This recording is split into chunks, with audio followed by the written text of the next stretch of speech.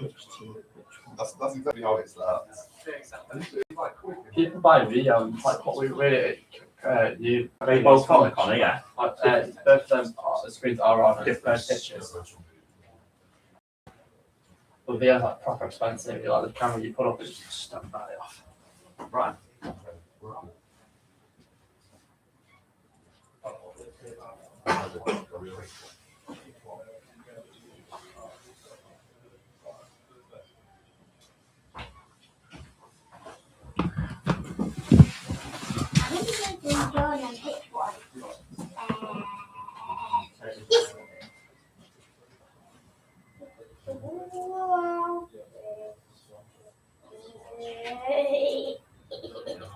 Big cow. Whoa, whoa, whoa, whoa.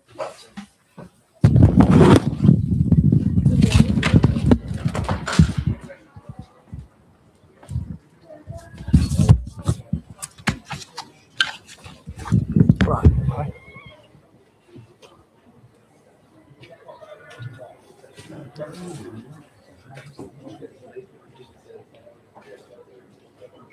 Do try and match it up. It's not easy, is it? It's just set a lot more. Yeah.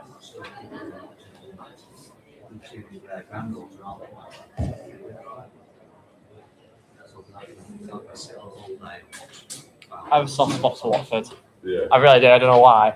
First game I went to Blackpool versus Watford. Draw. 2012. Oh, were you at the show? Good morning and welcome to Highbury. I was to Our cup finals today, our first game, is the under-7s late final. 2-0. We fought to briefly by Messi. The final goal, Walker. Is it like cup? About 10 minutes till we go. Oh yeah, Josh Bowler's You playing. can change your room, they can hear you. Beat us, I Get know. the atmosphere going. Oh yeah, because our academy kid came on the bench and scored. Everyone was like, that's the first time an academy kid ever scored. Yeah. against Blackpool. I've always had a soft spot for Watford. I don't know why. I always have. Oh, FIFA, Rich Nelson yeah, was there. Deeney, Andrew Gray. yeah. That That was the glory days. Ben Foster as well. Love that guy. Yeah.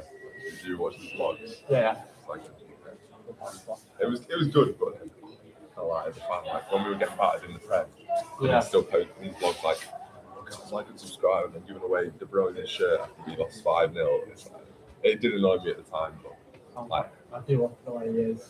yeah. He's a nice guy, I think.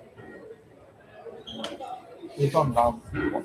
So my dad's from there. So Okay. I'm from Leeds originally, Yeah. and then that's my dad's team.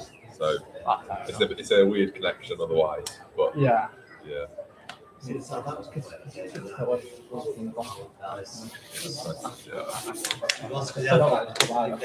I've been that way and got to yeah, well, it's that, all that, and then this. All right. Okay. Well, that gets shorten down. I've been here more times, but like my season tickets. So when I was, I started to come and watch plays with like, really bad. So you Blackpool born and bred? Yeah. Oh, no. I go home and away as well every day. I've missed one day this year, but that's like the cup, the EFL Cup. Yeah. Not EFL Cup, EFL Trophy. Oh, that's cool. Yeah. So are you at UConn now? No, I graduated, but I was on your course last year, so Okay. I graduated last Good, year. nice. I think I'm people on the course. Oh, that's nice. Well, I had some phones. No one really bothers with it. Yeah.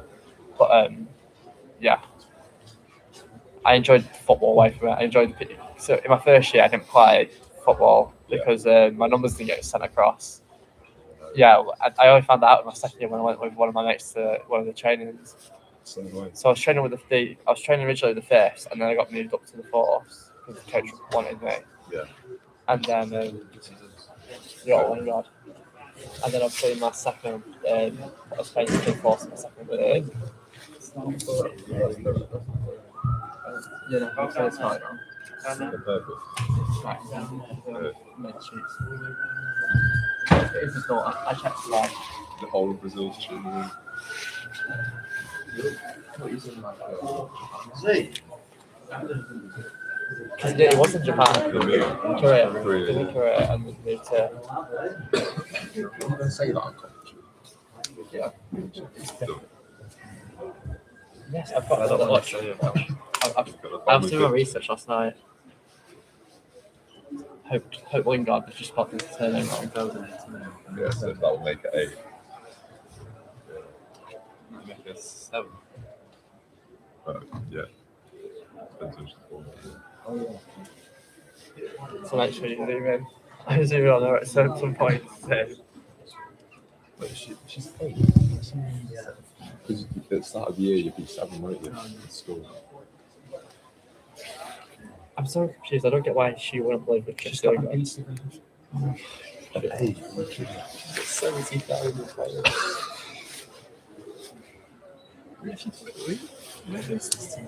I didn't even know she was from Blackpool. Or like, Wait, so just. She's pretty good. she's pretty good there. That's it. I think that was this video. She might be the player of the game. So is that what's the mum? I think that's Winston Reed's daughter.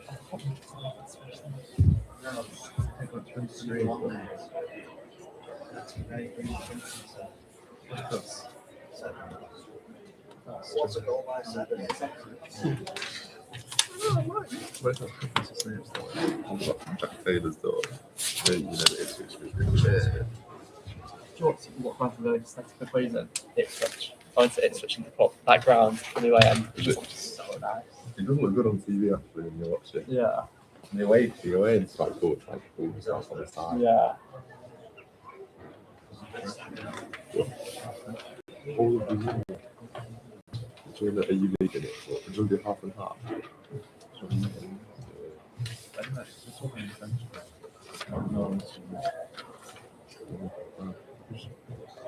Bamber Bridge. Bamber Bridge against Leeds.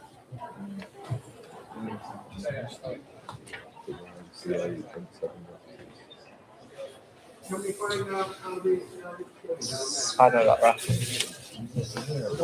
He used to referee when I was younger. He's a huge He's college. at Squires Gate, but he looks really similar to one of them. live stream. Yeah. Yeah. Any other one? Game kicks. Careful with these wires as well, guys. First game kicks in about 3 minutes. Forwards. So you filming from this one? I think I'll let you guys film for the first one, and then I'll just jump up. So you in there for the first one? I'll let you go out. I just Oh, I don't know. I didn't know whether me and Isaac are doing co-coms and you're filming or what. I mean, I can do. Yeah, we don't Yeah. kick off till now. What was it? I can film your game while you do comms in this one. So, yeah, that's cool. I think we'll swap as well. Yeah. Connor and Tig, so they get to be like off the top. Is that him? Is that the referee down there? Or does he look? He looks so similar. Check. I mean,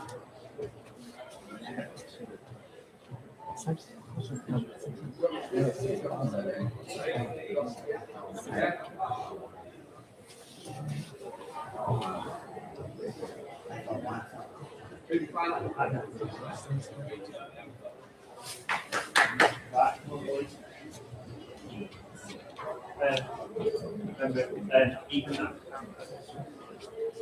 down there. so this is not like that. Yeah, so every single one. Maybe. Yeah. Smells in the way then. All right. No, it's fine.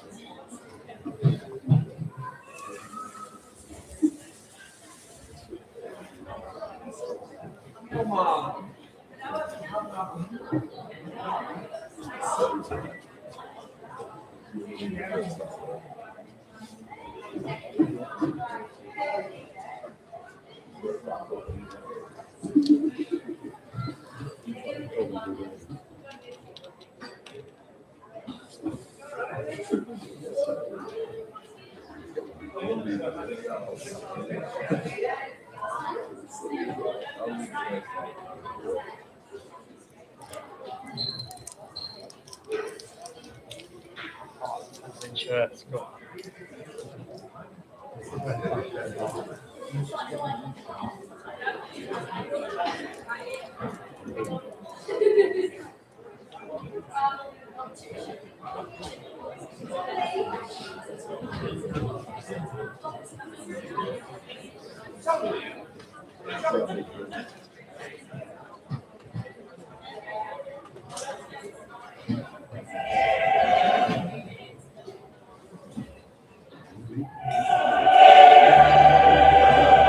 Please welcome to your pitch, your finalist in the under-7 skills split.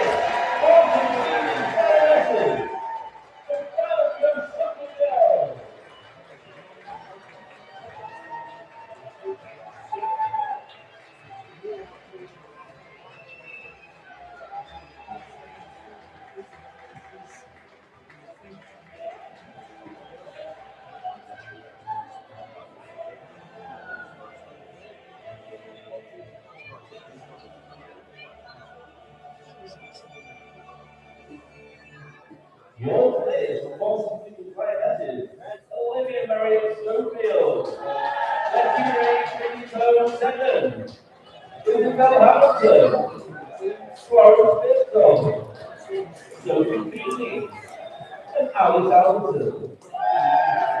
Your players from Bamber Bridge, Alice Wilson, Maya Reese, Nellie Moss, Ali Hewitt, Ivy Wright, Heidi Creighton, and Olivia Skeleton.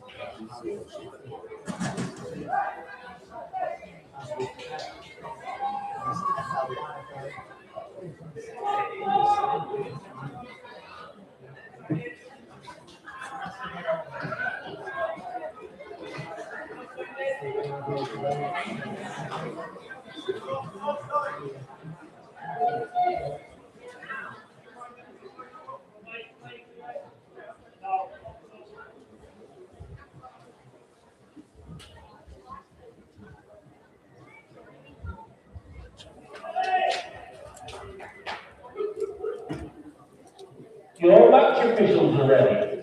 Your players are ready. Other spectators are ready. Enjoy the game.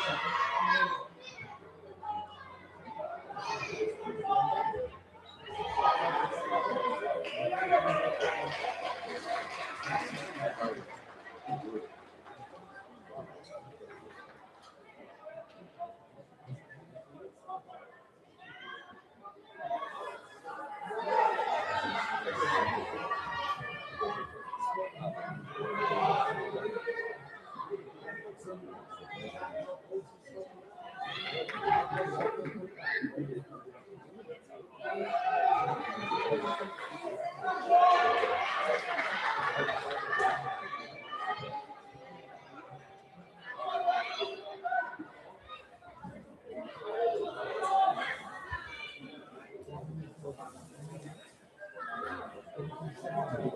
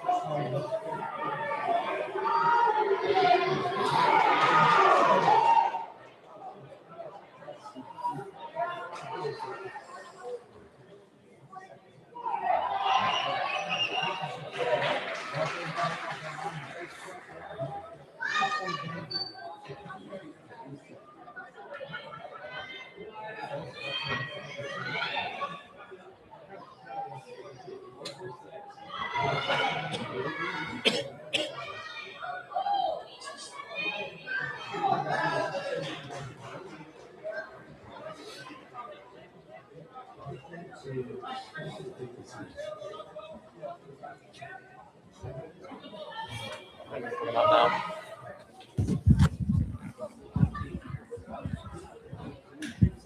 Number 7 goes. Standing up sitting. I just I like sitting.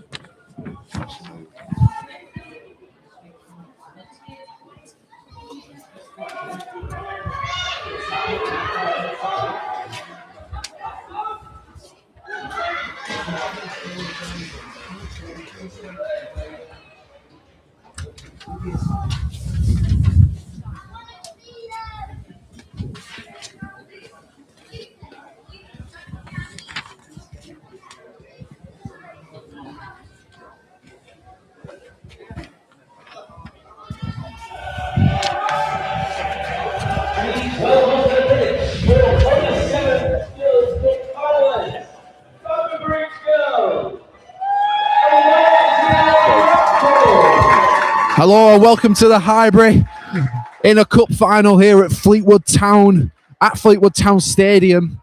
I'm joined with Josh Bright. I'm Isaac Hunter. Today's teams is Bamber Bridge United under-7 girls versus YMCA under-7 Raptors. Josh, thoughts on this game today? Well, good morning, Isaac. I'm really excited for this one. It should be a fantastic occasion for these girls. They worked so hard to get to this point, and let's hope it's a fantastic encounter here at Highbury. The fans are out in full force, and it should be a fantastic day. Absolutely. Lots of fans, lots of energy in the stands. Hopefully that reflects onto the pitch today. In the dugout for Bamber Bridge under-7s is Andy Taylor with coaches Laura Taylor. YMCA Raptors in the dugout is Stuart Reed with the coach Rob Barlett. We do have quite a famous player in the lineup for Raptors today, with Hope Lingard, daughter of former England and Manchester United midfielder Jessie Lingard. Currently plays for Corinthians over in Brazil. Hopefully she can reflect her father's ability today, because we all know how good of a player he is.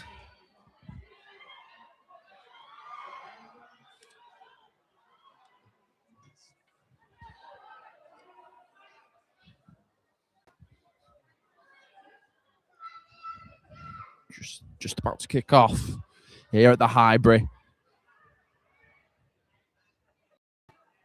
Few team photos before this cup final gets underway.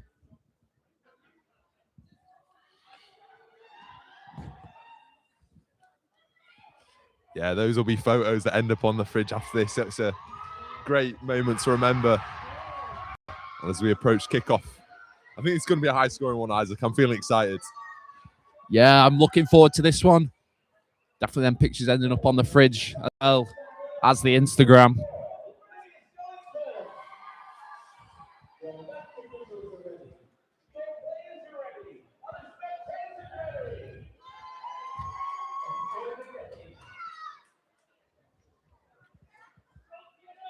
Here we are, we've kicked off.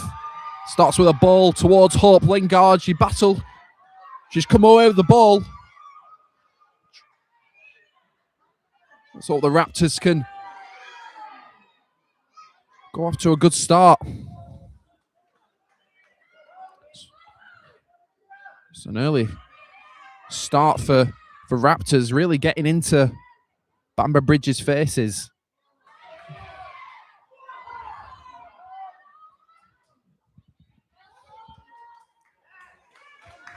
Yeah, it's a really energetic start from both sides, Isaac. I think we're playing a 40-minute game here, and it's going to be fast-paced throughout.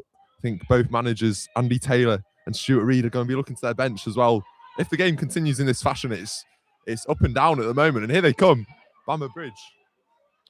Yeah, can it break for them now? At least Barlett, Raptors, battling well. Can it break for Bamber Bridge now? She squares it across.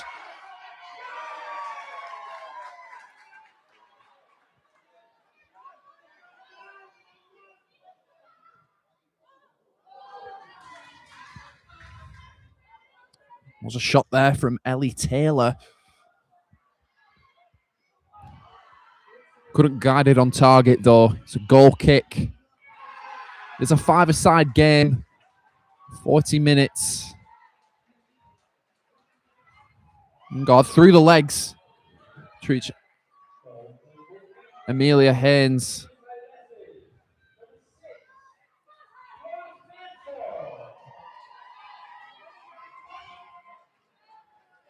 Maneuvers past the Bamber Bridge press, and here come the Raptors.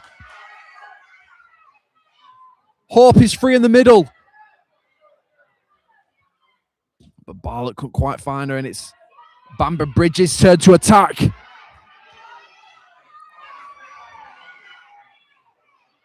Teddy swinging her foot at it. It's everywhere. It's a scramble. Can Raptors get it clear? Amelia Haynes comes away with it. Ooh, nearly a lovely disguised pass for Lingard.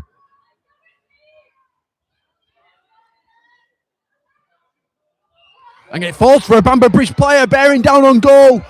But it's superb defending from Millie Anslow. Yeah, it looks as if Sienna Snape was through on goal there and she was about to dispatch, but it's an amazing last-ditch tackle to force that one out for a corner, but the pressure still comes from Bamber Bridge. Yeah, you can see how vulnerable Bamber Bridge are in the counter-attack when you see the likes of Elise Bartlett coming forward and Hope Lingard and Amelia Haynes.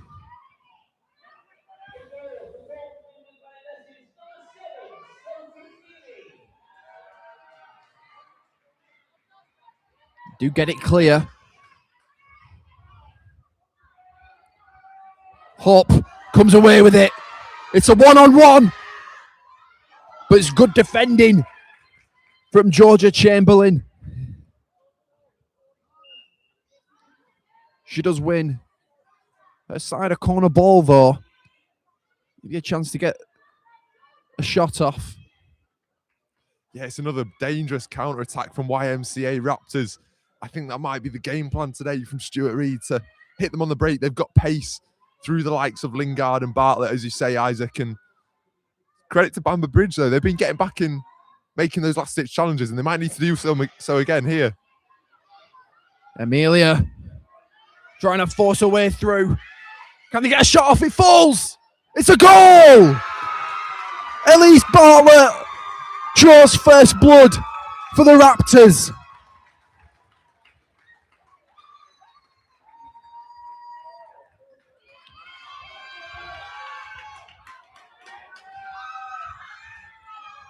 Brilliant finish. The ball just fell to Bartlett and she just placed it into the bottom left. And the keeper, despite her efforts, could not get anywhere near that. It's a fantastic finish to open the scoring here at Highbury with 7 minutes played.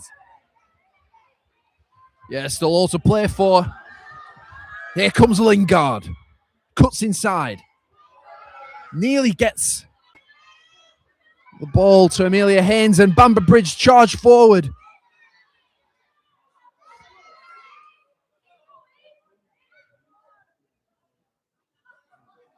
Oh, it's a lovely drop of the shoulder. It's through the legs.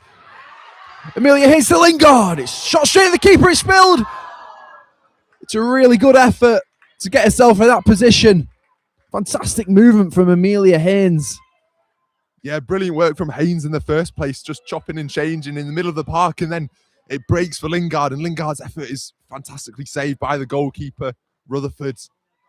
And Haynes just on the follow-up, can't quite direct it goalwards, but it's real great play from the Raptors. They're building pressure here, and Bamber Bridge will need to respond. Here they go now. Can they do that? Lovely bit of skill, but Hope Lingard is bursting through. It's a fantastic run. And she turns it in. Hope Lingard doubles the Raptors' lead.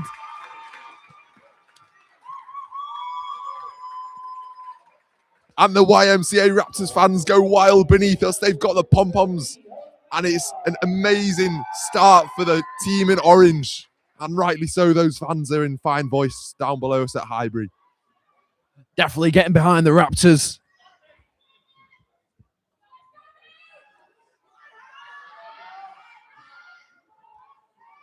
You feel as though nothing can stop the Raptors now. They're really in the full swing of things.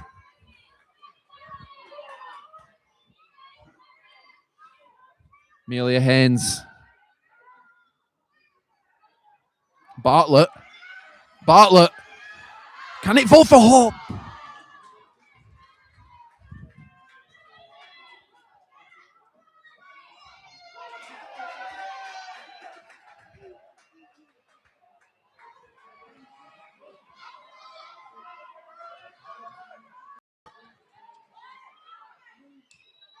It's a kick in for Bamber Bridge. It's a lovely turn for Sienna Snape. Haynes. Well, back heel for Hope. Hope.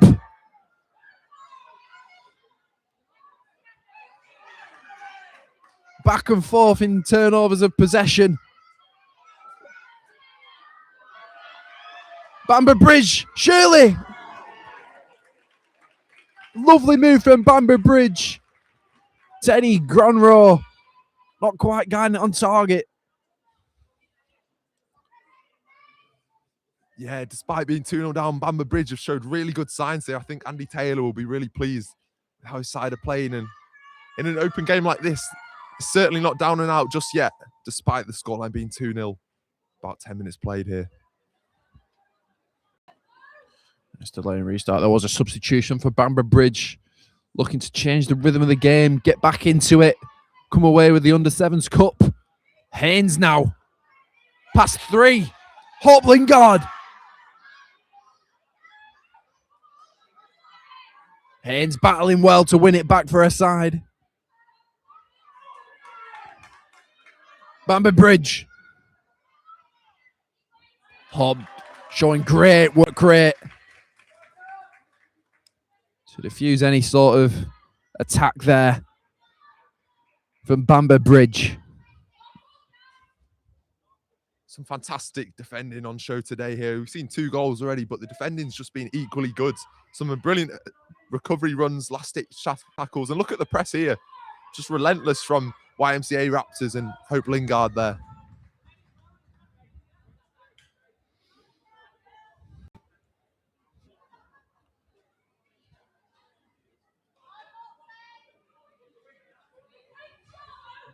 Hope Lingard tries to find Haynes. Haynes does come away with it.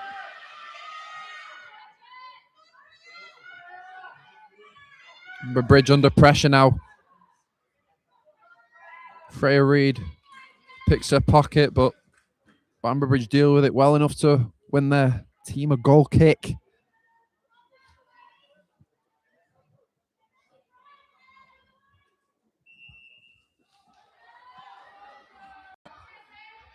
Teddy. Teddy now. Teddy inside. A shot. Fantastic save to deny Bamber Bridge getting their first goal of the game. It's cut out. Hope Lingard does really well to halt Ellie Taylor, and she comes away with it down this right-hand side. Lingard. Can she keep it in?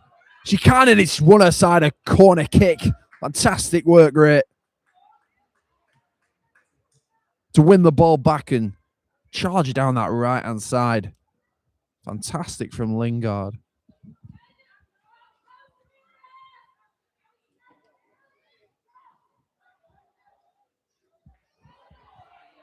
Lingard. An outswinger. It's in there. Millie deals with it well. Amelia. Hope. Hope. To Anslow.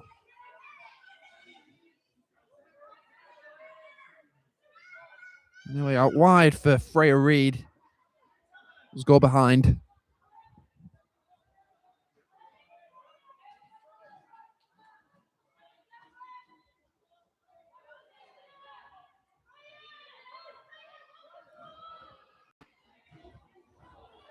It's a good burst of pace from Bamber Bridge. It's in there in the middle. It's a fantastic ball. Keeper smothers it well. Brilliant play from Georgia Chamberlain. She just receives the ball from the goalkeeper and a little burst of pace, and she's down the right. Here she is again. It's a chance. It's a shot. It's in. Teddy Gronrow.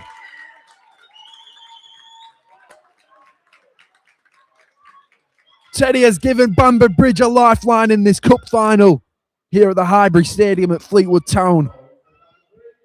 Yeah, I was just saying, sorry, Teddy Gronrow it was down the right-hand side previous to that goal, and she's reaped her reward from being in the right position at the right time to dispatch past the keeper. Attempted play out from the back, and she's just on hand to pick that loose pass up and dispatch, and we've got a game on our hands here. Still all to play for here at the Under 7s Cup final. Bamber Bridge player is fouled. Free kick. It's a foul on Ellie Taylor.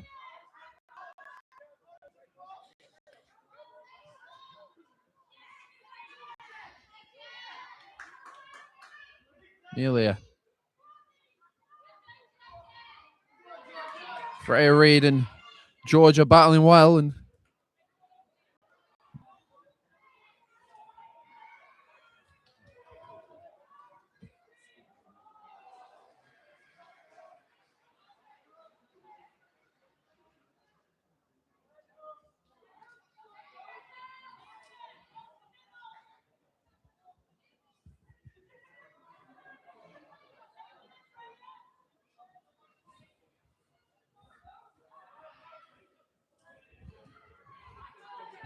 goal scorer Gronrow. Halted by Haynes. Hoists it forward for a ball to Lingard to chase.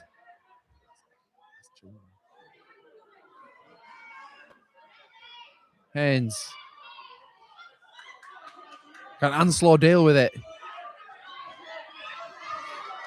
Bamber Bridge for the equaliser. Bamber Bridge are really growing into this game. Every time they come forward, they look like they're going to make some of the attack. I wouldn't be surprised if they draw level the way this game's going. Look at the pressure they're putting on the back line of YMCA Raptors. They can't just do anything about it. Yeah, they are pressing forward, doing well. Oh, Bamber Bridge. Substitution. Sienna Snape coming back onto the pitch for Bamber Bridge. Millie Anslow coming off for Thea Beck.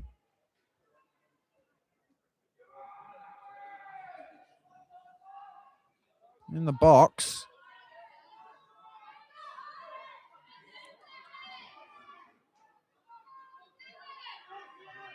Amelia Haynes.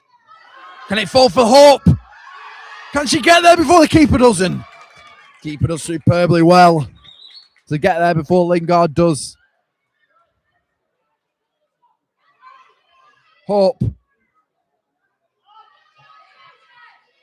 Amelia Hope.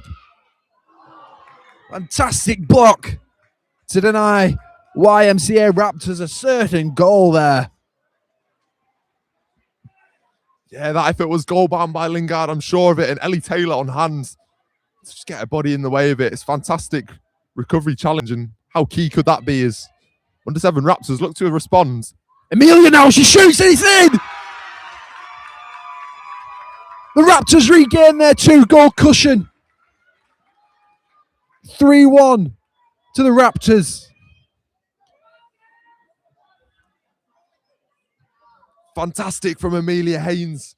She's been working so hard all game in the middle of the park, battling away, and the chance falls to her, and it's just too much power on it, low and hard. That's what they teach you as a kid. And the keeper is unable to get anywhere near that, and it's a fantastic goal to restore that 2-goal cushion, as you say, Isaac. And it could be 3 now. Hope, she's got options. She squares it.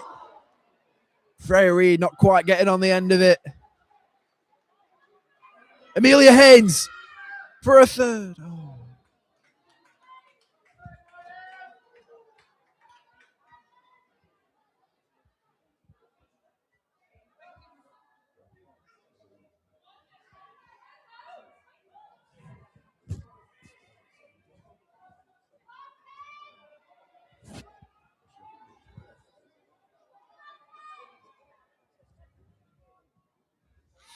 Corner ball.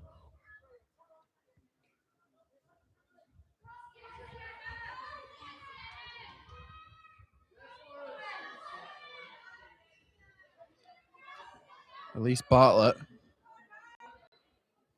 Oh, she does superbly well. Does Hope to swivel away from her marker. To create space to shoot. Incredible skill.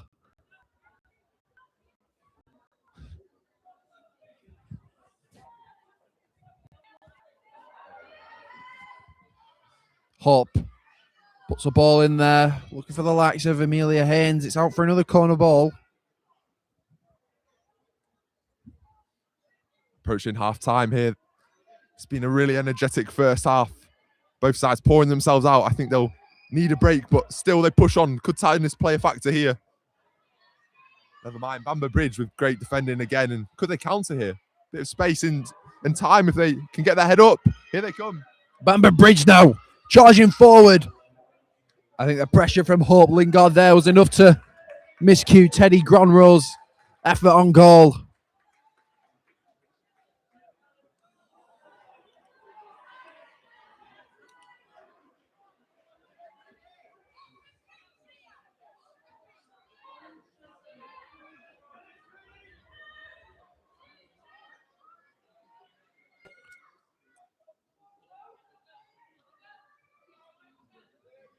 Tia Beck for Lingard. Lovely chop inside. Gets a pocket picked, and here come Bamber Bridge to make it 3-2. Not quite getting it on target. Haynes is there now, and it's Freya Reid. Out wide for Amelia. Amelia.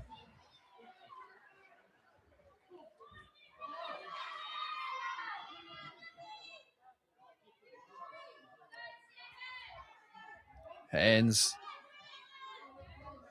does well enough to avoid any chance of Bamber Bridge getting a shot.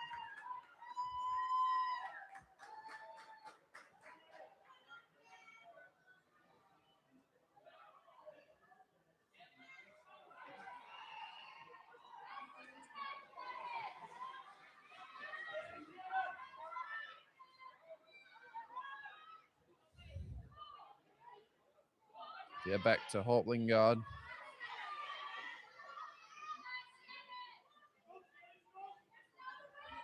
Haynes, cheeky step over in another turn. Does come away with it. Freya Reid kicks it forward. Out for a corner ball. Kicking.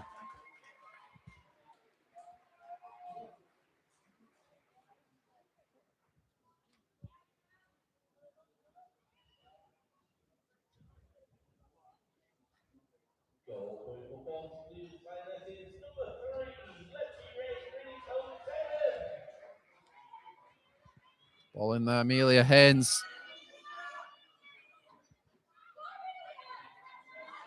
Back for Haynes.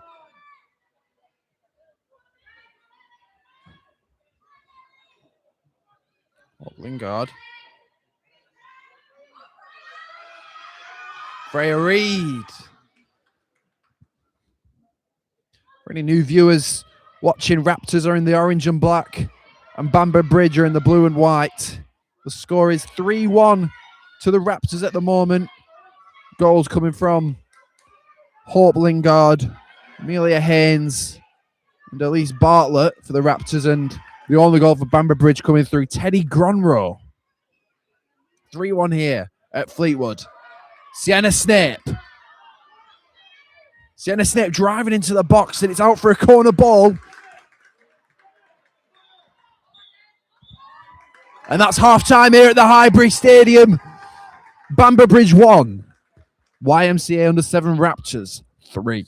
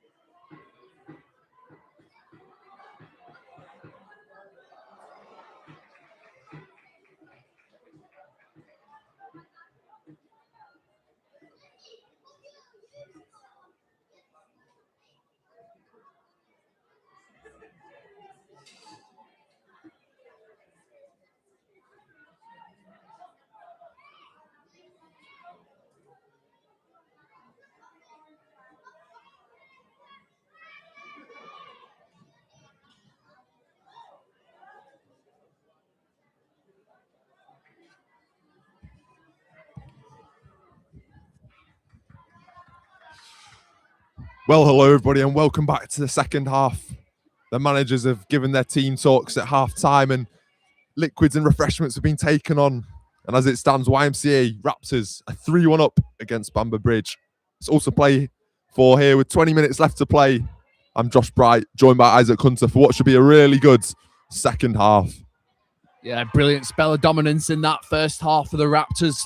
3-1 up. You know, but Bamber Bridge have showed glimpses of quality going forward, you know, with the likes of Georgia Chamberlain, Ellie Taylor, even the goal scorer, Teddy Gronroe. And there is another goal scorer, Amelia Haynes, who gets us underway, and immediately Bamber Bridge look to be in. And they've scored within the space of about 5 seconds. It's an unbelievable start for Bamber Bridge. And Teddy Gronroe with the long distance effort from that right wing. Spectacular goal to make this one 3-2. It's game on here, and here they come again, the Blues bearing down on goal. But across comes the YMCA defender. And the pressure still remains. What a fantastic start to the second half with Bamber Bridge.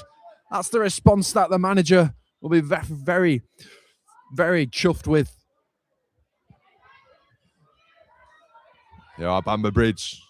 Ellie Taylor battling away. She will win the throw at the kick-in, sorry. Of course, at this level, kick-ins or dribblings allowed.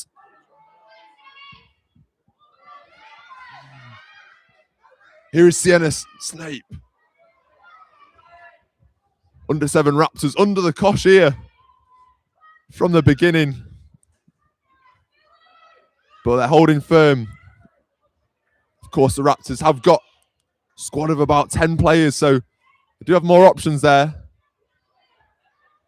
But Bamber Bridge, with less players, still battling on.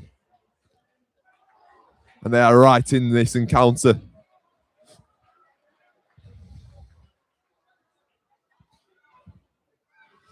Dribbling down the right-hand side, looking for the ball into the middle. Here is Ellie Taylor. Picks the ball up on the halfway line, dribbling about. It's a great run by Ellie Taylor. She's still got it. Onto the left wing now.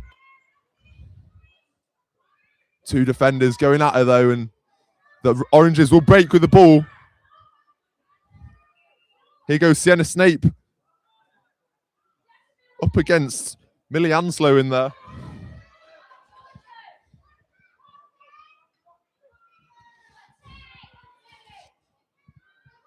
Here come Bamber Bridge again with the effort.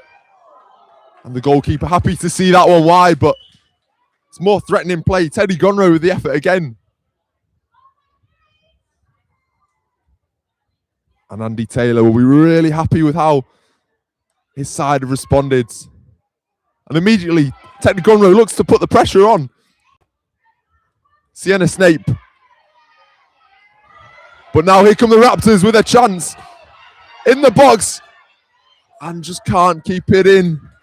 Well, it was the goal scorer, Elise Bartlett, bearing down on goal.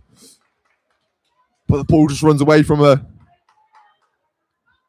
But promising signs there on the break for the Oranges as on comes to the pitch Hope Lingard. Freya Reid with a bit of a rest, and immediately Hope Lingard in the thick of the action. Amelia Haynes. And it's a really important interception from Teddy Gronroe there. Cross comes Georgia Chamberlain. Georgia Chamberlain with a nice little turn onto her left foot. Searching for Sienna Snape. Who does well to win the kick-in at about halfway.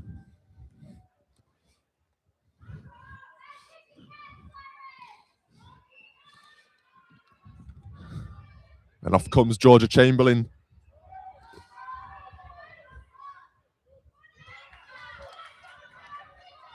Oh, here goes Georgia Chamberlain. Sorry, it was Teddy Gronroe. Came off the pitch there, and again come Bamber Bridge. Lingard out wide to Haynes. Haynes looking for the effort, and that will trickle out for a corner kick.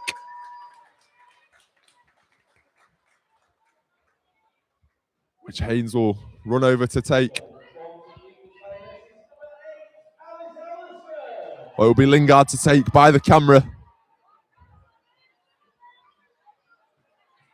Corner flag getting in the way a little bit. It's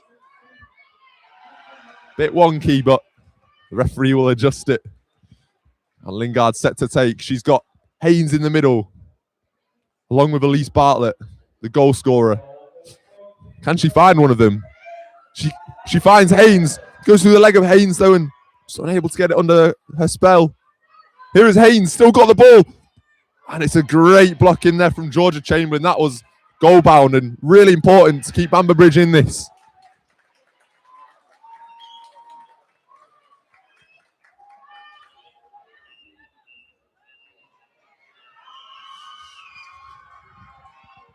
Everybody back here for Bamber Bridge. One girl left on the halfway line for YMCA Raptors. Well, it looks as though she's entering into the box as well. Hope Lingard with the ball in. We'll find Haynes. And again, this spell of pressure from corners continues. Bamber Bridge with no other option but to clear the lines and put it behind. And Lingard will cross it in again.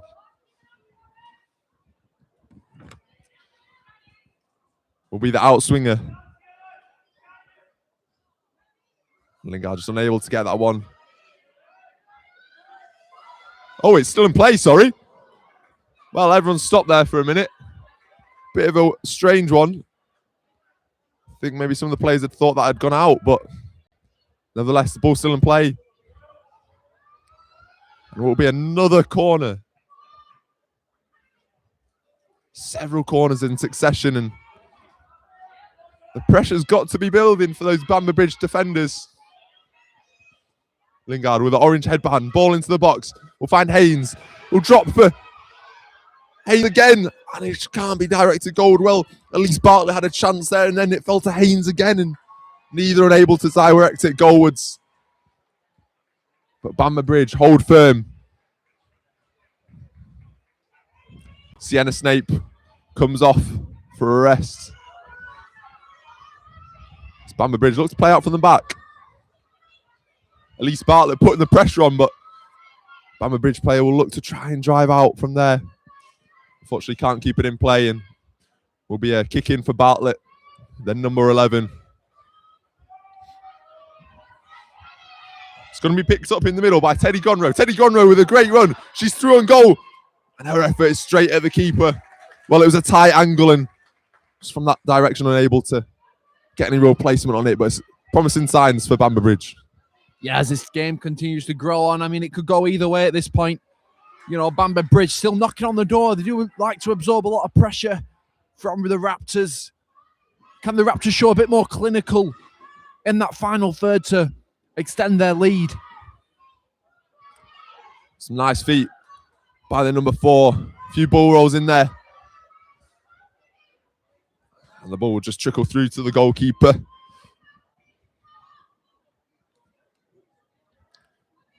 Under pressure, Ellie Taylor it was, pressing Millie Anslow, and she might have gone down a little bit hurt there. Hopefully she's okay. She's been working tirelessly so far this game.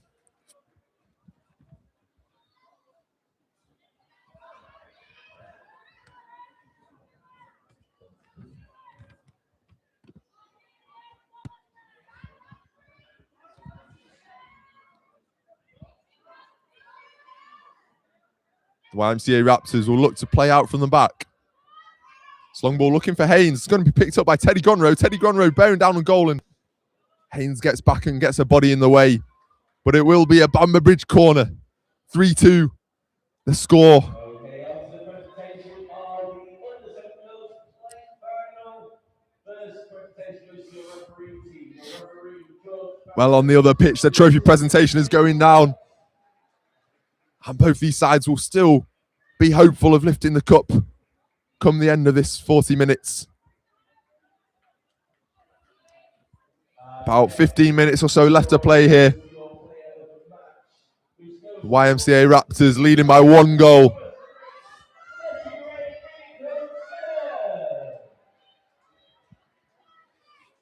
Teddy Gonrow will immediately press that long ball. It breaks for Haynes. Haynes looking out wide for Lingard, but Ellie Taylor is there again. Great running from the number 9. It's ball into the middle.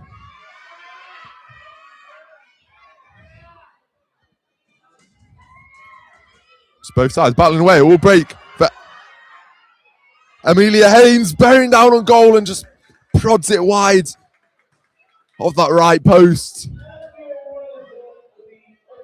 A surging run through the middle.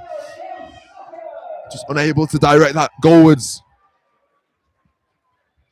But really promising play. Here comes a counterpart, the number 9, Ellie Taylor, with more great running. Down that left-hand side, up against Lingard. Lingard will battle away and force it out for a corner ball.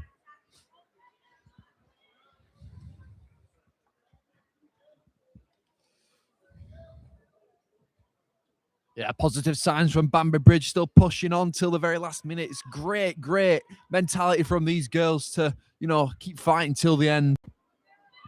That's a fantastic ball into the middle. No one able to get on the end of it for Bamber Bridge. Here goes Teddy Gronsrow.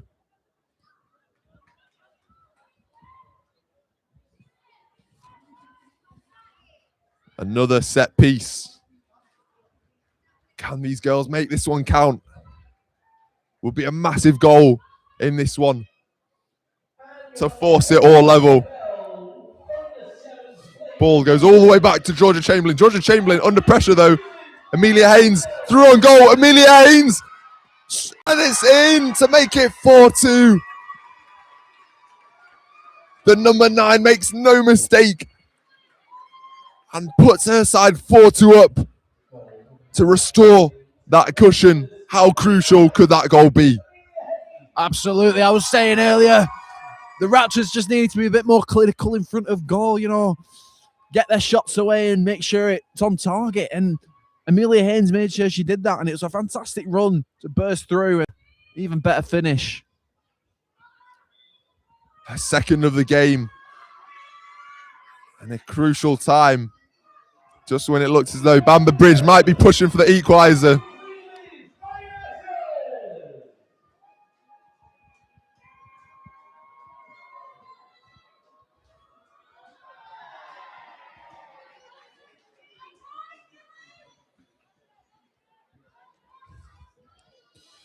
Millie Anslow to take this free kick. She'll play it back to Freya Hall. Freya Hall under pressure though. It does really well to just keep pressing. Look at the work rate from the girls down there. They are leaving everything out there.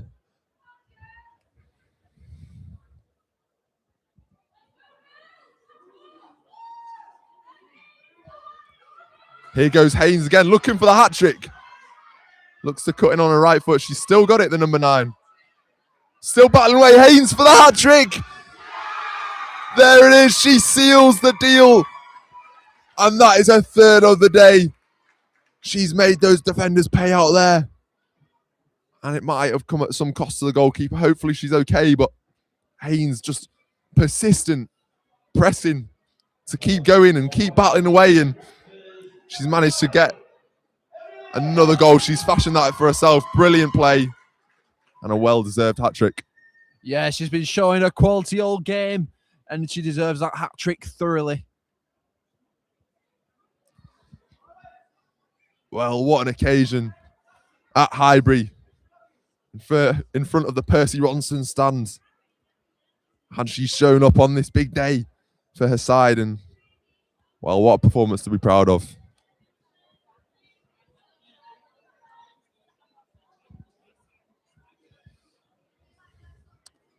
Yeah, it does look as though the Bamber Bridge girls' keeper has hurt herself in the process there.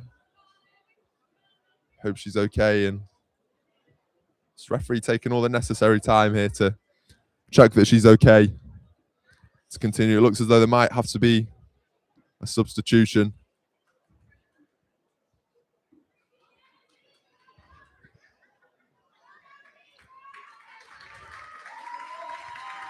She's had a performance to be proud of as the keeper in the purple strip. She's made some great saves and really kept her side in it. She's had to put up with some fantastic attackers on the opposite side in front of her. So She can hold her head high after this. And will be a substitute goalkeeper. Yeah, she'll come away with her head high, playing at an EFL standard stadium. Just a great platform for women's football, and, even getting to the cup final, great achievement. Here's a substitute goalkeeper. Georgia Chamberlain with fantastic pressure to come away with it, but Haynes is there again to mop up.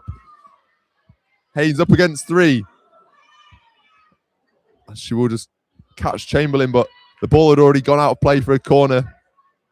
And now looks as though Chamberlain might be hurt. Yeah, I mean, Amelia Haynes, she's absolutely everywhere on that pitch. You'd think there's 2 of her.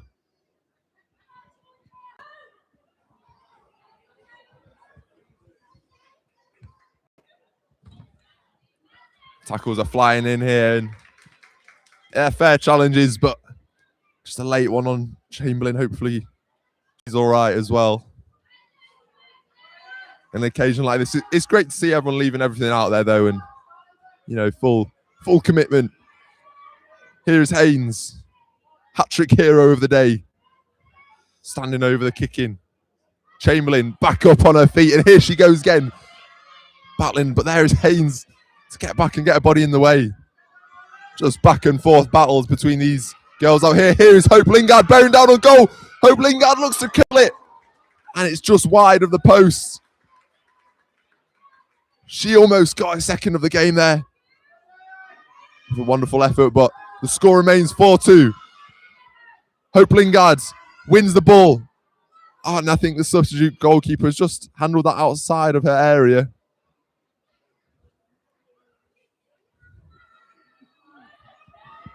So it will be a free kick for Haynes.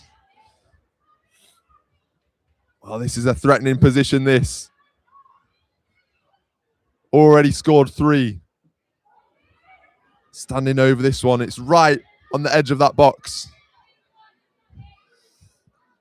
And it's everybody back for Bamber Bridge. They're all on the line. A wall of 4.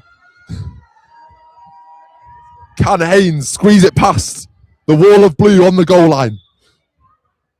She absolutely can, as she dispatches it into the top corner. And that was placement of the finest order there from Haynes. And after scoring her 4, she comes off the pitch for Thea Beck. What a free kick. Just to get it round the wall was incredible. To get a 4th of the game as well. She's really showing her quality today. Big game players show up in cup finals, and Amelia Haynes is that player. And the substitutes have got their pom-poms on the sideline. The score 5-2. It's a 3-goal cushion, and that is surely that for the YMCA under-7 Raptors. But still, Bamber Bridge will not give up a fight without a fight here. And credit to them, they've been doing that all day. Here come the Blues, looking to put some pressure on in the opposition half. It's going to break for Sienna Snape onto her left. And Hope Lingard there, able to get back and turn away. But it's a great save in there. Just to poke it wide with her toes, the goalkeeper. A drilled effort from Teddy Gronroe. Just goes wide. Wow, what a save from the Raptors goalkeeper. When you don't have a lot to do and you show when you show a save like that, when you have not been very busy, it's signs of a very, very good goalkeeper. Absolutely. That concentration and alertness is crucial in a day like today. Here they come again, the Blues. Will break for Chamberlain. A little bit of a loose touch, but she gathers it well onto her left foot. Ball is clear, though, by Freya Reid. No nonsense defending there. Chamberlain looks to keep it in. She does so successfully. Here she goes down the left wing. And Freya Reid again, just not taking any chances this late on. The game drawing to a close.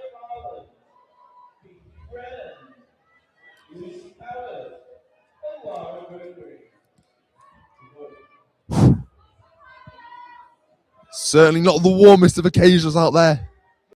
After all this running, these girls will certainly be feeling the heat out there. They've left their all out on that pitch. And they still are battling away even late on. Here goes Hope Lingard. Can she use a pace down the right wing?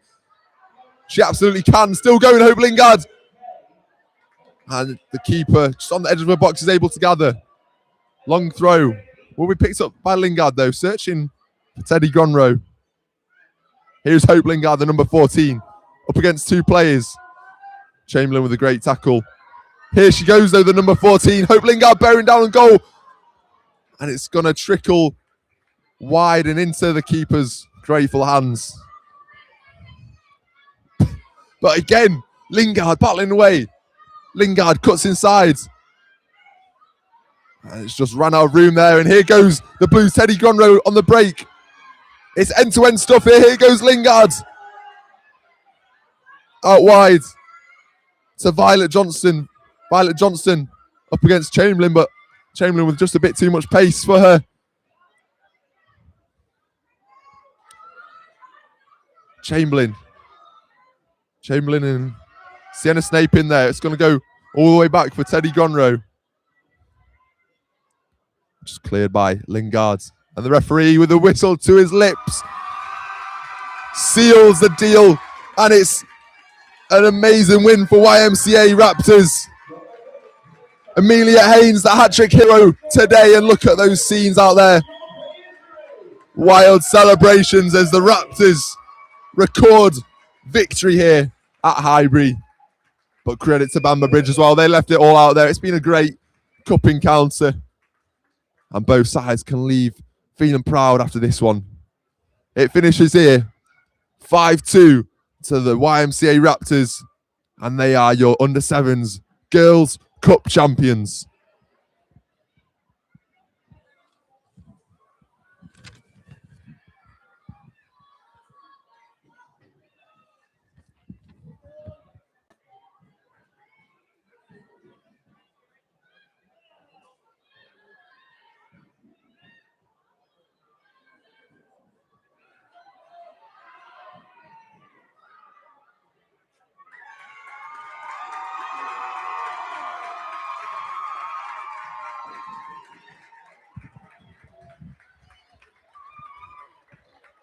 Our players run over to celebrate with their friends and family. What an occasion for them, and all those games throughout the cup competition to get them to this point. It's all been worth it. What an occasion, what a moment. Just look at those smiles. Fantastic to see. It's a sea of orange shirts down there. Orange pom-poms. Orange ribbons, I think, in there as well. And they'll be so proud of this victory.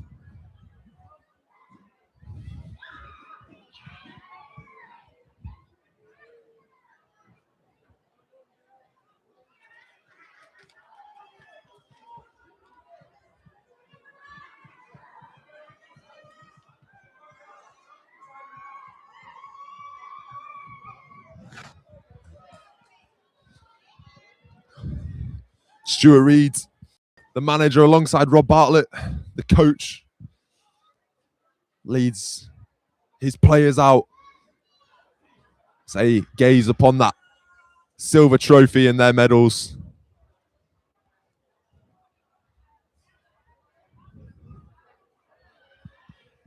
And Andy Taylor and Laura Taylor for Bamber Bridge, just giving their players words of encouragement they can be so proud of all that they've achieved this year. And coming to a ground like this and leaving such a great account of themselves out there. And the team huddle for the Raptors, hands in the middle. It's a great sign of togetherness, and that's everything that winning team is about, that team spirit. Sometimes goes further than just quality of the players. It's about how they help each other, how they work together, and we can certainly see that's evident in this Raptors team at Lytham St Anne's and Fylde Football Club.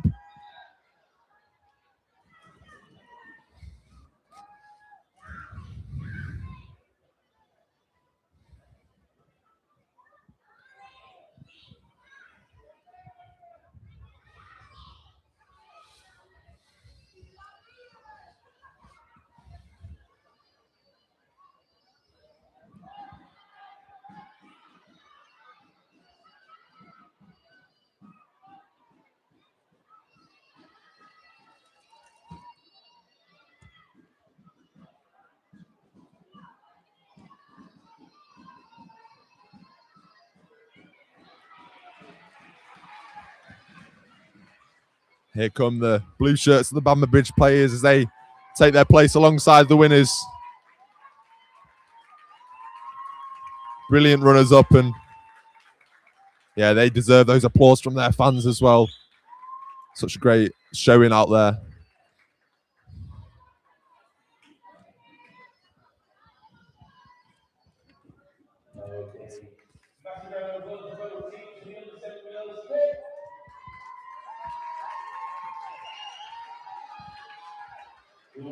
Your presentation, your first presentation goes to your referee team. Your referee, Al Whiteman, and his assistant, Hank Wilson. And the referees receive the applause. Handled the game great out there. Not too much for them to write home about. A few injuries and stoppages, but relatively smooth game.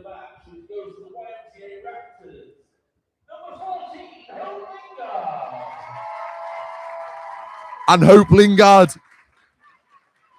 daughter of Jesse Lingard, receives the player of the match. Tireless running up and down the pitch all morning long. And she receives that award. Well, what a proud day it must be for her and her family.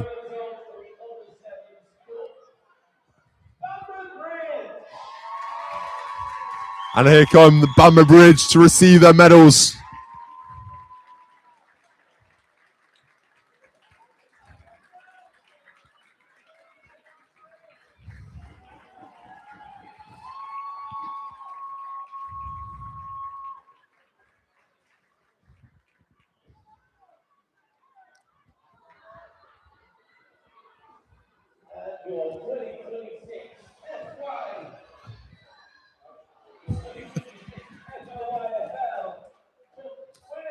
Here come the winners to gather their medals.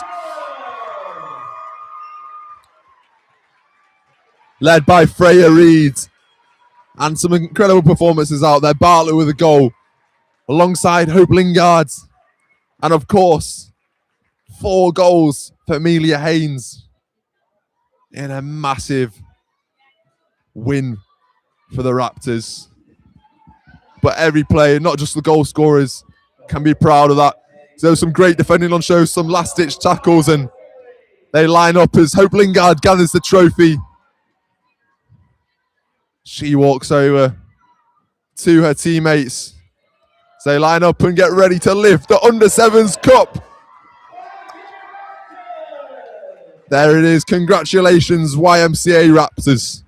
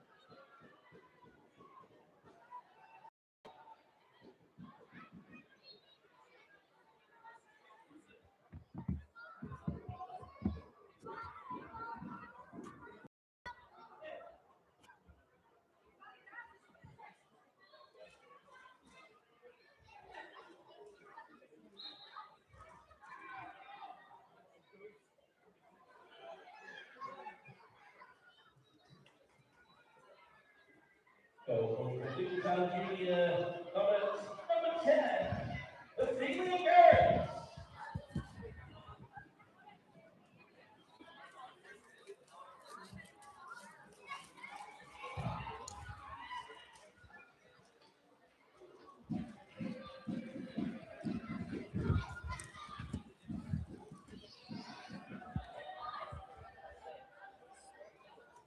Please welcome to the pitch, your boys girls from Berkeley, Springfield,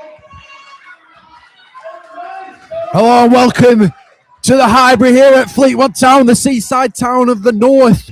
I'm Isaac Hunter and I'm joined with Josh Bright here where Springfield's AFC under-8 girls play Myerscough JFDC under-8 girls red in this exciting affair.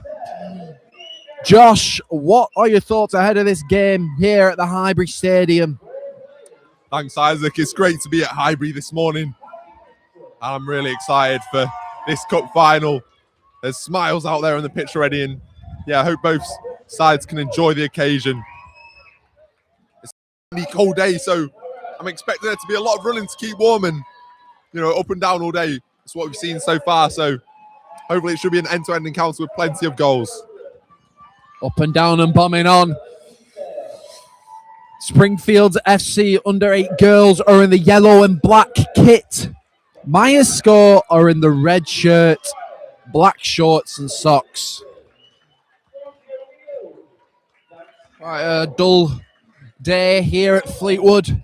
Hopefully that's the opposite on the pitch, full of excitement, intensity, goals. Just a good entertaining game for the neutral.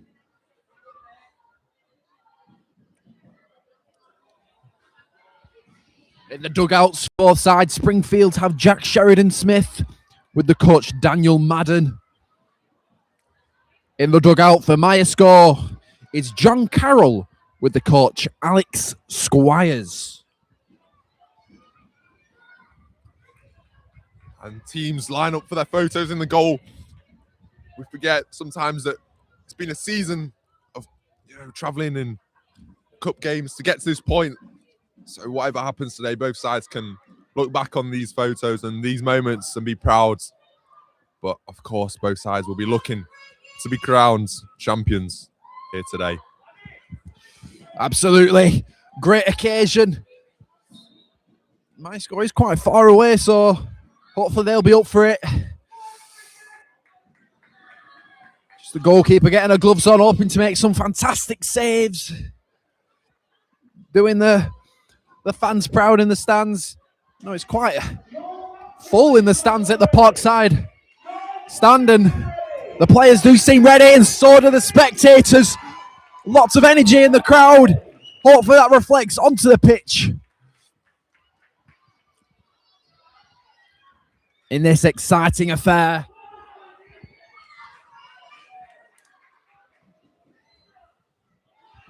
Just about to kick off with Sienna Wilding, and we do. Hoisting forward. And it's nearly a really quick opener. Aidan Parvez nearly scores to open the scoring for Springfield. Sienna Wilding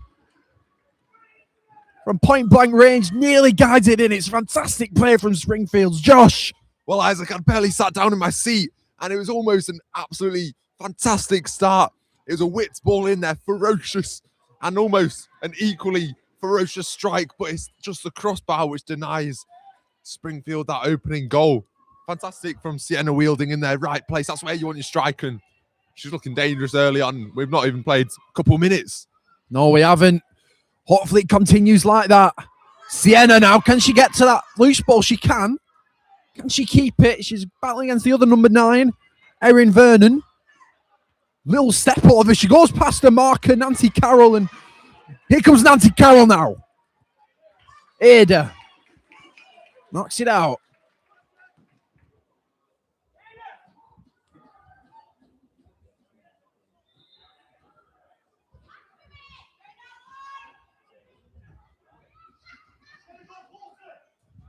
Dribbles it in from the kick in. It falls to Erin Vernon, who just hoists it forward. There's Callie Mitchell to take the goal kick. She's in goal for Springfields today in this cup final here at the Highbury Stadium. What an occasion it is as well, you know. It's quite a big pitch for a under-8 side. I just hope, you know, they have the fitness levels to rise to the occasion and rise to the standards of this pitch. And it's another chance. Another chance for Sienna Wilding, and she's nearly guided it in. She's getting herself in some really great positions. It's just that finishing touch, Josh. It's electric from Ida Parves down that right-hand side. Another fantastic ball in. It just cut apart. And here she is again. She's looking so threatening early on. Ida. Coming in leaps and bounds, and it's a ball that just goes over the bar.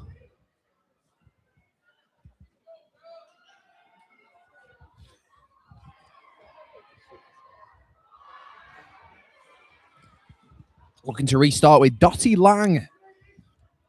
Doing well to make herself big, you know, putting off the likes of Sienna Wilding. Goes short for Nancy. Ada intercepts Nancy's ball. It's lovely manoeuvring of the body. She's passed 3. Whips the ball in, and it's behind again. It's good, positive play from Springfield's Josh. Yeah, really positive from Springfield. And it's interesting to see that they're not pressing too high from kickoff. They're just waiting for that long ball from Myerscough to force them. And then, as you say, you've got players such as Ada and Sienna Wilding who are so quick on the break from what we've seen early on. And yeah, it's a really interesting tactic as they just wait for this long ball.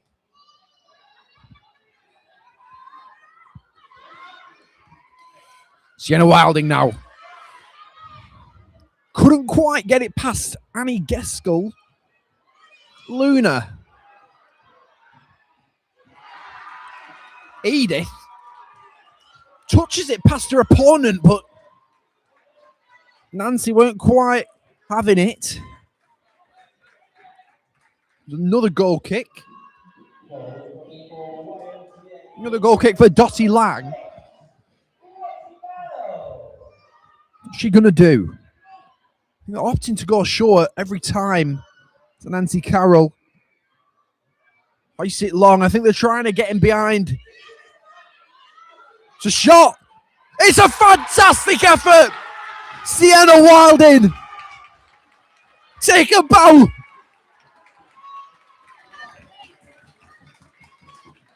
She's been knocking in the opening 5-10 minutes, and she reaps the rewards of her efforts. It's first blood for Springfield. Josh. Wonderful from Wilding. That is unbelievable. She's at the halfway line. She picks her head up and she thinks, why not? And it's a sweet strike. And we just watched that nestle into the top corner. And then the celebration to match as well. Going over and Ada!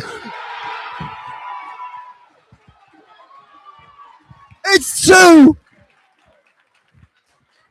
Isaac had barely caught my breath. It's unbelievable from Springfield's quick 1-2. And they have just taken this game away from Myerscough in the space of about a minute. Absolutely, Ada. She's been dangerous all game, creating chances now. She got the chance to have a go herself, and she did more than enough to send it home to double Springfield's lead. Here she is again now. Shot, it's a corner ball. Seems all Springfield at the moment. And like we said, it's a game of football. You never count out teams like Myerscough in this situation. You know, you absorb a lot of pressure, but teams like this tend to be quite vulnerable on the counter-attack. Well, down the right, down the left, Ada Parves, is causing all sorts of issues for that Myerscough back line. She's so tough to stop. The ball in there. It's on the head of Harper. Shot, and it's just drags it wide. She's in the right spot. Is Sheridan Wood.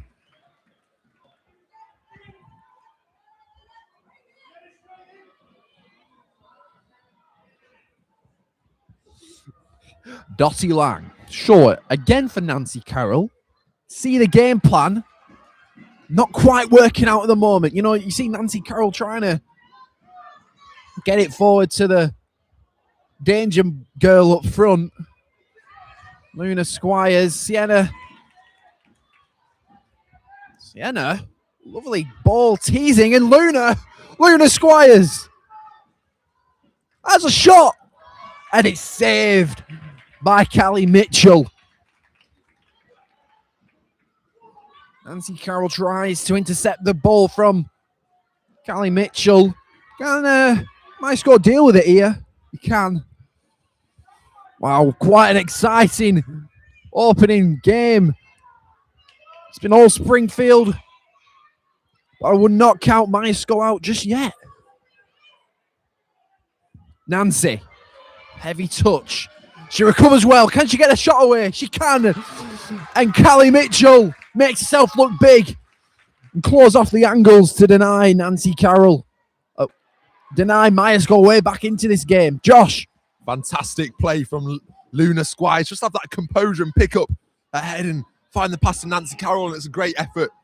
Carroll whips in a ball and it's a bit too deep. It goes out for a goal kick. You were saying, Josh? Yeah, it was a great effort by Nancy Carroll just to get that on target and test Callie Mitchell in the Springfield goal.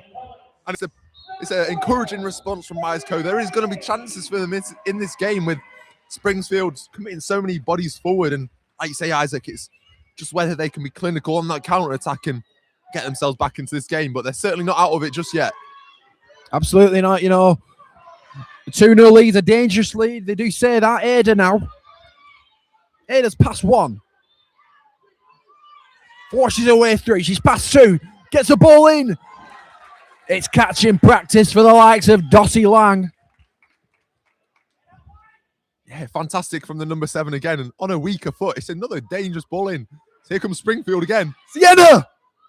Oh, just whistles past that right-hand side post to make it 3-0 to Springfield. Just for any new viewers out there, you know, Springfield's FC are 2-0 up. They are in the yellow and black kit. MyScore are in the red and black kit. Substitutions here. Sophie Mohan coming on for Luna Squires. Hoping to change things up at top. You know, I think that's where they are vulnerable at the moment. You know, maybe Sophie Mohan can add something to that attack. Yeah, Sienna Wilding puts her hands on her head. She's frustrated at that one. It was almost a second spectacular goal of the game. She just put her laces through that one earlier, and yeah, unfortunately it just trickled wide, but really, really great play. Although it will be a bit of defending now for Springfield, as here comes MyScore from the set piece. There's only one person in the box. There's one lurking outside with Annie Gaskell. It's in there. It's spilled by the goalkeeper. Can the substitute capitalise? Couldn't quite put a boot through it. Harper, Sheridan. Here comes Nancy Carroll, goes for glory. Fantastic effort from Carroll in a similar position to where we saw Sienna Wilding strike it earlier on. She was on the halfway line as well, was the MyScore number 7, and it's a great connection. You could hear the strike from here, and it just whistles wide of that post, but she's looking really dangerous as Nancy Carroll. She might be the one to get MyScore back into this game. Maybe it takes a moment of brilliance, a strike from distance to get them back in this, but it's a great effort and really encouraging signs for John Carroll and Alex Squires in the MyScore dugout. Our changes for Springfield. We've got Eliza Brogan coming on. Oh, hit her with a lovely little turn to get past her marker. She's past two. Gets it in the box. Oh, it's a fantastic goal. Ada my Barrett Parvez. What a wonder goal. Oh my word. Josh, thoughts on that solo goal? I can't believe that, Isaac. Unbelievable run. It's a moment of magic from Ida May Barrett Parvez. She picked up the ball. She hits a little body feint past the defenders, and it's absolutely electric pace down that right-hand side. And then to have the composure to pick out her spot. It's a moment of absolute individual brilliance from the number 7. And she is a real issue for Myers Co. They have got to stop her as here she is again, picks up the ball. She's passed that marker again. Inside again, and then she's managed to keep the ball. Runs into a bit of traffic. It's back to Ida. Ida.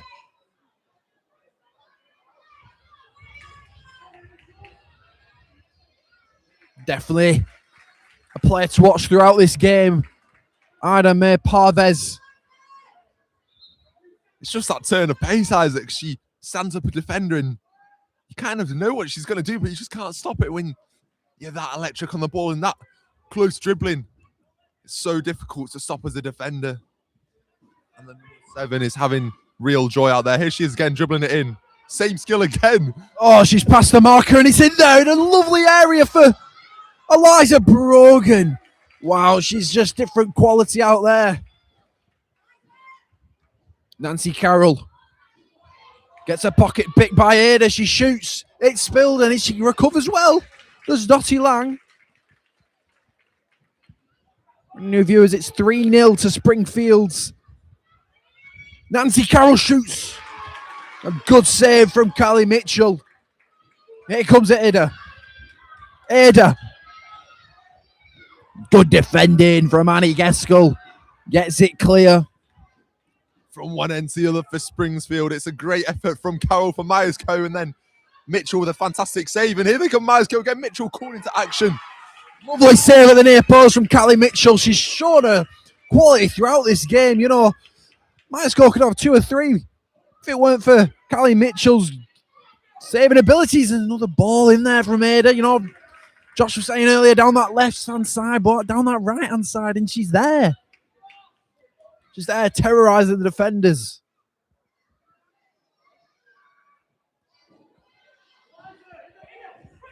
End-to-end scenes here at Highbury. You just can't get a break as a defender as a wave of yellow bodies just continue to pressure the back line. And now is back the other way. Nancy Carroll.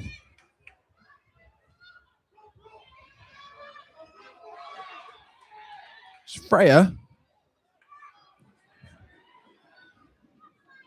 Freya Mason trying to find a way for Maya score.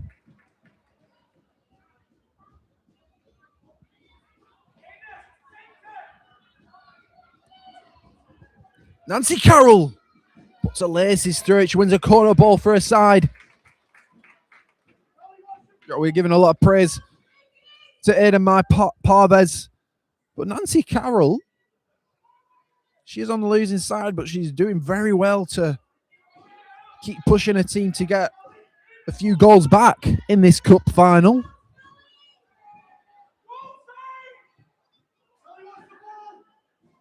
Nancy Carroll drops one in, and Sophie Morn just not quite got the height to beat that cross with a header.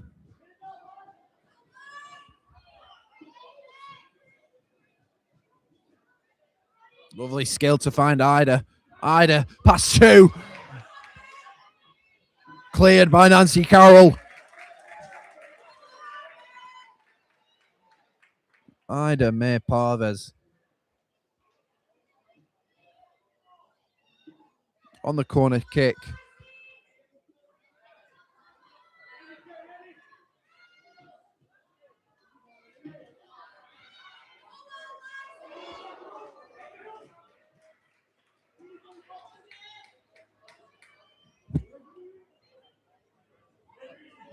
So Nancy Carroll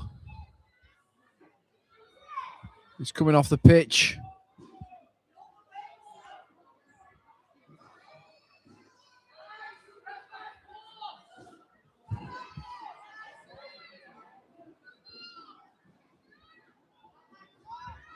She comes off for Rosie O'Neill. Ida.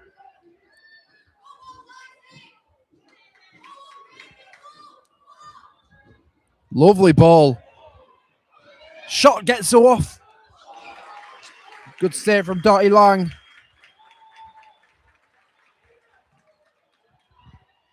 Yeah, it's a brilliant save from Dottie Lang, as you say, Isaac.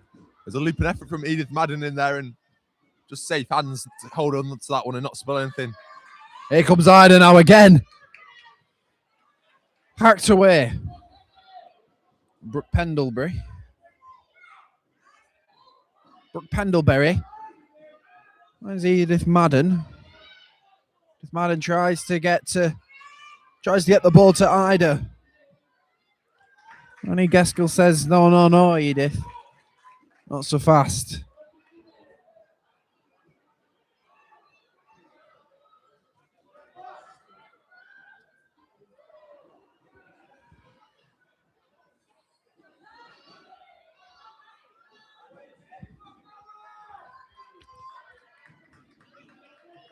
Change, star player.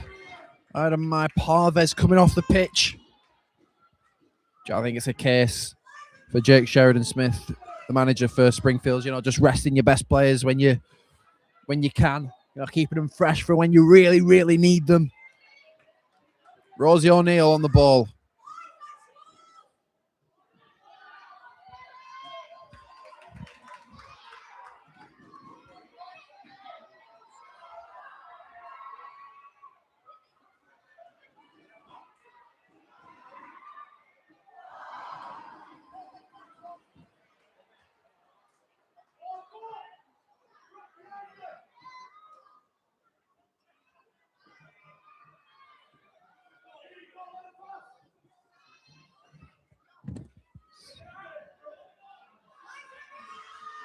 So now it's patient build-up play from Myerscough. Freya Mason doing really well to get into some space. Can she pick out one of her teammates? Charging forward.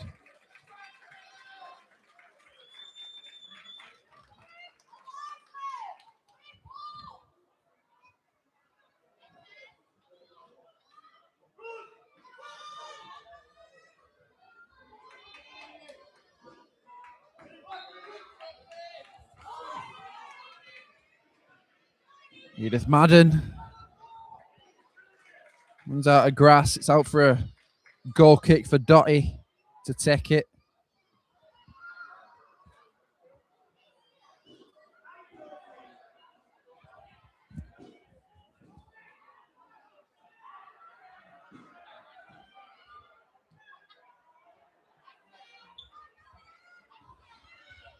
Here she comes now. Just Sophie Mohan.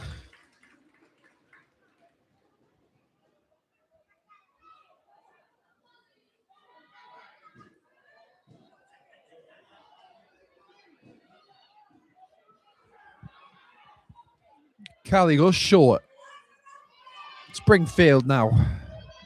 Gaining yards up the pitch with Edith Madden.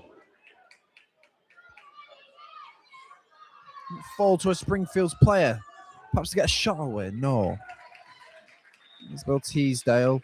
And that whistle marks the end of the first half. Springfield 3. Myerscough 0 in this cup final.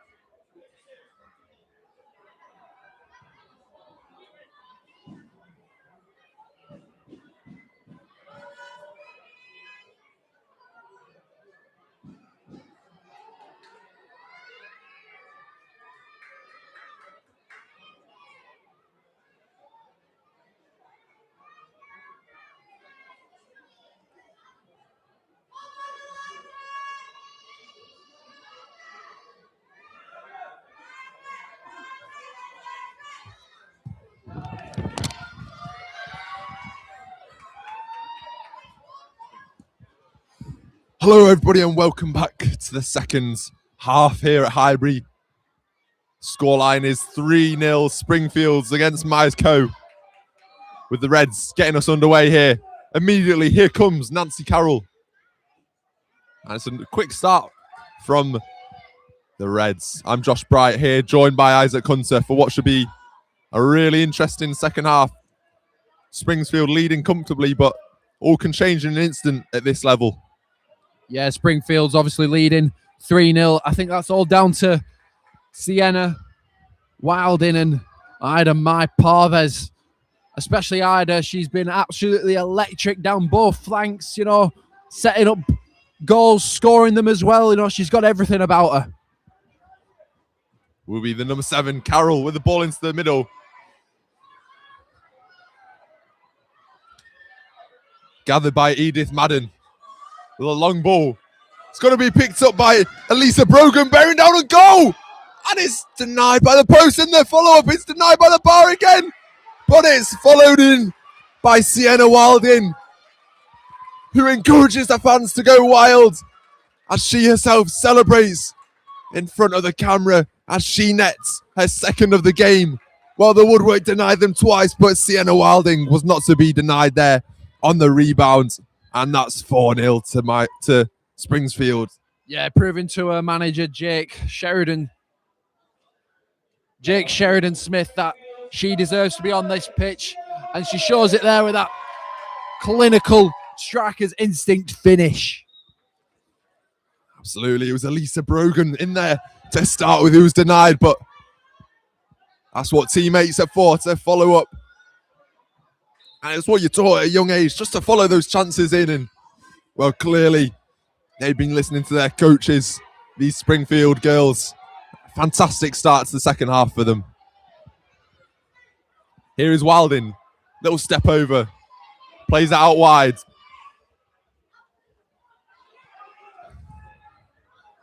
Edith Madden on the ball.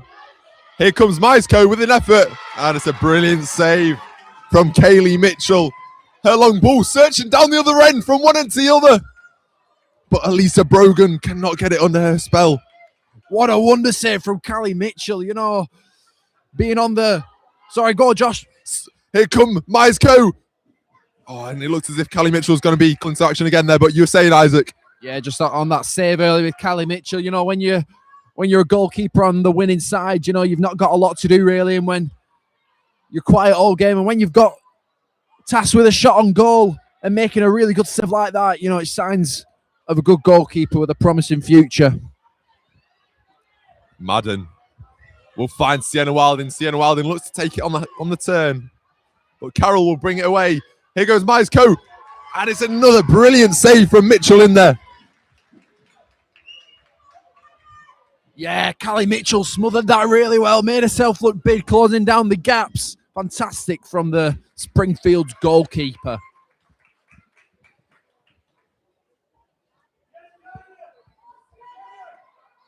Will be the Miresco goalkeeper, Dottie Lang. With a goal kick, she brings it to the edge of her box.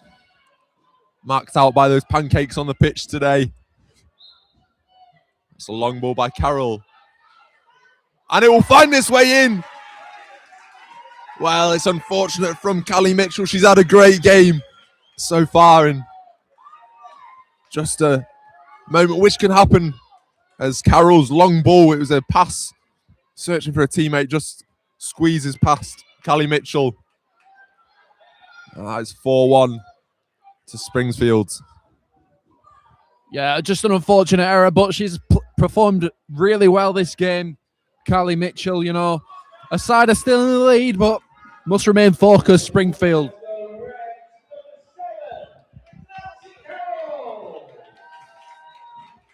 Nancy Carroll again, the goal scorer, searching. It's that tactic we've seen all game from them, just long ball from Carroll, searching for her teammates, and paid off there for the Reds. And you have to say, Carroll has deserved that, Isaac. She's been a nuisance out there on the pitch. Oh, yeah, I couldn't agree more with that. I said earlier in the first half, Nancy Carroll, definitely the player to watch for Miresco. And Miresco nearly in again there. Luna Squires chopping and changing, and It's a strong effort which just whistles wide of the post. A bit of pressure and momentum building here for John Carroll's side.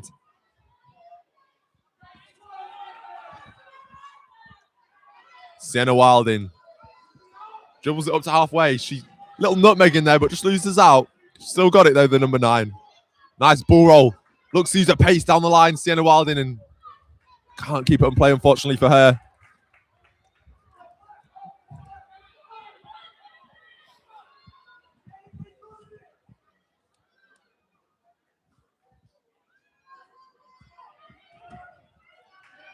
A couple of substitutions made by the side in yellow and black.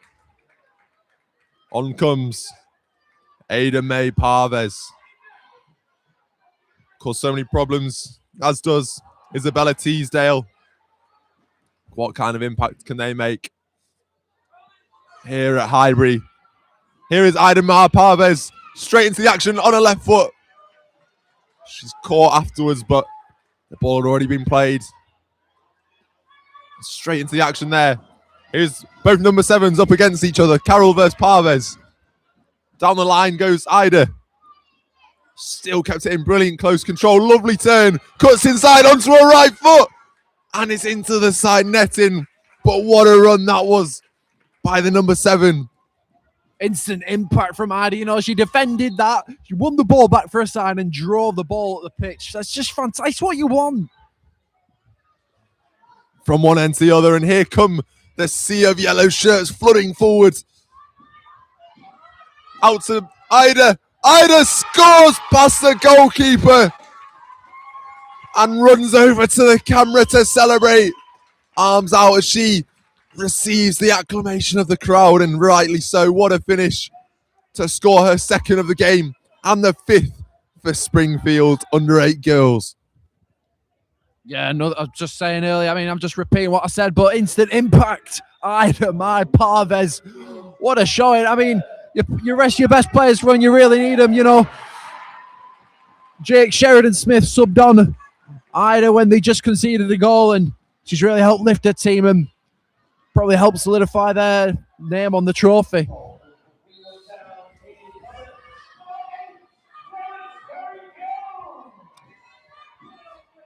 Carroll just unable to keep it. Oh, keeps it in, sorry. We'll go through to Mitchell. Mitchell with a long kick. Met by Carroll. Here goes Harper Sheridan Woods, who will take the kick in.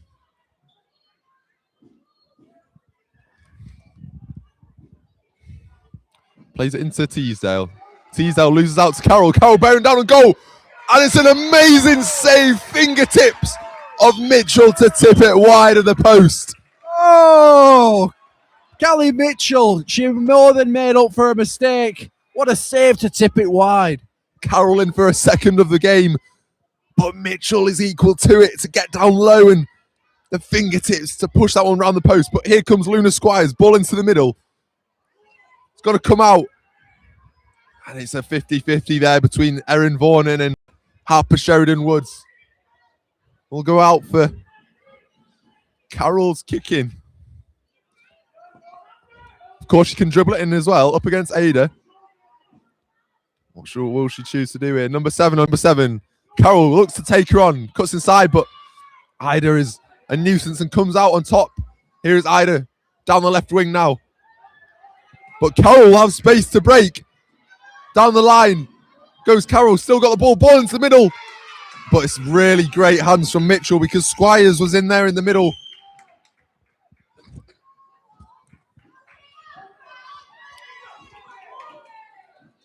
And the crowd are in full voice. This is an end-to-end encounter. I still don't think you can count Myers Co out. They've shown real promise on the attack. Yeah, absolutely. I mean, Callie Mitchell really, she's doing the unsung work that her team wants, you know, make them saves. Sienna Wilding tries from distance again, and why not after what we saw in that first half? But Dottie Lang with safe hands. Ida down the line. And Carroll with a great tackle to put that behind for a corner.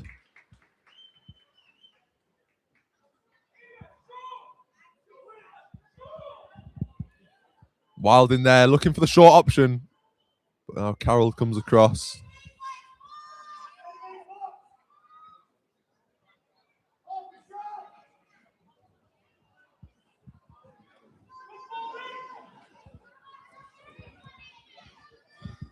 Ida stands over it. It's going to be the in-swinger. 2 in the middle for her to pick out. Looks for Wilding, but here come Myersko now. This could be danger. Brooke Pendlebury, more like Brooke Penitentiary. Cleaning up at the back, you know, she's that rock where Springfield needed them. Looked very vulnerable on the counter-attack, and she dealt with it superbly well.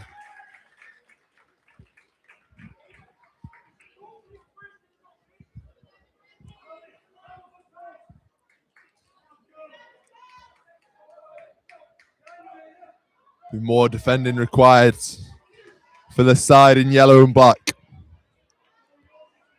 Wilding waits on the halfway line, but the rest of her teammates back defending. Carroll with the ball into the middle. It's a great ball to pick out Squires. Squires looks to put it in at the near post and just couldn't quite wrap her foot around it. But more promising signs for John Carroll and Alex Squires in the dugout. I mean, the scoreline doesn't really reflect how well Myersko have played. You know, they've had chances. I just think Callie Mitchell for Springfield has denied Myersko a lot of glory.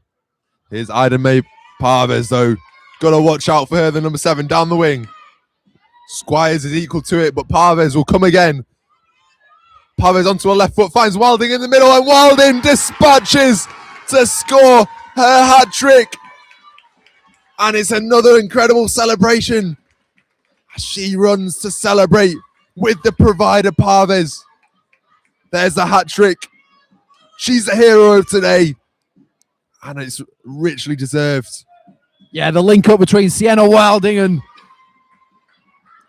Ida is electric. I mean, that run from Ida to wriggle past 2 markers and then pick out Sienna is superb.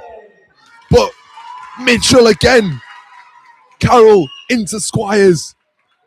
But again, the goalkeeper denies.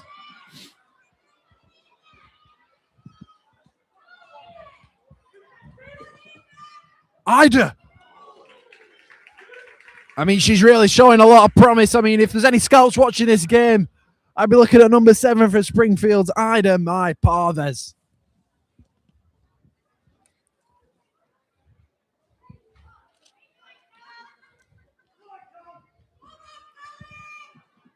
Dottie Lang with the goal kick. Sienna Wilding looks to press but just drops back in, and it's another long ball all the way through to Carrie Mitchell. Safe hands. Now what can do Springfield do with it? It's Ida, cuts inside. Ida past 3, and Sienna Wilding just gets in the way a little bit, and it's unfortunate coming together, but she will still have it, the number 7. Left foot ball into the middle. Wilding gets on the end of it.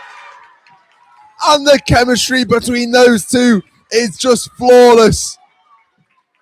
We've said it time and time again. It's Ida May Parves into Sienna Wilding, and the end result is a goal. Again. It's same goal, different story. I mean, it's Ida and Sienna again. It comes from Ida dribbling, weaving in and out, and Sienna coming in at the right time, and then with a fantastic finish to bulge the net.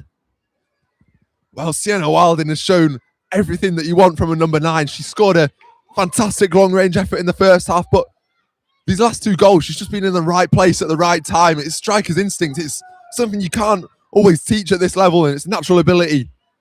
And look at the work rate as well from the number 9. Here's Isabella Teasdale. And Ida comes again. It is just relentless. Teasdale. To Parves.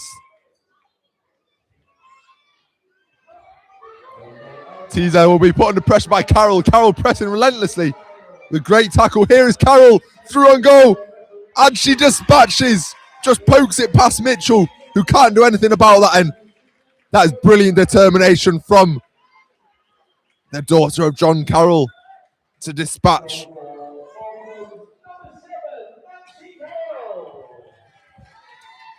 Nancy Carroll really dragging her team through, you know. It takes a lot to beat Callie Mitchell in goal for Springfield, and Nancy Carroll with 2 goals now. She's performing superbly well. I mean, she can definitely come away. I mean, every player for Myerscough can come away from this game with their head held very high. You know, they've not given up, even when there are a lot of goals down, you know, battling well, trying to get back into it. I mean, there's still time left.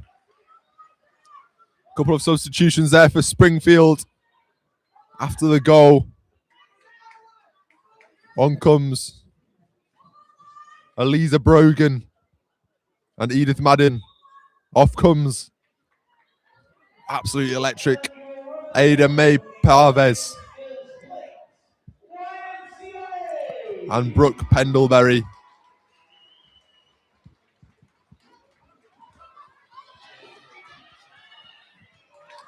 Ball will break for Eliza Brogan. Down the wing goes the number 11. Looking for a body in the middle, and her cross just will deflect off her own shins and behind for Lang's goal kick. Not long left in this one here at Highbury.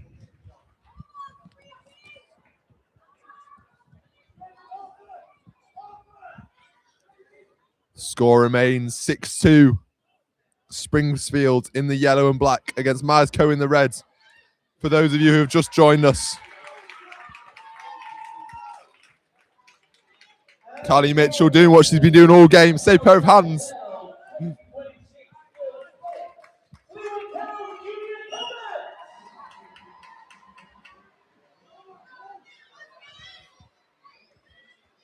Carroll, the goal scorer, with a brace.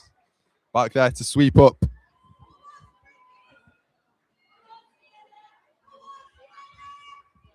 Sienna with the kick in. What can she do from this? She's going to dribble in instead. Looking for that ball into the middle.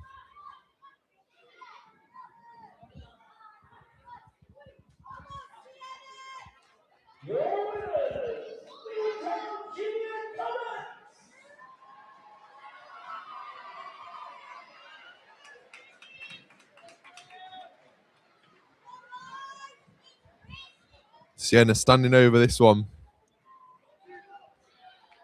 Nice little turn to beat Sophie Morgan there. But Sophie Morgan, persistent, gets back.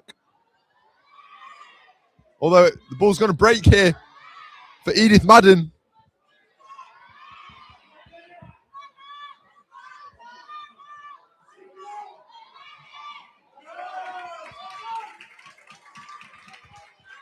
Kick into Myerscough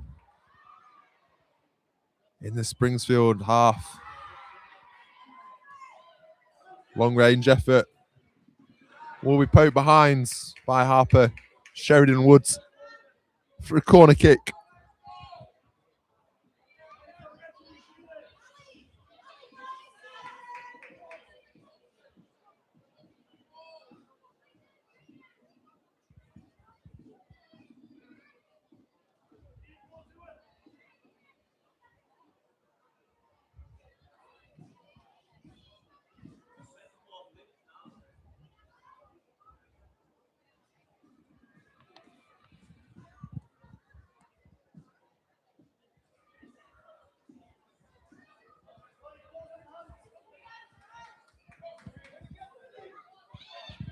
Ball comes in swinger. Edith Madden at the front post, though. Now she can break away with it, number 5. Possibly caught there, but the referee plays advantage. In comes the number 3, Freya Mason.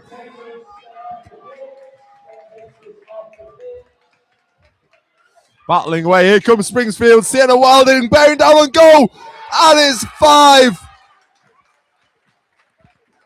And this cup victory is very much alive for Springfield.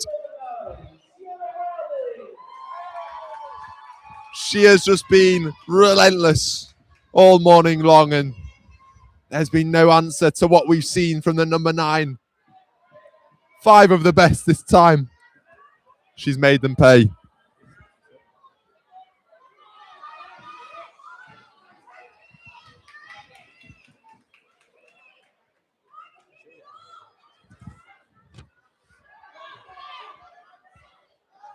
Harper Showden Woods does well to play it up to a teammate, just can't quite direct it goalwards.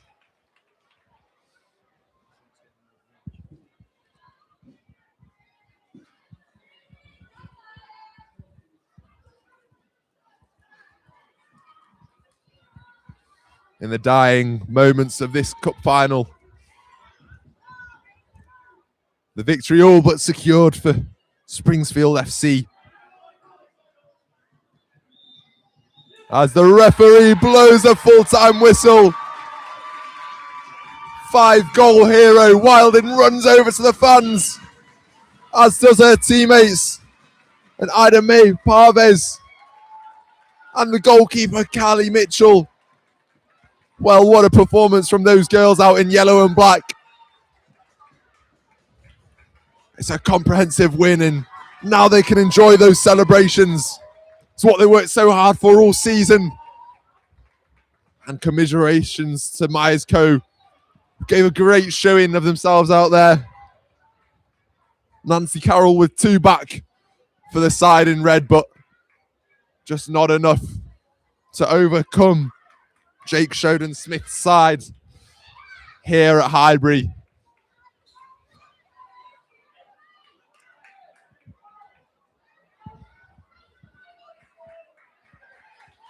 It's finished here. 7 Springfield, 2 Myers Co. And there's the flag for Springfield FC. 1 club equals 1 dream, and well, they'll have been dreaming of a victory like this last night. And now that dream has become reality.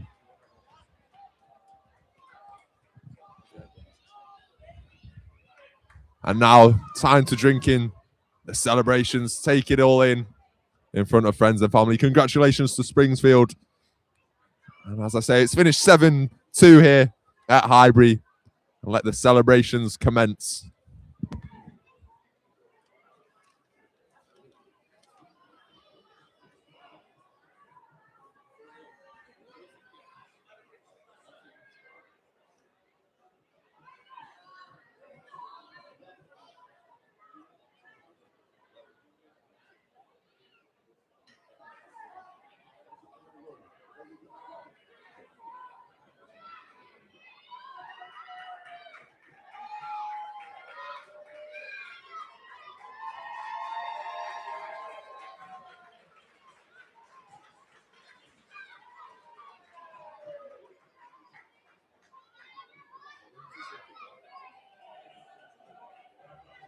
Please welcome to the pitch your under-8 Shield finalists, Falcon and BFF Solid Girls.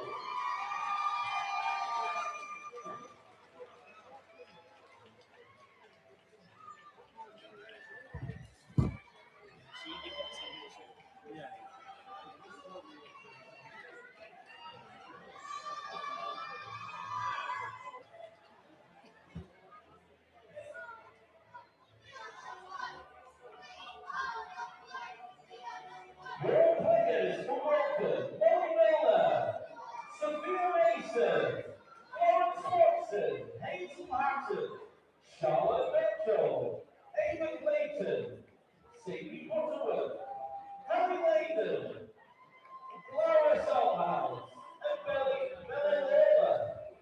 Your players for BFF Summits, Louise Noble, Ronnie Smith-Wilkinson, Holly Lincoln, Ava Barnsley, Holly Fishley, Edie Davis, Alice Jones, and Rocky Whitehead. Our presentation for the Under-8 Girls Cup. Our first presentation goes to your referees. Your referee, Jess Bailey, and his assistant, Alex Sutton.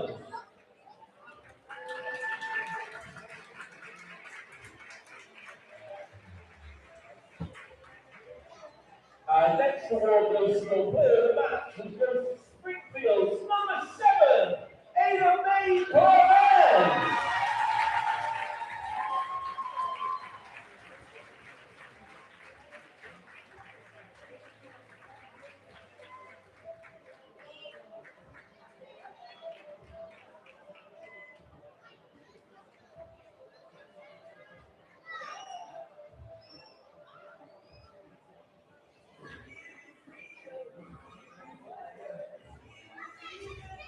And your runners up, Maestro.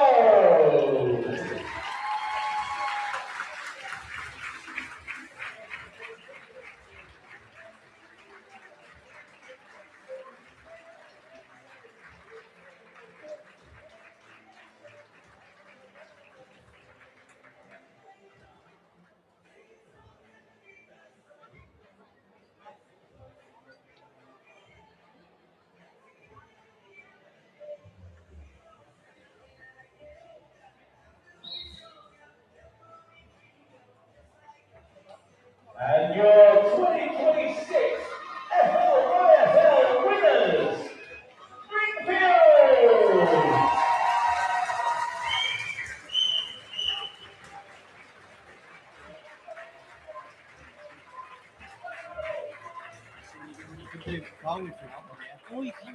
Yeah. Well, Do you want me to leave? your participants are ready. Your players are ready. Are the spectators ready? So,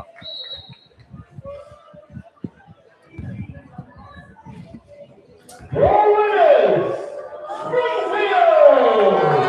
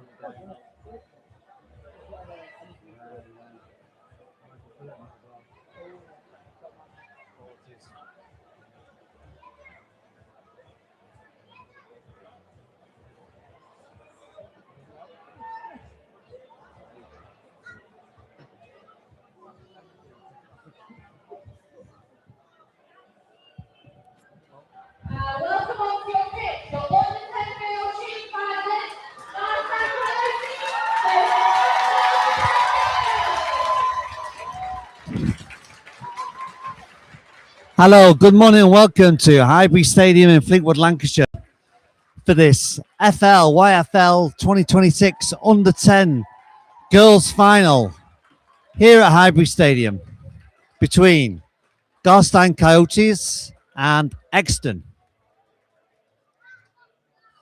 So Garstein are in the pink shirt, black shorts and pink socks, while Exton are in the blue with the yellow side stripe. The players are led onto the pitch by their respective managers. The manager for Garstein Football Club, Carlo Matachecchia, assisted by Andrew Ireland. And the manager for Exton Villa, Sean Horrocks, assisted ably by Darren Marshall. As the teams are getting announced, they will go by and do the ceremonial handshake to the opposition. They'll get in position and they will be ready to go.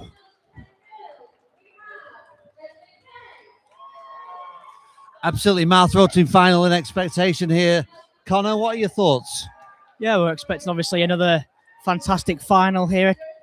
Pretty chilly, overcast day here at Fleetwood, but I'm sure once the players get playing, that's going to be the last thing that they're thinking about. Exactly right. As soon as the referee blasts that first whistle, all the conditions, and it is a bit chilly up here for the end of May, they will melt into insignificance. And so Exton and Garstein take their positions on the field. I think Garstein are maybe going to do a little huddle only, maybe not. Team photograph for Exton.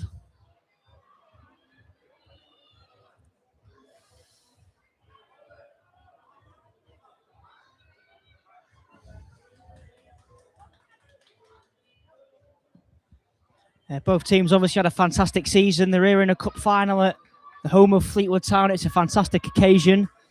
And you just feel that to win a trophy here would be the cherry on top of a fantastic year. Absolutely. And both teams gunning for that trophy. They'll have, as Connor says, they've played a long, long, hard season to get to this very point. And neither one of them will be wanting to take a back step in this final today. An absolute mouth-watering clash in this U10's YFL 2026 final. Both teams are just getting some team shots before the action gets underway.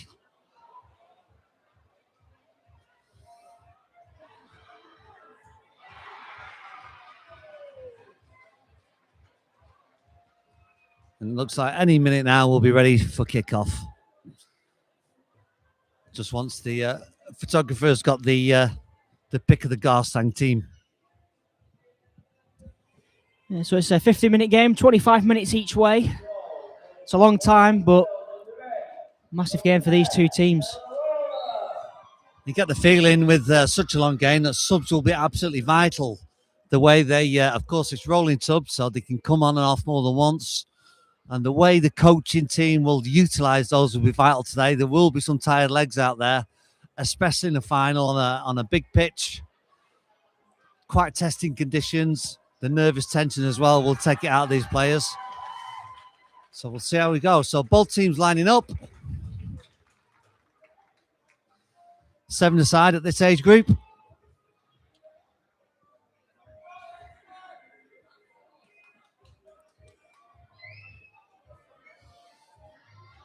And so it's Exton with the kickoff, and it'll be Emily Garner to kick off the action today.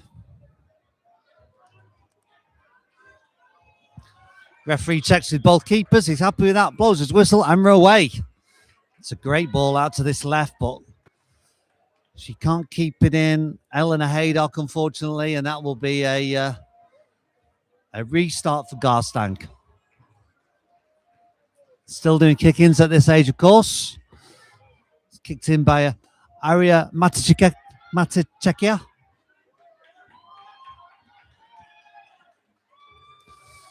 And that will be a kick-in an advanced position to Exton.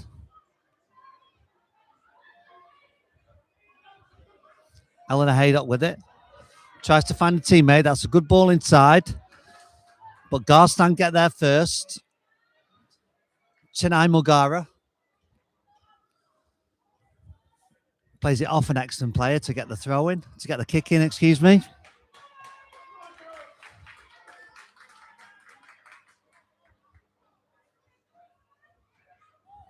It's a good ball in, but it goes right through to the keeper, who will punt it away.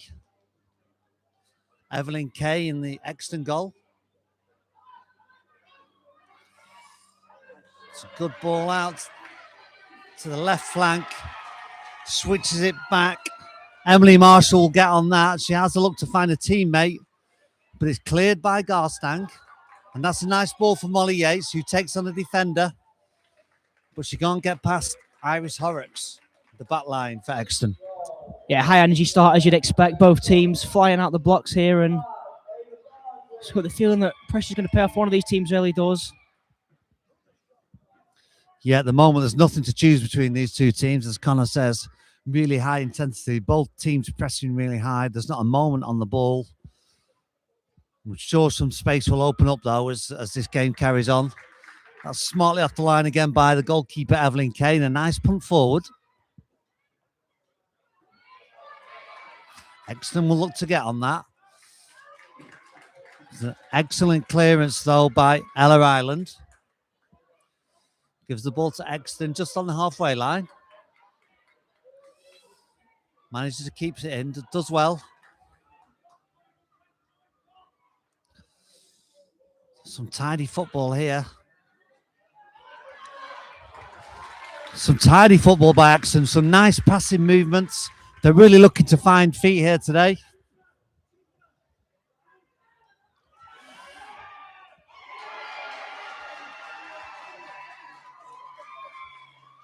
It's a good cross in, but it'll be cut out by Daisy Murphy for Garstein.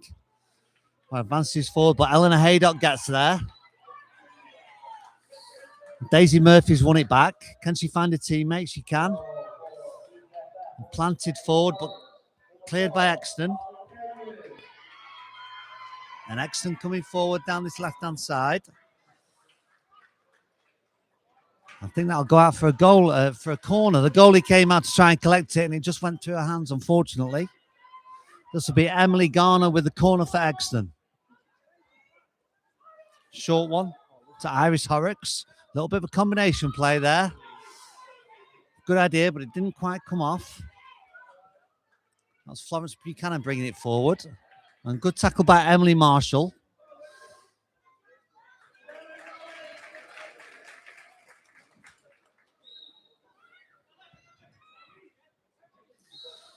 So it's another kicking for Exton. Switch play right across, but she just can't control it, unfortunately. Yeah, that's the right idea. She was in a lot of space there. Emily Garner. Really good positional play. You know, it's a good idea for the pass as well, but just a little bit too much pace on it. Just bobbled over her foot as well. So kicking for Garstein. It's a nice ball played into the heart of midfield. 50-50 there, won by Garstein. And the referee gives it a Garstein ball. Looked like an Exton ball, but referee deems it Garstein. He's certainly closer than I am.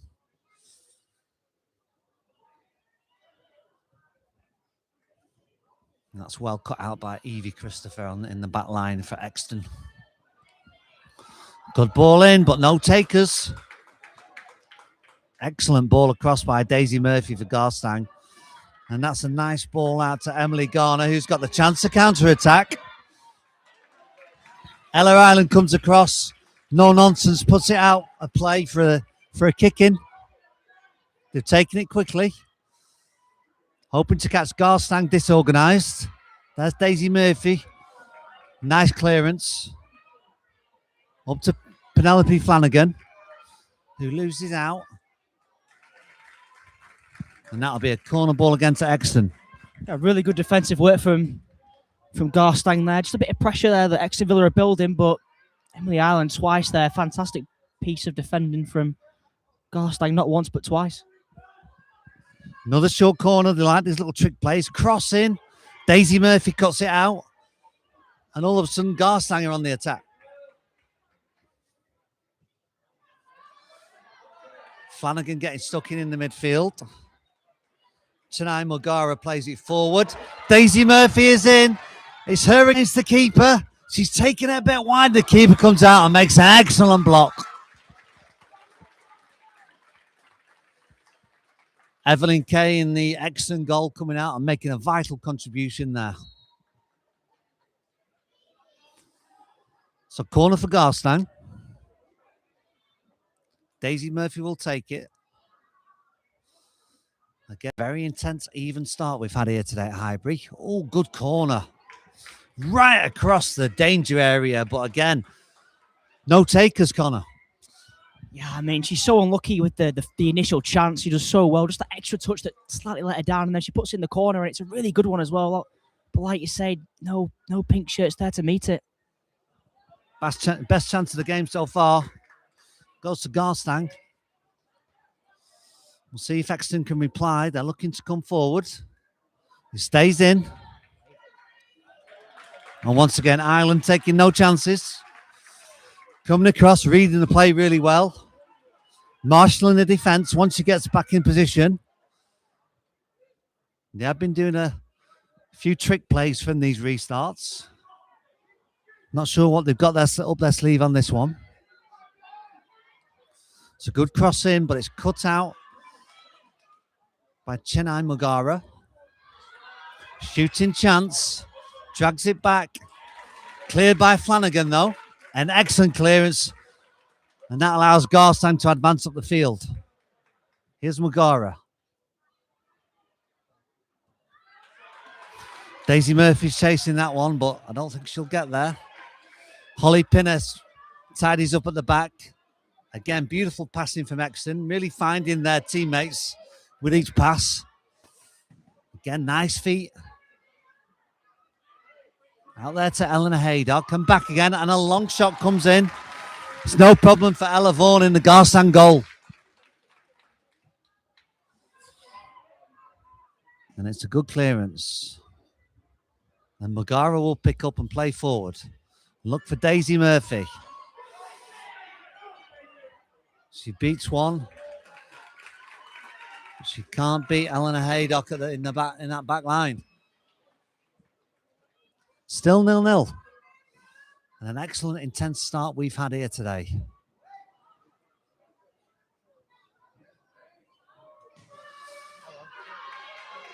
Exton with a chance to counter. They've got 4 players coming up. Great ball out wide. Switch back in the middle and a shooting chance. Oh, she doesn't take it. She decided to square it instead. Very, very unselfish play, and that was a great chance for Exton, Connor. Yeah, I think she just saw Daisy Murphy, who was Emily Garner, rather, sorry, who was sniffing around there. She tried to pull it back across goal for her. Definitely the right idea, but the defender, Aria Makachetsia, just did really well to nick in. It's anybody's game at the moment. Both teams have had sustained attacks. Daisy Murphy will intercept that and look to get her team on the counter. That pace of hers is being really useful for Garstein, and she's going all the way. But that's stopped emphatically by Iris Horrocks. Just played, coming up to 10 minutes, and it's still 0-0. It's a quick ball in, played by Flanagan, trying to catch the back line by surprise, but it comes to nothing and dribbles out for a goal kick. So Evelyn Kay with it. I think we've got a substitute for Garstein. That'll be Flanagan coming off. And Olivia Bateson coming on. Bateson with her first touch. Nice ball into Murphy. Can she shoot? She can! She buries it into the bottom left-hand corner. And what a contribution from the substitution with her first touch, and she gets an assist, Connor. We'll talk about substitutions having an impact. We said how big it'd be. Olivia Bateson won it back immediately and then just fed it into the feet of Daisy Murphy. And it's an expert finish into the bottom corner. So it's 1-0 to Garstein. And we'll see if Exton can reply. Expertly taken there by Daisy Murphy. And Olivia Bateson just coming off the bench with her first touch. What an assist. Cleared again by Ireland, but it stays in. Here's Evie Christopher, but can't beat the defender. Planted forward. That's a dangerous ball. Once again, at the back there, Ella Ireland reading the play, dropping back, marshalling her teammates and putting it out of danger. She's been doing that since the start of the match so far.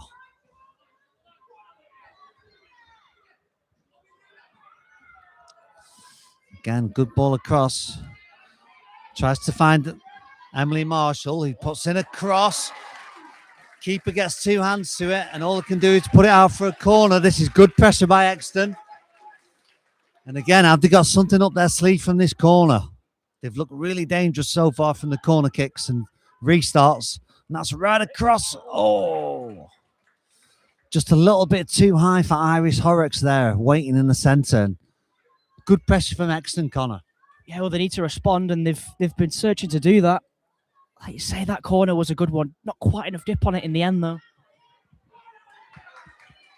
And Exton have won it back in a good position again. Certainly applying the pressure, trying the hardest to get this equaliser.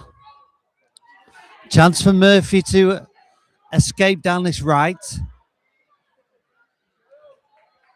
But really well done by Holly Pinner at the back. And that's a nice touch, but shut down by Ella Ireland once again. Matuchekia tries to play it forward, but can only get the kick in.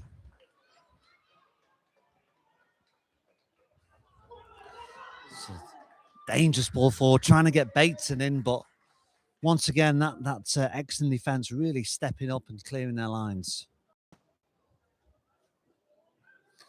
Matuchekia with the ball. Chance again to play it forward. Plays it in the middle, but it's fallen for Exton. Emily Marshall will keep this in. Oh, just unfortunately not. Pressured by Megara, and Megara wins the kick in. Nice. It's a great ball by Molly Yates. Frees Daisy Murphy once again, this time on the left.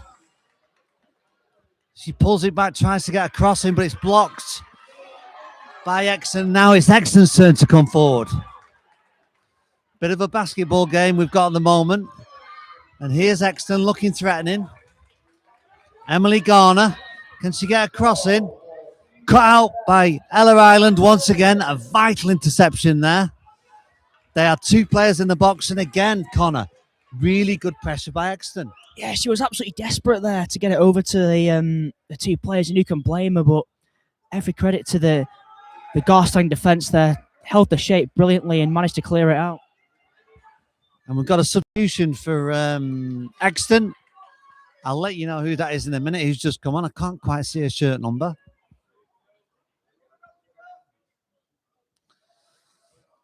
It's another good cross by Exton. Eleanor Haydock will pick that up. Daisy Murphy steals it.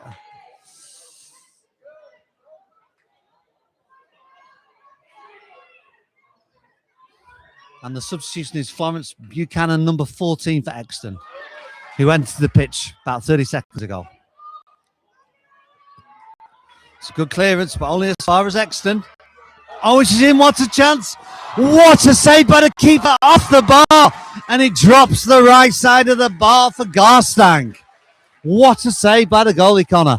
That is an absolutely stunning save from Ella Vaughan. It's a very powerful effort from close range, and she's tipped it onto the bar. Absolutely unbelievable goalkeeping. Heavy pressure by Exton, and Garstein decide to make a change. It's Molly Yates going off. And they're able to take the corner. And once again, they play short, trying to build something, but that goes out for a goal kick. Heavy pressure by Exton comes to nothing, and Garstein have got a chance to clear their lines to this goal kick through Ella Vaughan in the Garstein goal. It's a nice kick, but it's intercepted again by Exton. That will roll through for another goal kick. So Vaughan gets the chance to kick it up the field again, unless she decides to change her mind and play it short. She's certainly got some players around her for the short ball. Goes out to the left. Dangerous ball inside, and Exton have picked that up.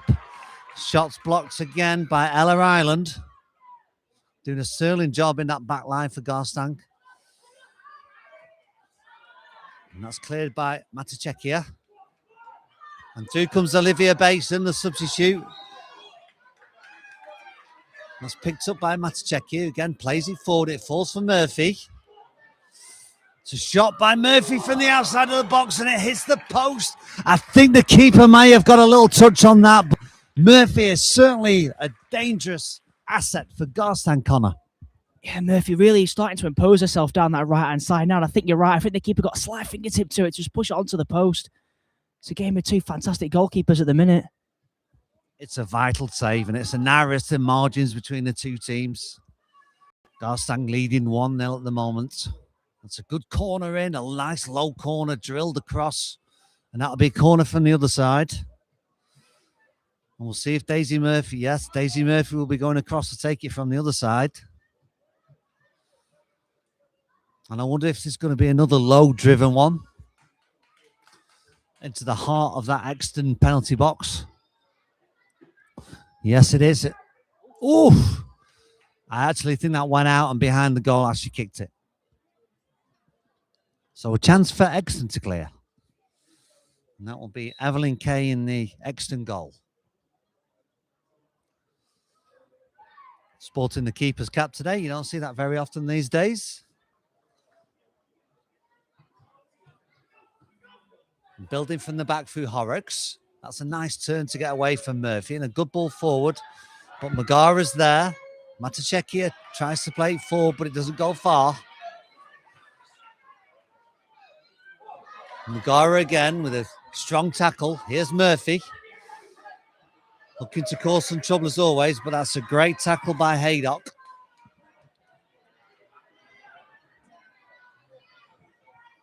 And again, cleared by Megara down this left-hand side, but there's no takers for Garstein. No nonsense, it's put out for the kick in.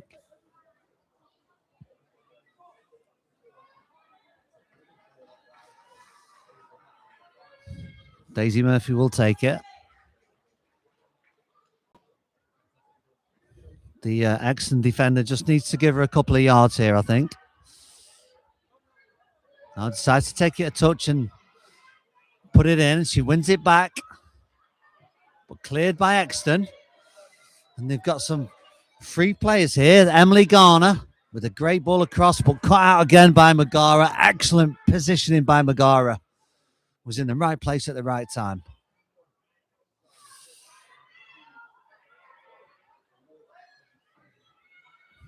Daisy Murphy again. Under heavy pressure. And Exton are able to clear it. That one will stay in though, and it's Basin. Dispossessed.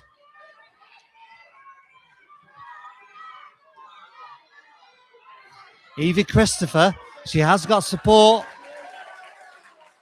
Corner ball, and again, Connor, more pressure by Exton. Yeah, like you said, she had the support of the winger there, but she just went it alone. And she managed to win a corner off it. Fantastic work. So corner for Exton. Emily Garner will have it. Again, the take is short. Nice little play to get the ball in the box. Ooh, and Megara and the keeper, Kay, were going for it. Almost got in each other's way, but it's safely in the keeper's hands. And we've just passed the 20-minute mark. These halves are 25 minutes, so we're not far away from half-time, and Exton will be looking to get back into this game before then. It's a strong clearance by Ella Ireland. Hit Matacek here, but it's all good, and it goes out for a throw to Exton.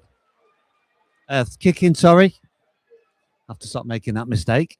A kick in, of course, at this age, not throw-ins.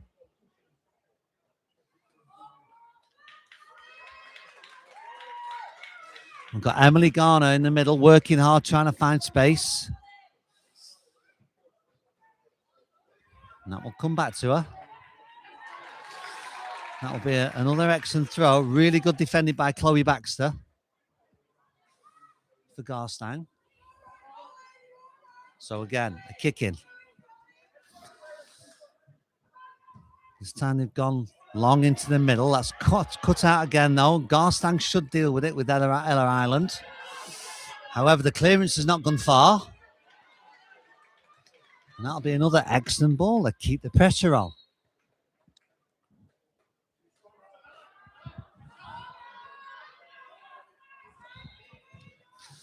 All the way across, but cleared by Murphy. A nice ball out of defence. Iris Horrocks tries to switch it, but it falls for Garstein. Olivia Bateson coming forward, but stopped by Eleanor Haydock. The two number 12s going at it. And that'll be an excellent ball. I think he changed his mind there, the referee, but we'll forgive him for that.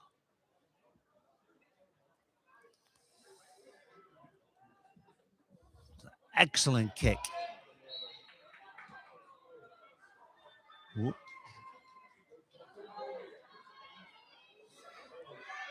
And here comes Chloe Baxter to deal with that. She deals with it expertly and wins the kick in.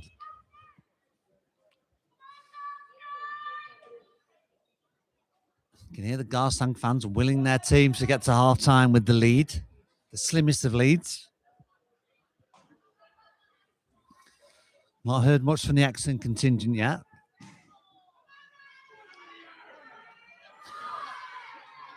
However, if you can get a shot off here, you might hear them. Again, Ella Ireland in the right place at the right time.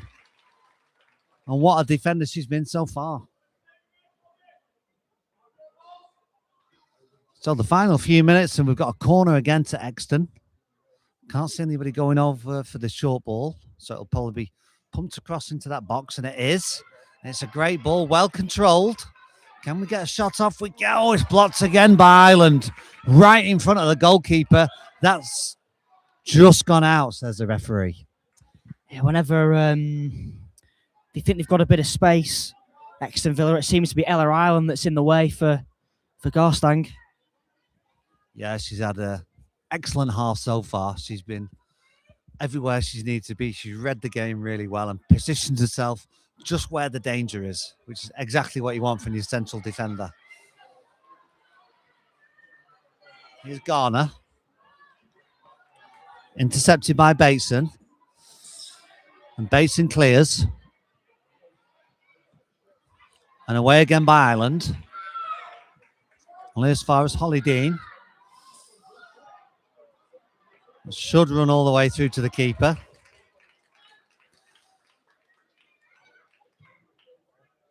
It's a good ball forward, and Daisy Murphy might be in here down the left-hand side. She's got some strong attention from Iris Horrocks, though, who's doing a great job at forcing her back.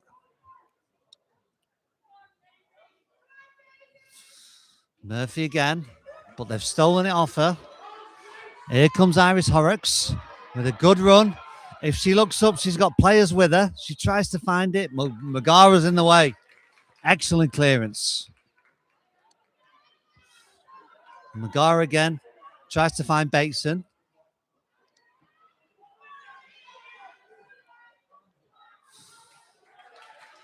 And Ella Ireland does what she's done all half so far and clears the danger.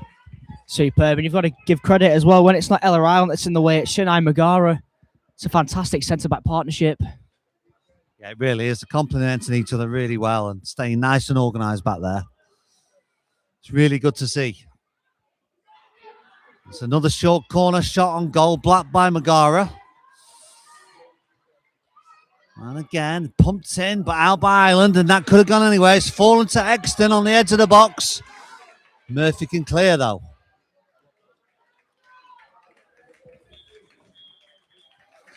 And that'll take us to half-time. And at half-time in the FLYFL 2026 Under-10 Girls Final, it's Garstang 1, Exton 0.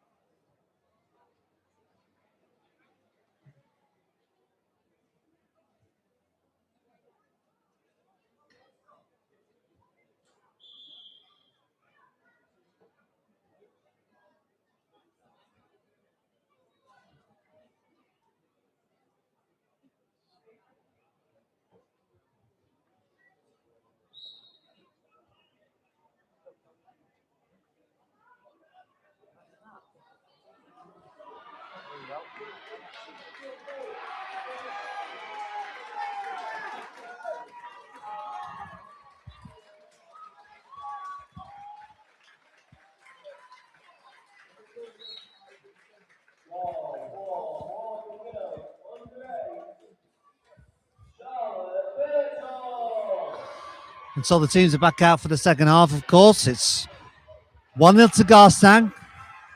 They'll be attacking the opposite goal, of course, in the second half. Now we change around. Referee just checking with the goalies that everything's okay before he blows his whistle. And we're away. And Holly Island clears out of the pitch. And Bateson gets on it. It's well played by Iris, by Evie Christopher, though. In that back line, number 16 for Exton. Bateson will take the kick. And beats her opposite number. Tries to again, but Emily Marshall's won that and comes inside with a good ball for Iris Horrocks.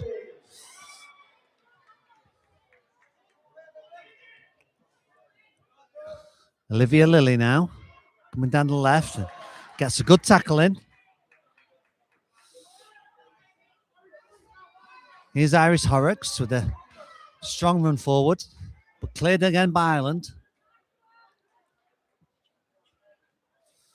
And that'll be a kick into Garstein.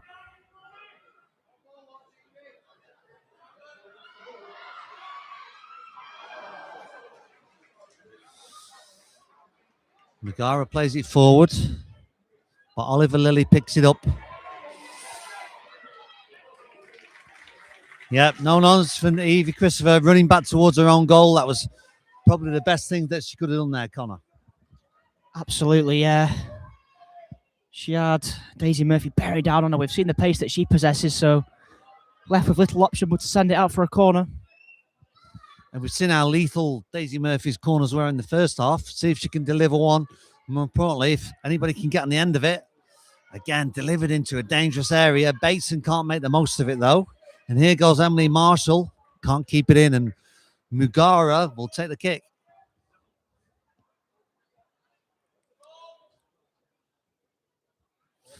And it's a good kick to Bateson, but cleared away by Christopher. And here's Daisy Murphy, looking to go on a run again. Maybe crack a shot off. Well defended again by Christopher, who's similar to Ireland for Garstein, has been in the way. She's been in the right place at the right time throughout this match, Evie Christopher. That's another good ball down the line. Iris Horrocks will take this for Exton.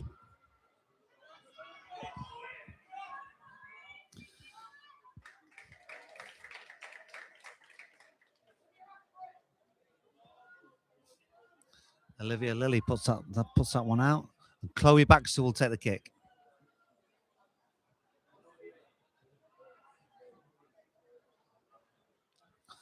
So ball in from Baxter. That's a good tackle in the centre. And a good ball out to Murphy. She can keep it in and get a cross in. And a shot on goal. And an absolutely brilliant save by Evelyn Kay. Back there in the Exton goal. And you get the feeling, Connor, if it goes 2-0, there'll be a long way back for Exton. Yeah, they'll have a mountain to climb there, but that was fantastic again from Daisy Murphy. Great ball in field towards Holly Dinu. It was a good effort as well, but good work from the goalkeeper. And almost a chance of an immediate reply for Exton. It's stayed in, has it? Referee says no. Referee said it was a goal kick. I think he wasn't sure at first, but then he gave the goal kick. And it's still the slightest of margins between these two teams. Garstein 1, Exton 0. Playing out the back by Garstein. But Exton have stolen it. One back by Murphy. He's looking to attack once again. I'm sure she doesn't know how to do anything else. Looked like it was out, but the referee didn't give it. From our vantage spot. Nice ball forward by Baxter. Cut out by Florence Buchanan. Buchanan goes over there again to clear. And plays a nice ball out to Olivia Lilly, who can attack down the left. Chloe Baxter gets a good footing, and there's Ireland with a nice poke forward.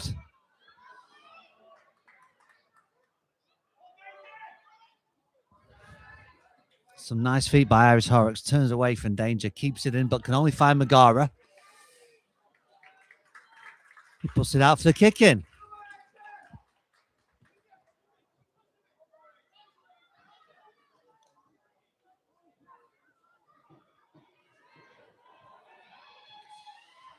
So Exton still looking for a way back into this game. And this could be it. Emily Garner just rushed it a little bit there. She had plenty of space. The first touch just got away from her a little bit and she slashed a little bit at the shot, but a good chance for Exton. Can you see them getting back into it, Connor? Absolutely. I mean, as long as it stays 1-0, they've got a chance of getting the equaliser, and they're coming forward again here. But again, that Garstein defence is absolutely formidable. It certainly is. It's watertight at the moment, but I'm sure it can be unlocked by the Exton team. Again, Garstein leading by the slimmest of margins, only 1-0.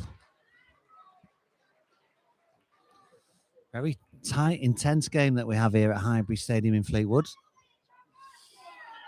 The challengers are flying in from both sides, and Horrocks will come away from that.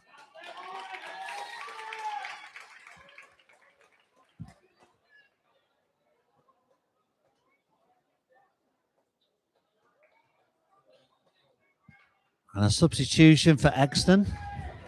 And that'll be Darcy Sterling coming on. No, it won't be. It will be Elsie Buchanan. Excuse me. Elsie Buchanan's entered the field. Horrocks with the kick in. And it's a good one. Ooh. That wasn't too far away from hitting the post, I don't think, there. I'm sure the keeper had it covered. And Ella Vaughan will clear it for Garstein. The play short.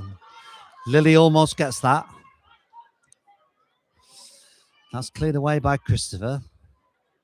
Megara can pick it up, but plays it inside only to Lily for Exton. Ooh, she was looking for Christopher, but just put a bit too much on it. They're looking for Garner, sorry, not Christopher.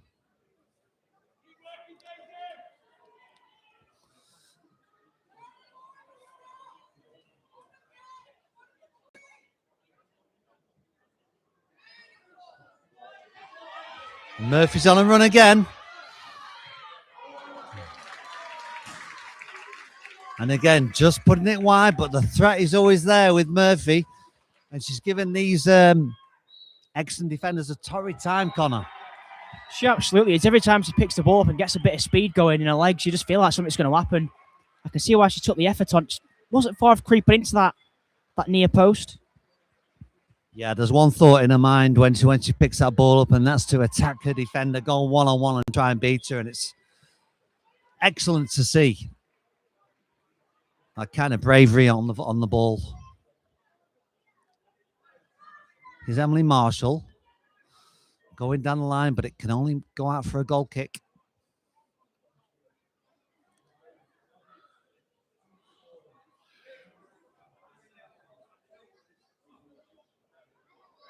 So Evelyn Kay with it. They've been playing short all afternoon.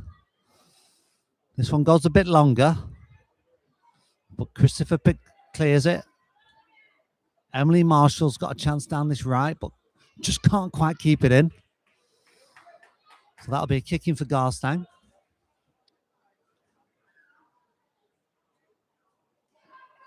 Megara to take it. She's got some options forward. She finds Bateson, but Emily Garner wins that. Some nice feet in midfield, but Murphy's stolen it. And that's a good foot in by Elsie Buchanan.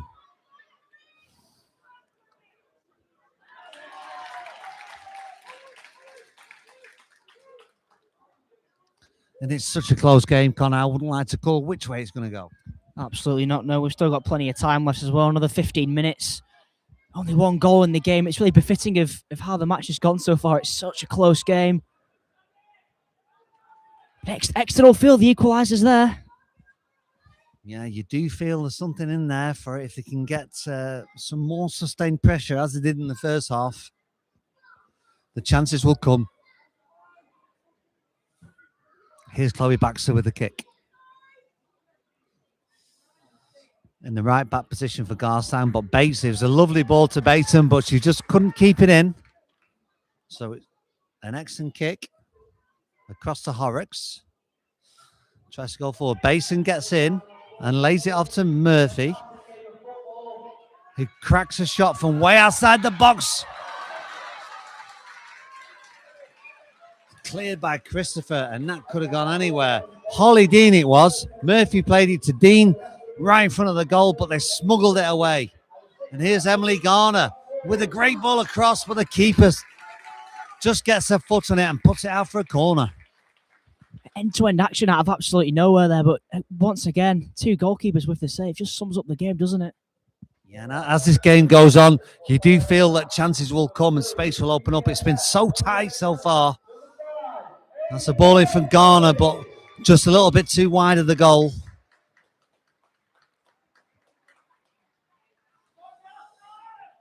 What Garstein don't want to do, what Exton don't want to do is run out of time with a 1-goal deficit. That would be heartbreaking. And a substitution for Garstein. Milo McLaughlin has come on for Megara. That's gone straight to Garner, and Garner's got a chance here, but Ireland's got in, as she's done all day long. That's a vital contribution from the substitution, and here's Murphy. And Christopher puts that out. Safety first with Murphy lurking around, of course. And Chloe Baxter will come across to this side and take this one.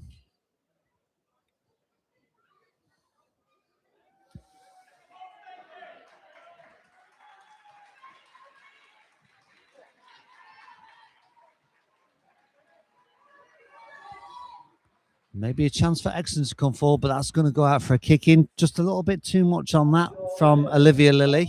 It's a good idea, trying to spray the ball out down this right flank. But it just goes out for a kick in to Garstein.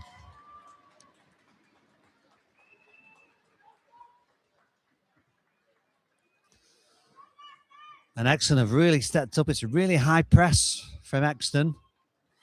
Everybody's in the Garstein half. And Exton have won it.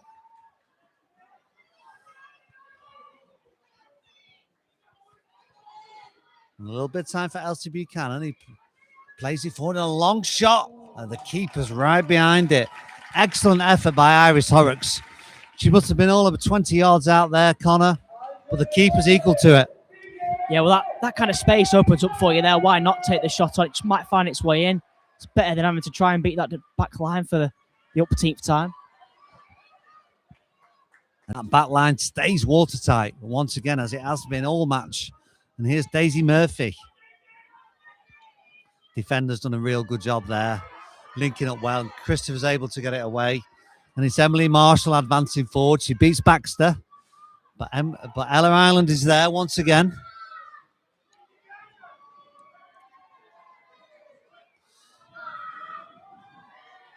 Here's Lily. Some nice feet by Lily. Here's Horrocks. Puts her foot on it. And again, well read by Ireland.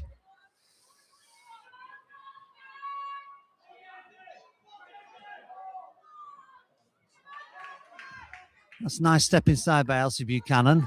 Nice ball forward by Horrocks. Just a bit too far, and it goes all the way to the keeper.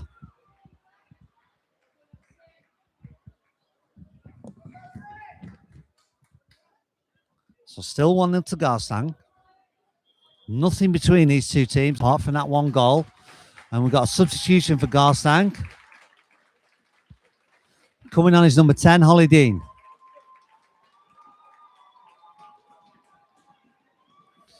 Coming off was Olivia Basin.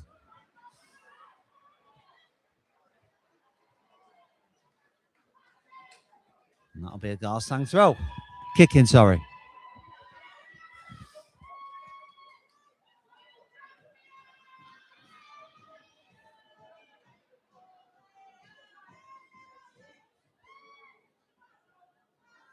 So we're into the last minute here. Next 10 minutes. Apologies, we played 50, not 40. Got my mind on the last games. 50 minutes here. I'm just coming up to the 40-minute mark, so plenty of time left for Exton to try and create an equaliser.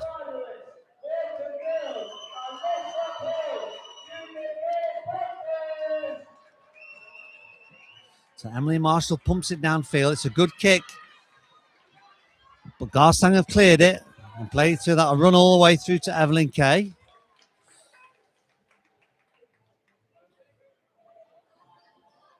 Punts it forward and Ireland's there. Misses her first kick. Here's Lily for Exton. Baxter gets a foot in and Ireland's able to clear the lines. Here's a bit of space for Molly Yates. Tries to flick it through to Murphy, but the keeper came off a line now. Can she lob it? Oh, she tried. And Murphy's got it. Here's Molly. Oh. And that's really well cleared by Iris Horrocks. More pressure by Garstein, trying to get the second goal and put this game to bed. But there's Ireland playing it forward. And Daisy Murphy is in. Daisy Murphy, what a brilliant save by the keeper. And the danger's still not over. Murphy's got it again. And crosses it over. And a vital foot in by Evie Christopher. Evelyn Kay had to be smart there, and she was. Fantastic goalkeeping again. I mean, both teams are searching for that goal because the next goal in this game is obviously absolutely crucial. Yeah, you feel if it comes to Garstein, it will be game over. But if it goes to Exton, it's absolutely game on and either side can win it. The narrowest of margins between the two teams. Oh, and that was a nicely played corner for Murphy all the way to Ireland, just on a penalty spot, who cracked a first-time shot and it just went wide. In the first half, it was Exton Villa with the kind of smart set plays, but that was a really nice, well-worked one from Garstein, but again, just so close to making it two. But not quite, and Exton lived to fight another day. Yeah, I think that went out. The referees called it. It's going to be a Garstein ball. That's a good idea to Murphy, who's again running the defence, and she gets past this. Murphy again. Oh, it's Murphy. Can't quite get a shot off. Buchanan in that back line performing miracles to get that ball away. I mean, if there ever was a passage of play to sum up a game, that was it. So close again, but both defences have been unbelievable. Danger still isn't over. This is Molly Yates putting some good pressure on. But Exton will be able to clear it. And through Horrocks.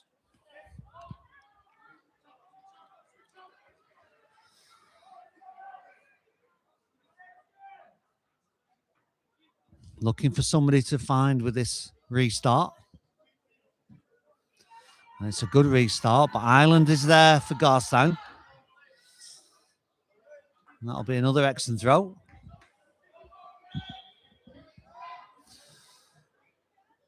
And another substitution. Lily's off for Exton. Olivia Lilly.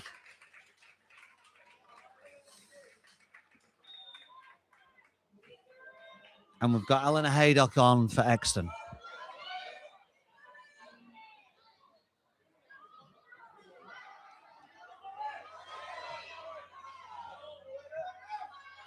That's well played again by Buchanan. Finds Haydock. You can't advance forward, but that's a nice ball. Darcy Sterling under pressure, and Garstein are able to play it forward, and Evie Christopher takes no chances. This is exactly where Garstein want this ball, being a goal up, and that's a great challenge. Fantastic sliding challenge by Darcy Sterling. That'll be corner. And once again, you wonder if they've got anything up their sleeve, Connor. I mean, I'm guessing that we're going to see another good set play here from Daisy Murphy. She could just fizz it in, maybe along the floor this time. Which she has done. Oh, and that's really well cleared again by Christopher. She's been an absolute rock back there for Exton. Away by Buchanan. And it's a shot on goal by number 7, Molly Yates. And it just squirts wide. And you get the feeling that would have been game over had they made it 2. But again, Exton live to fight another day. There's just about 5 minutes to go in this titanic clash. It's 1-0 to Garstein. Yeah, just won't go in for either team at the minute. They're trying everything to break down the door of the opposition. And Exton here, good counter-attack chance. Yes, here's Emily Marshall on the right-hand side. Cleared away, though, again by Ireland. Guess who?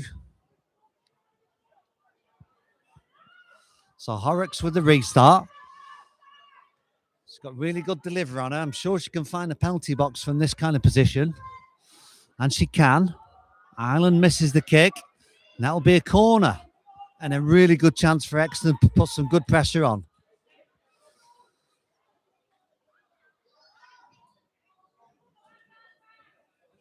I think it's Emily Garner with it.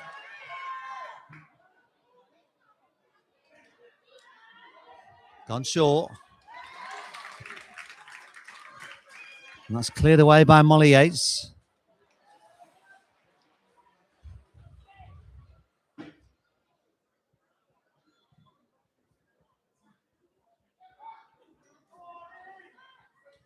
So another chance to feed one in, and it's gone right across the box. Such a dangerous set piece. No takers, unfortunately, for Exton. And here come Garstang on the counter-attack. But Exton have won it back and advanced down the field, and that's really well in by Chloe Baxter. All hands on deck at the minute for Garstein Extonville. Obviously, with just under 4 minutes to go now, it's absolutely imperative they get an equaliser. Yeah, you're right. Heavy pressure by Exton. Only a few minutes left. They're throwing absolutely everything at this to try and get this equaliser. It's another good one. Fed into the box and a shot by Marshall. It's cleared away by the defender. I'm sure that was going in.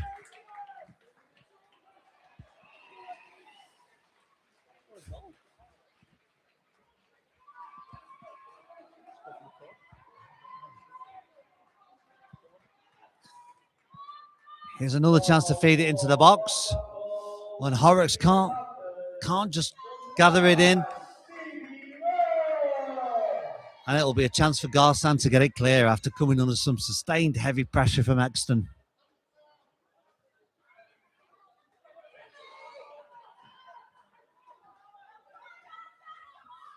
Fed in by Baxter. That'll be away again by Ireland, but only as far as Marshall.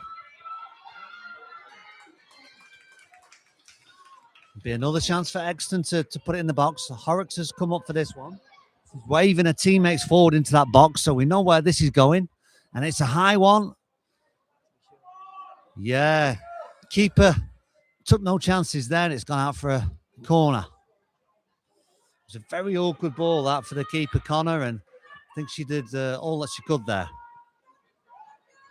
The corner again comes in. Another great corner. Comes out to Horrocks on the other side, the opposite side. Murphy's stolen that. No doubt she will take it forward and gain some yardage for Garstang, which is exactly what they need at this moment. She's going to find a touch like she hits the post. Off the post for Murphy. That would have sealed it. That would have been the perfect time to score. In fact, it just gone in, it would have been game over. What a run from Daisy Murphy. Just a fantastic effort, but like you say, just off the outside of the post. And would have been no doubt one of the goals of the tournament as well. What a fantastic effort. What a long run down that left, and she cracked one in. Unfortunately, it hit the post. And there's Ireland again for Garstang. Shot from outside the box. A good fake. Elena Haydock dispossessed though. Horrocks will pick it up, and Murphy will get there quick and put it out for a throw. We're into the last 30 seconds plus any injury time that the referee deems he's going to add on. So it's the last knockings for Exton. It doesn't happen now. It's probably not going to happen. And that was pumped right in. There's a bit of confusion for a second between Ella Island and the goalie. But they sorted things out. And the referee blows his final whistle. Right on time, I must say. And the final score in the U10 FL YFL 2026 final. Garstein Coyotes 1, Exton 0.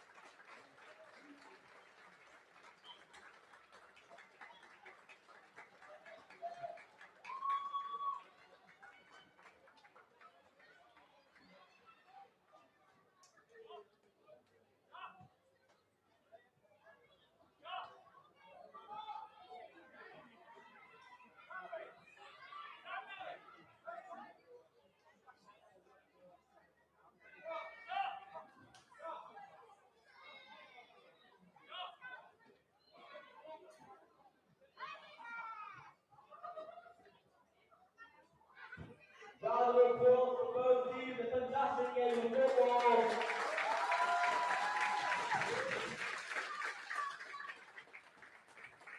Now for your presentation. Your first presentation is the referee team. Your referee, Callum Anderson, and the assistant referee, Jess Bailey.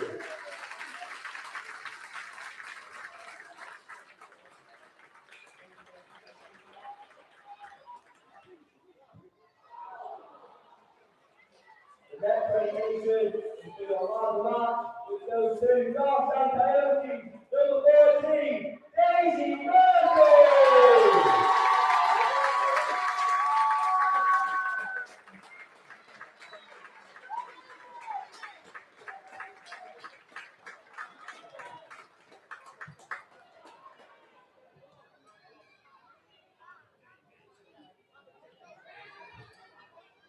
Now for the runners up, and the Undertaker Shield, Upton Gill.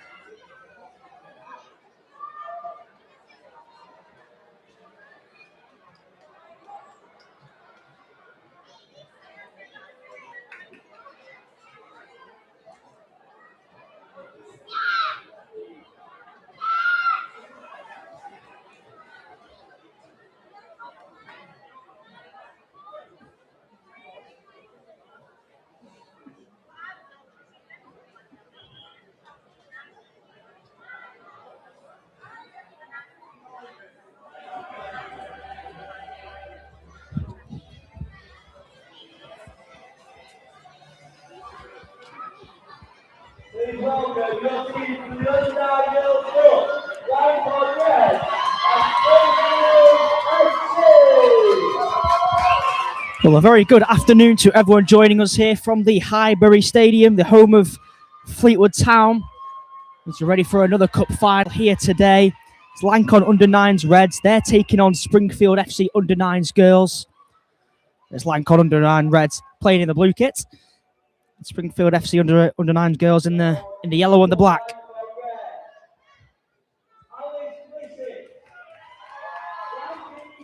As both teams just get announced here, Lancon manager Neil Bibby is assisted by his coach Stephen Bibby. The manager for Springfield FC Under-9s Darryl Smith, assisted by his coach Jonathan Robinson. Two teams have obviously had a fantastic season and got the chance to crown it off here with a cup final victory. I'm your commentator for this game. I'm joined by my colleague Nick Cunliffe.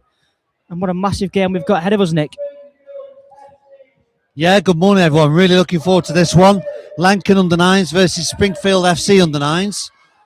They've had a long, hard season. They've played a lot of football, put a lot of commitment in to get here. So I'm sure both sides will be going at it hammer and tongs to try and take this cup home, Connor.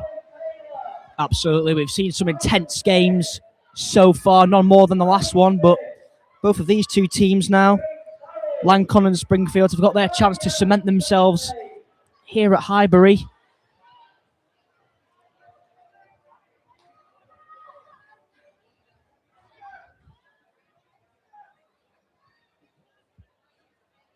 And we'll just get the customary team photos just in front of the net, in front of the travelling crowd. Obviously, it's quite a big one. I can see some signs in the stands as well. I'm sure that the energy in the stands is going to transfer over to the pitch, Nick. Certainly is, and these players will know that they'll probably be feeling the pressure right now in these moments just before kickoff. There is a big crowd, which of course they won't be used to playing in front of. A big pitch they're playing on an actual stadium, a professional stadium. So it's a big day for all these players involved. But I'm sure they'll be able to handle the nerves as soon as they get the first touches, their first challenges in the game. I'm sure that will all dissipate and will get to play their natural game. And hopefully it's a cracker. I have no doubt that it will be a cracker on this. It's a really nice pitch today. It's quite a chilly, overcast day here in Fleetwood. Not a speck of blue sky to be seen, but I'm sure it's not going to bother the players as soon as we get underway.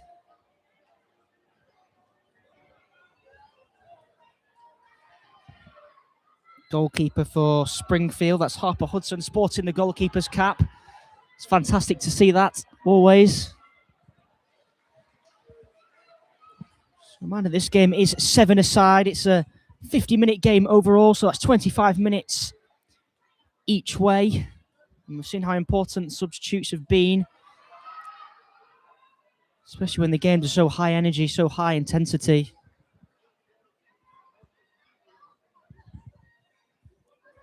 And it's going to be Springfield, I think, to get us underway. Referee just making sure every player is ready. The goalkeepers, they've both signalled that they're ready.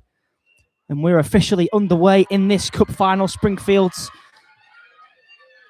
the one to kick us off. It's going to be Grace Parry to try and make a run down the right-hand side, but she's ushered out of play there. The ball is by Alicia Rose-Simpson. Fantastic defending from the Lancon player. And the ball's in towards the attacker there. She does really well to get it under her spell, actually, and then feeds it into the attack there, but it's a good clearance from Hayley Smith. There's maybe a chance on here for a run for Lancon. I think it maybe just might fall for the striker there, but Sienna Thomas not messing around there, and neither is Hayley Smith. Two clearances in quick succession, and there might have to be a third one here. There is. And then it's hit back out of play here by Rose Simpson, and we'll restart with a kick in to Springfield on the 9s. And we're barely even a minute in, Nick, but it's been a pretty high intensity start. It has, both teams going at it. There's hardly any space out there. A highly intense start, but usually the course of these kind of games is as the more the game goes on, the more space opens up. Now it's going to be Lancon who are looking to get the first real chance of the game, but Springfields are there again with Olive Taylor.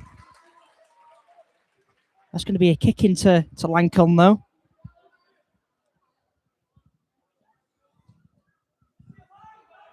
And kicking here right on that divot in the goal mouth. Takes off the pitch with it, but then it's sent back out. It's going to be another kick into Lancome, just gaining a few yards here early doors.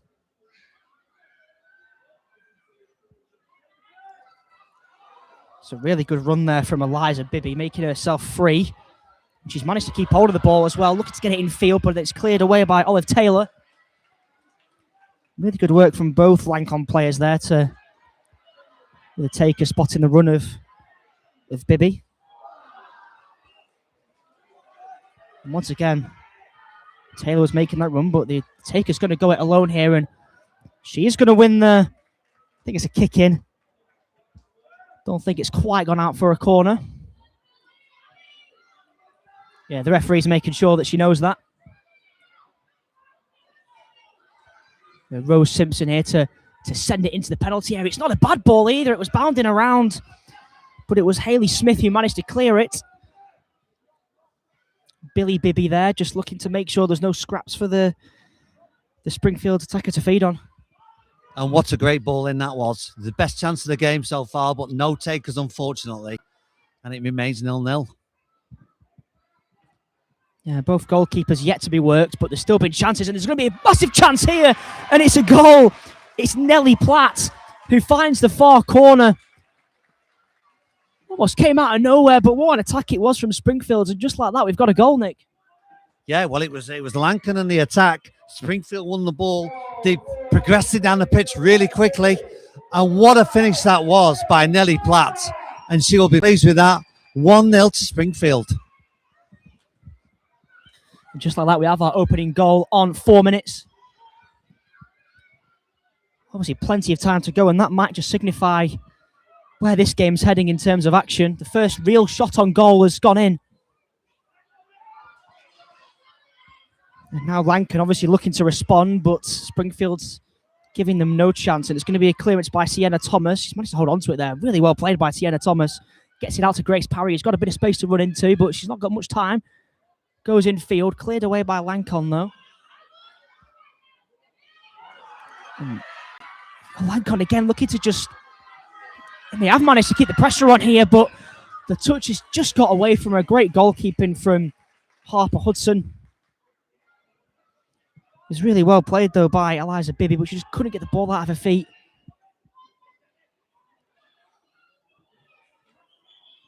Springfield's now going in search of the second goal, and they're going to find it. It's an absolutely fantastic strike. It's Nellie Platt again. As soon as she taps home the first goal, she's absolutely rifled home a second goal. And there's a little bit of concern here for the Lancon goalkeeper.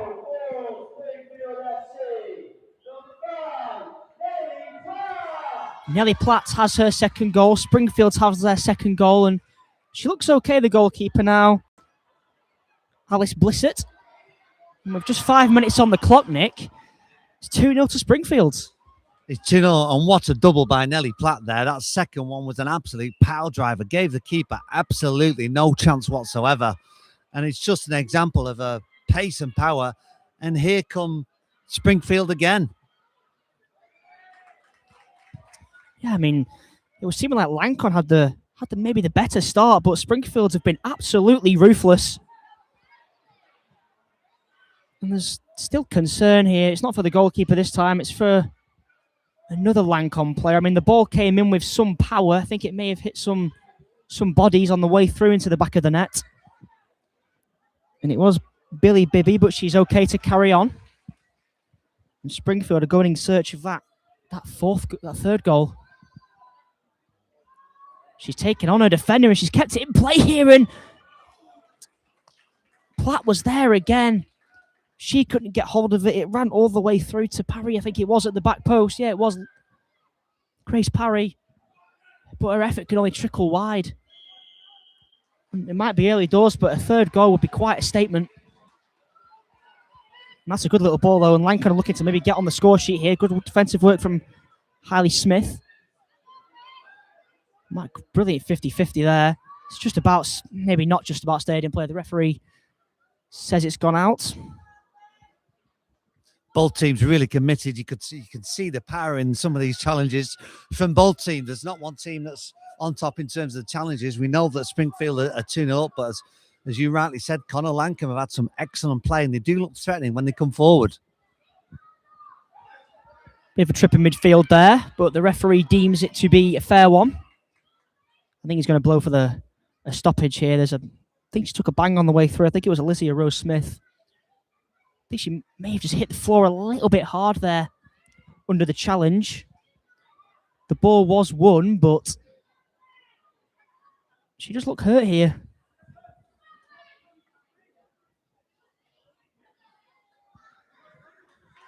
Bit of a stoppage, but we're back underway now. Alicia Rose Simpson is happy to carry on.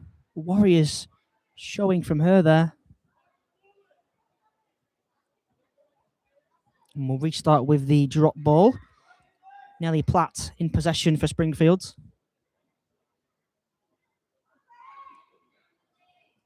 She looks to make a surging run down the left-hand side, but it's Eva Turner having absolutely none of that.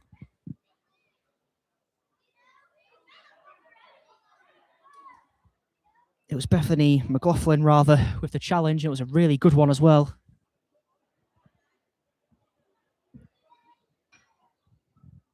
It's going to be fizzed in towards goal there. It took a deflection on the way through. Good defending from Lankan to just make sure a third didn't go in, because although it is early doors, Nick, a third goal, what a statement that would be. It would, and it would go a long way to putting this game to bed so far. We have seen Lankham threaten, but at the moment it's all Springfield, and here we go again. A nice little short corner there, and a good effort that came in from the left-hand side, just rolled wide. It was a good effort, though, from Nellie Platt, who's been a thorn in the side of Lankan already. We've not played for that long. Not even 10 minutes gone. And it is 2-0 to Springfield. Nellie Platt at the double. And she was looking for a hat-trick there, but now Lankan are searching for a way back into this game, but they're not going to get it yet, because it's going to go for a throw into Springfield down this left-hand side, almost on halfway.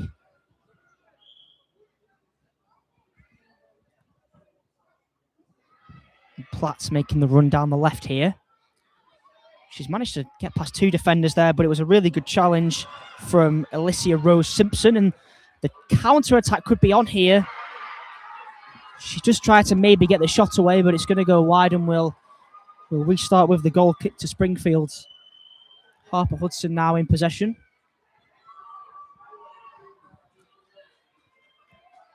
And there's a few substitutions here for Springfield, just freshening things up early doors.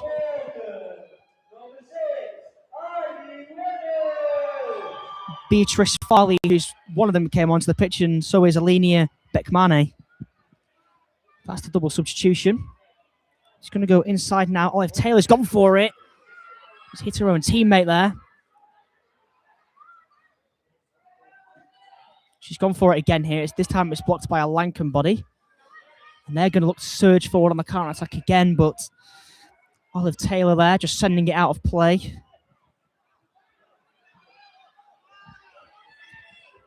And Olive Taylor is there for a third time, and she just rifles it into Rosehead. Albeit at the expense of a corner, but it's fantastic defending again. Now a corner for Lankan. Massive opportunity this if she can just get it fizzed into the penalty area. There's three bodies in the mixer that are wearing blue. Tembi Kamara now. She's gone for the option on the outside. It's going to come back to her, though, and she's gone for the shot there, Tembi Kamara, but just wide of the near post. Yeah, nice play from Lankan. They managed to put a bit of sustained pressure on that Springfield goal, which is exactly what they need to do. Nothing came of that, but it's only 2-0. Everything to play for. And if they keep putting pressure on like that, I'm sure they'll get some chances to get a shot on and bother this Springfield goalkeeper. He's always said how 2-0 is such a dangerous scoreline. Springfield won't be thinking about that, though. They'll be delighted with the fact that they're 2 goals to the good already. And here is the scorer of both of them, Nelly Platt. He's got a chance to launch this ball. She's going to take it short, rather, and then she gets the nutmeg on her defender there. It's Nelly Platt going forward. She's done really well, and then she's worked it into Olive Taylor, who also keeps hold of it. Great footwork from her as well. Her effort is blocked, and now Lankan is surging forward on the counter-attack. She's going to go on the outside here. Both bodies have ended up on the ground there, but brilliant physical work from both of them there.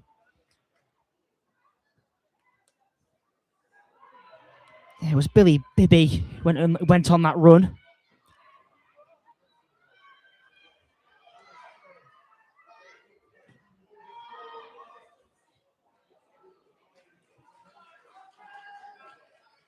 We'll have the kick in now to Springfield. Grace Parry takes it short. Looks to get round defender Alicia Rose Simpson, who will actually win the kick in her favour. And then she's got forward again here, past her man. Just gone for goal there, Rose Simpson, but it's going to roll wide. And it's definitely Lankan who's the one starting to build a bit of pressure, encouraging signs for them as they search for a way back into this game, Nick. Yeah, Rose Simpson just pulling the strings there for Lankan. She looks a very dangerous player there up in that kind of centre forward position. She's coming back now, but here comes Springfield. And the ball's cross goal. It's a good one. And we were just talking about the Lankan pressure, but it's actually Springfield who have got the 3rd goal. It's Nelly Platt's hat-trick. What a first half she's having. And with just 14 minutes on the clock here, it's Lankan 0, Springfield's 3. Nelly Platt's hat-trick. That's also kind of the story of the game in a sense, where Lankan have had a chance and then Springfield have just gone up the other end. They could score straight away. Yeah, well, you have to think now, it'll be a long way back for Lankan. There's plenty of time left. We've only played 13 and a half minutes, so there is time for them to get, but the next goal is absolutely vital that it's not against them and it goes in the back of that Springfield net to make it 3-1 to hopefully kickstart their recovery. Yeah, Lankan under-9s Reds 0, Springfield's FC under-9s Girls 3. Nelly Platt, that's a first half hat-trick. It's been quite the performance from the Yellows. Every credit to Lankan as well, though. They've played well. They'll feel extremely hard done by to be 3-0 down. There's going to be a substitution here for Lankan. It's going to be Eva Turner, who's making her way onto the field. That's in place of Tembi Kamara.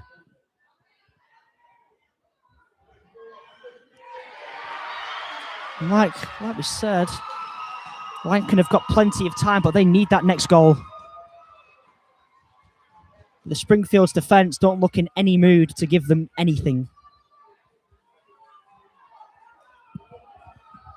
Lankan looking a little bit shell-shocked. They've not played badly, but they find themselves 3 goals down. It's really important that they don't start to feel sorry for themselves. This is the right attitude to have. They're coming forward. They're trying to get this shot on goal.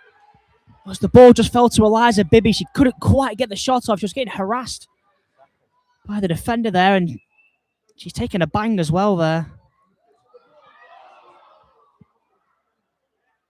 There was a very, very physical challenge in there. And there's a little bit of concern here for the Lancon player. We'll just have a little bit of a stoppage while they just make sure she's all right. But she definitely took a bang to the face there.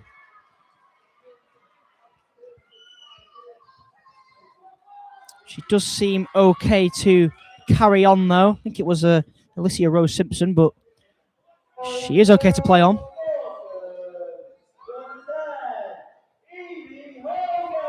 Like my colleague was just saying, I think shell-shocked is the right word.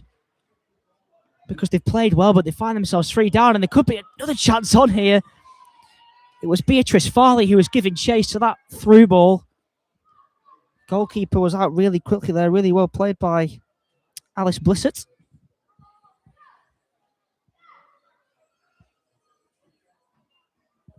Got the kick in now. It's taken short by Nellie Platt, and she's going to go in search of maybe another goal here. She's beat one, she's beat two, she's gone for goal, it's blocked. And Lankan now have another chance to counter-attack.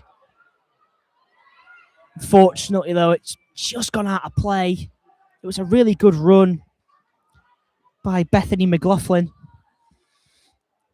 I'm not sure if it bobbled maybe on the divot in the pitch there, but it just got away from her in the end. It's all about attitude now for Lankan. Will they feel sorry for themselves or will they come out fighting? They've got enough in their arsenal to get back into this game. It's just a question of whether they can do it or not and whether their heads are in the right space after going 3-0 down so early. And they are building nicely here, but it's going to be smashed away from goal by Olive Taylor. Lankan, though, they're keeping on it again, Lankan. It's a really nice ball into the feet of Eliza Bibby, who couldn't quite get it under a spell. Then it's smashed forward, and there was a player giving chase, but Alice Blissett will smash it back out for a kick in.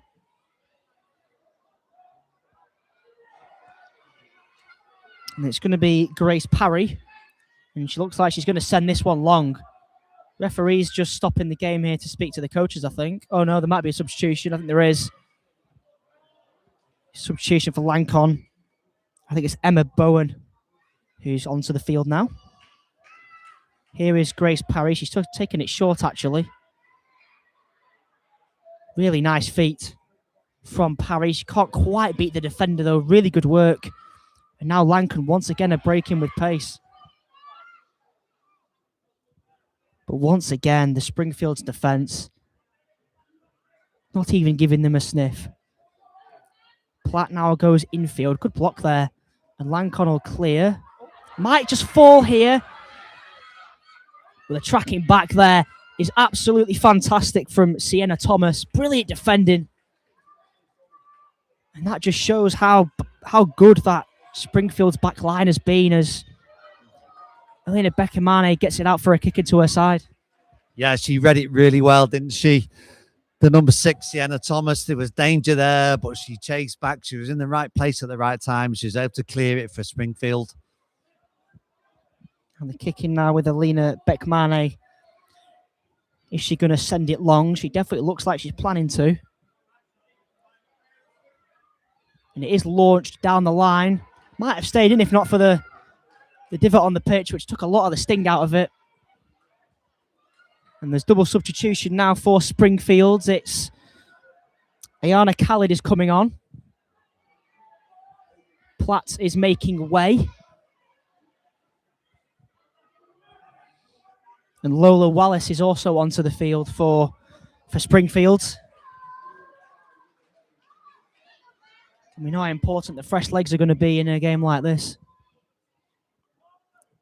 Beatrice Farley's done really well to stay on her feet and keep hold of the ball there. The battle in midfield is ensuing between her and Bethany McLaughlin, who's come away with it. Olive Taylor will win it, though. But really good work there. And Lancon have got maybe a half chance. Not quite. Springfield's are back in numbers again. Sienna Thomas just shows Elisa Bibby wide. And yeah, safety first there from Elena Beckmane. Yeah, they get back so well and so quick, and they just swarm all over this Lankan forward line. It's really impressive, really organised, and it's a pleasure to see such organised defending at this level. It absolutely is, like you say, Nick. They race back every time there's danger. Lancon have a corner. They need to... They'll be feeling like they really want to get something from this. It's going to be Billy Bibby to send it in with the outswinging left-footed delivery. It's into that near post.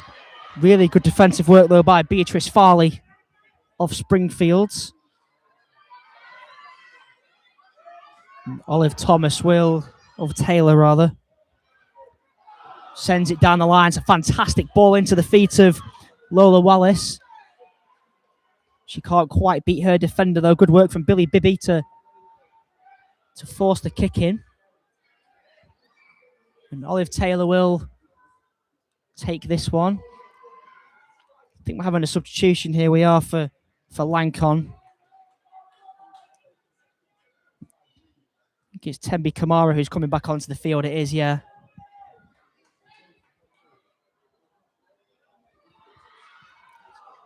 That was in place of Bethany McLaughlin. Here's Olive Taylor. Really nice feet. Looks to send it into the danger zone. It's into the back post. The shot comes in, but it's blocked. And Lancon here are racing forward on the counter-attack. It's Tembi Kamara with the ball at her feet. She's gone for goal, and it's not far wide. It had the goalkeeper, but Hudson just scrambling a little bit there. A little bit of an example of Tembi Kamara's pace and power there. She went flying down that right-hand flank. Beat two players and got a good shot in. It was just a little bit too high and a little bit wide, but an excellent example of pace and power there, and Springfield should definitely be wary of that.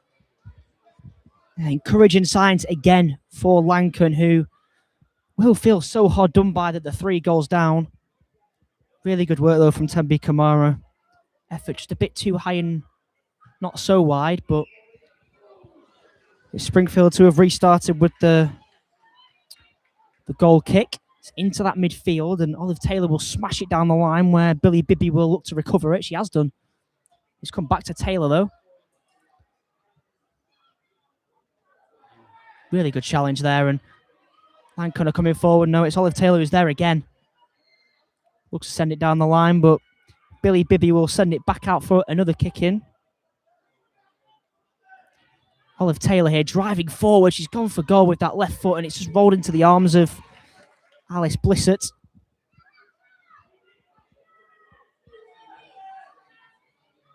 Good challenge there from Elena Beckmane. And Olive Taylor's there again. Smashed forward there by Ayana Khalid, but Lancon will look to get forward here. It is the captain, Eliza Bibby. Gets it infield, and there's a shot from distance. The goalkeeper's going to gather it there. Yeah, just a shout out for Olive Taylor in midfield. She's just patrolling in there. She's winning everything. She's planting herself right in the centre of the pitch, is where exactly where a centre midfielder should be, and she's bossing the game at this moment.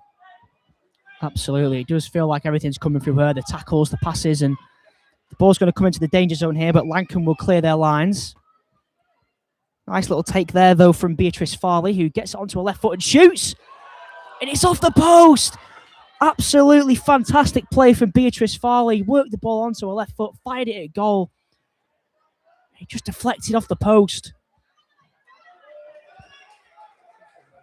Massive chance, and if a 4th goal goes in, that could have been good night Vienna, and Olive Taylor wins it back there, and Beatrice Farley will look to make another run down this left-hand side. She's going to go for goal again here. Forces Alice Blissett into a good save.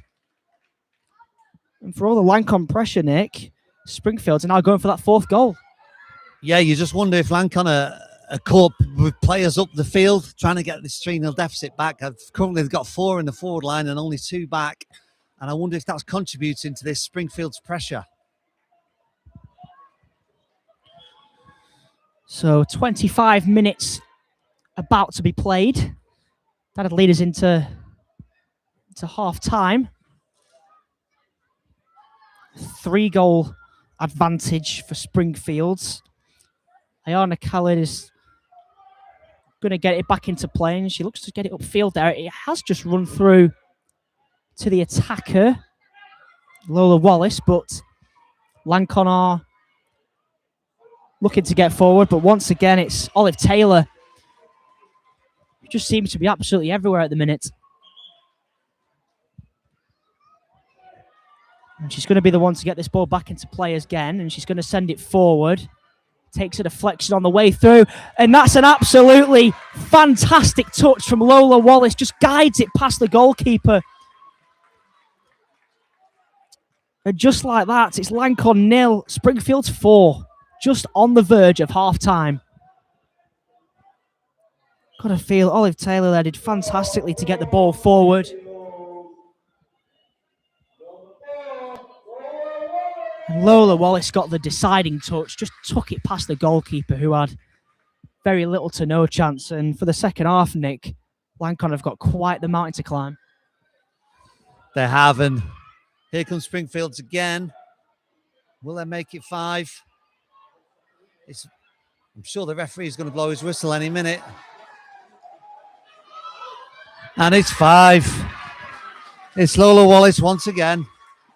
Absolutely fantastic play down the right-hand side by Anila Coward there. Got past the player, dragged it round, got the ball in. And Lola Wallace is there to rifle it home. It's 5-0, and you get the feeling now Springfield's can maybe start the party early.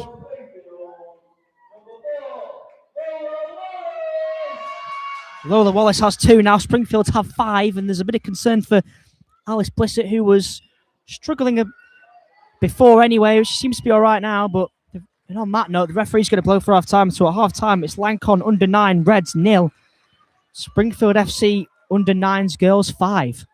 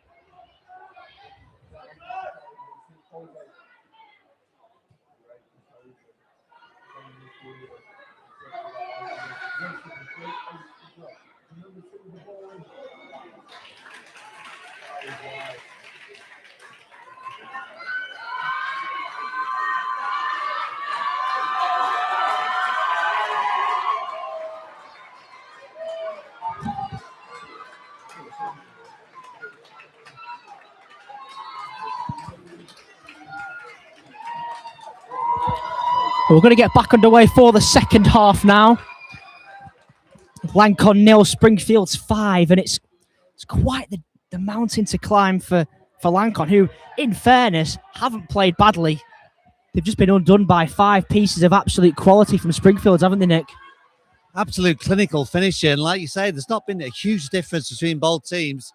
It's just that clinical finishing, absolutely ruthless in front of the goal. And the hat-trick, of course, from Nelly Platt will go a long way to those 5 goals. But we'll see if Lancome have got anything for this second half. Nelly Platt's got a hat-trick. And Lola Wallace has the other 2. And they're going in search of another one early doors here, but it's going to be well held by Alice Blissett. And launches the ball upfield. It's a really good kick out. Left foot of Alice Blissett. Springfields have won it back. Not quite. Really good work there from Bethany McLaughlin. Gets past them defender as well. Then goes inside towards Alicia Rose Simpson, who just gets dispossessed by Springfield, who have been so good at the back. Like we say, it would have to be the comeback of all comebacks for Lankan, but they've got 25 minutes to do it. If they can get one early doors, then who knows? And it's a really good run here from Bethany McLaughlin. Drags it back, gets the ball into the area. Fantastic work from her. Eva Turner looking to get the shot off. But it's really good defensive work from Hayley Smith. And we're going to restart with a goal kick to Springfield. Lancon, encouraging signs again. Well, they've come out with the right attitude. It'd be easy for them to go into their shell and just kind of relax into this second half and maybe take even more of a beating, but they haven't. They've come out fighting. They've shown great character and great attitude. They're still fighting for every ball. So, like you say, Connor, if they can get an early goal, anything can happen in football. We've seen crazier things, that's for sure. Not much more than a 5-0 comeback. It's going to be Springfield to send the ball into play through Hayley Smith. It's probably just going to, it's going to roll straight out. Elena Bikmane was given chase, but she would have had to be extremely fast to have gotten on that.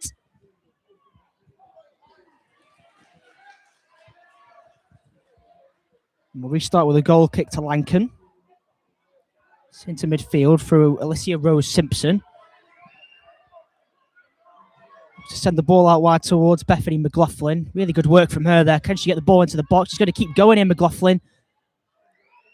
He's bobbling around. It's causing problems. Eva Turner was the one giving chase, but really good defensive work again from Springfields. And Alina Beckmane's won it back. She's got two players in support. She's given it into Hayley Smith, who can't get past the defender, but she'll win it back. Fantastic defensive work from Tembi Kamara, though. And she's going to get past another player and keep going. She's got nowhere to beat there, but Beatrice Farley sticks it into Rosed. Really good defensive work again from both sides. Anyone will wonder how one of these teams is winning 5-0, but their ruthlessness in front of goal has been second to none. Springfield's.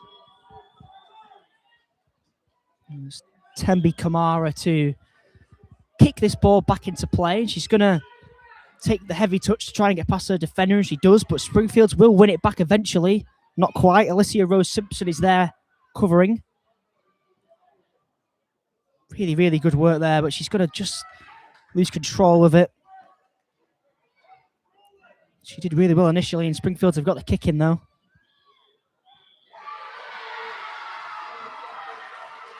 Chance for maybe Springfields to get a 6th goal here. Shot's going to come in from Hayley Smith.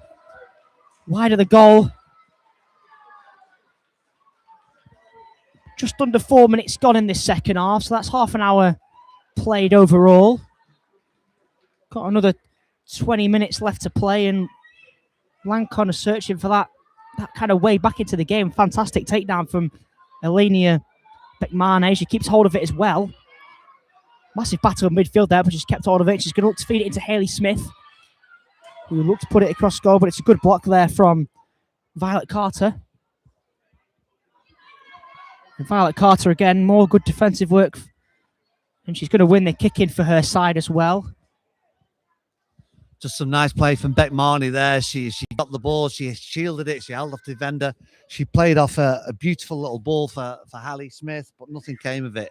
So really, really good play there from Beckmane. That's going to be her final action for the time being. She's made way for a substitution. Grace Parry's the one who's come back onto the field in place of her. Tembi Kamara making the run here, but Parry is straight into the action. She's won it back and given it to Harper Smith, but she will win the corner in the end. It was Violet Carter putting her under pressure. Nelly Platt is also back onto the field. So there was a double substitution a little over 30 seconds ago. And the corner is short, really nice. Nelly Platt works it onto her right foot and shoots. There's good hands there from Alice Blissett. Not a bad kick out either, but Springfield's are there.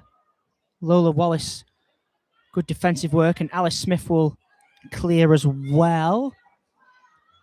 I think it was Alicia Rose Simpson who took the shot on, but deflection took the sting out of it. It's a really good kick out, but never mind, because Springfields will win it back. Really good defensive work from Alicia Rose Simpson, and Eva Turner will look to bring it away, but the tackle's in there. It's Nelly Platt again. Grace Parry, rather. Really good clearance from Violet Carter. Springfields are just going to kill the game off even more here. And it's going to be a substitution for Lancon. Eva Turner's the one who is departing for the time being.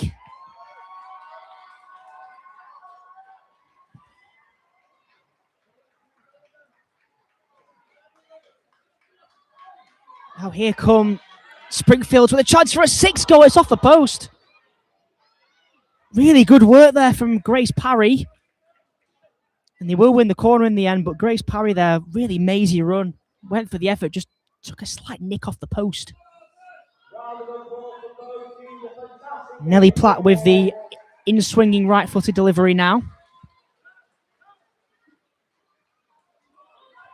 She's going to go short. Then plays it back to Harper Smith, then back to Platt, who sends it in. Really well worked short corner, but it will be Lancon who come away with it. Lola Wallace will be there to defend it once again, though. Just struggling to get on the ball a little bit, Lancon, at the moment, which is exactly how Springfields will want it. They need to really step it up now and really put some pressure on the Springfields goal if they can. They're going to need that goal sooner rather than later. It's a really good run here, but it was from Bethany McLaughlin, but Springfields will get a hold of it again here through Hayley Smith, but really good work from Tembi Kamara, who manages to keep hold of it. It's not going to roll out. No, it's going to stay in. Alicia Rose Simpson could direct it towards goal, but smashed away by Hayley Smith. And it's going to be Lancon that win it back, though, and it's Violet Carter on the ball. Harper Smith there is flung to the floor. There was certainly no malice in it. It's just one of them, isn't it? Bit of a coming together there. We'll restart with the free kick. Obviously, a little bit of concern here because she hit the ground quite hard. Yeah, it was quite a heavy fall. She did a lovely chop and beat her opponent. He then just took her down. It was quite a heavy fall. And as you say, Con, a little bit of concern. The manager / physio was straight on. And she does look in a little bit of pain there. And meanwhile, Tembi Kamara's making way for Lancon. And Eliza Bibby's back onto the field. Just under 10 minutes gone in this second half. She does look okay to carry on. Harper Smith there, warrior to carry on after a fall like that. Such a hard surface. The ball's going to be launched into the penalty area here by Grace Parry.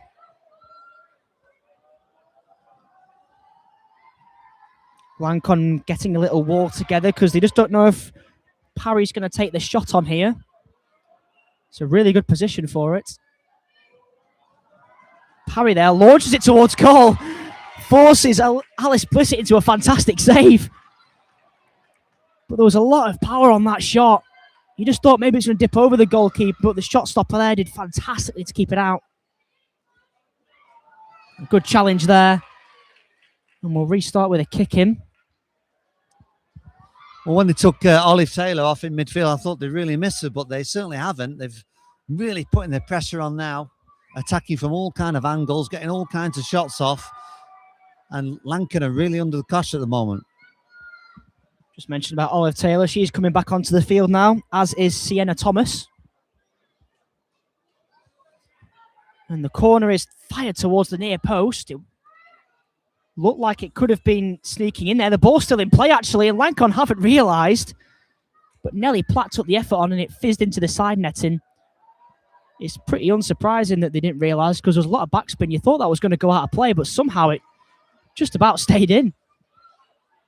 Really good awareness from Nelly Platt there to keep it in and take the shot on. That was another track here for Springfields. Grace Parry, really nice footwork. Sends it into the danger zone. And now here is Olive Taylor. She's got a little bit of space to work with. She is going to line the shot up. And it's blocked by Violet Carter. Nelly Platt was coming in to maybe get a decisive touch there, but really good defensive work again from the Blues. Olive Taylor now down this right-hand side. Just loses out there. Really good defensive work from Lankan. Springfields will win it back, though. And now here's Sienna Thomas driving forward, but really good defensive work from Alicia Rose Simpson. And now here comes Harper Smith for Springfield. It's a great ball inside towards Hayley Smith, who just can't quite get the shot on. She might get a second chance, though. It's going to fly just over the bar. Really good awareness there from Hayley Smith, and ever so close to a 6-goal, Nick. Yeah, and Springfields are all over them at the moment. Lankan just can't get out. They brought on Springfields have brought on reinforcements. They've put Olive Taylor now. She's operating on the right hand side of midfield rather than centre, and here she is now. She's having a big effect on this game. And Lankan are finding it really hard just to get on the ball, let alone to create anything. Must be so frustrating from a Lankan point of view, because they've played well. They've shown signs. They've got a great little team, but this Springfields team has been unreal today. And Grace Parry with another mazy run. She goes for goal, but it's going to end up being a comfortable save for Alice Blissett, who smashes it back into midfield.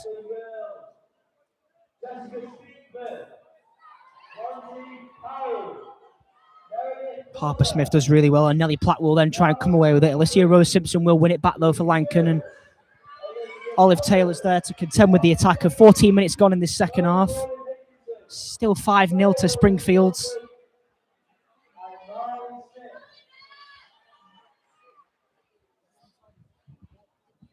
So we've got roughly 10 minutes left of this game. Time is running out for Lankan now, unfortunately.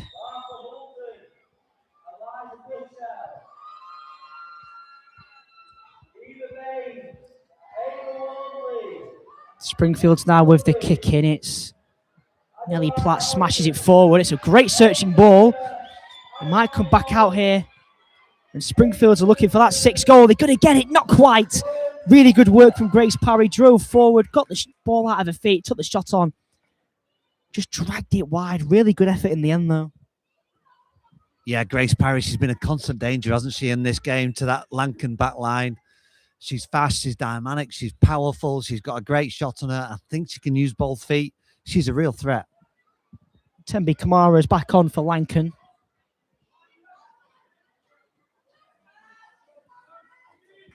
Smashed forward now by Rose Simpson, and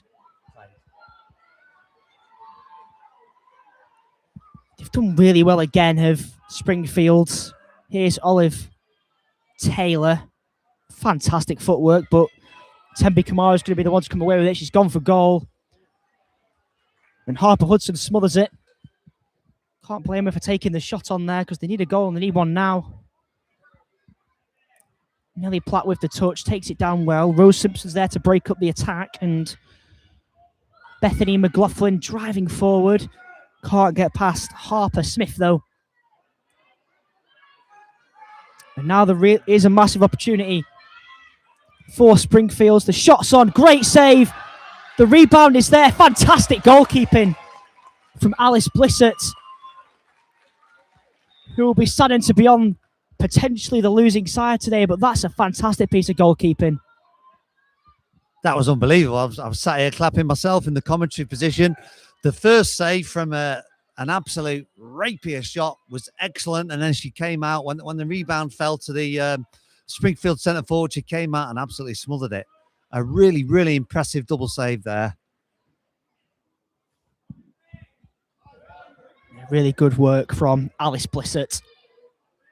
Perhaps some of the best goalkeeping we've seen all day.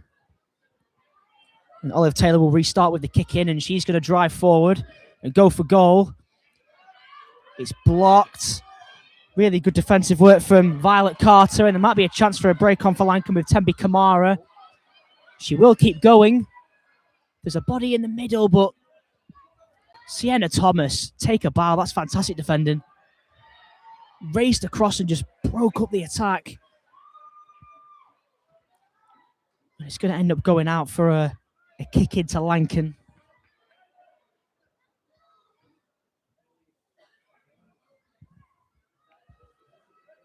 Not a bad ball forward either from Alicia Rose Simpson, but it's going to be Harper Hudson to claim and then clear.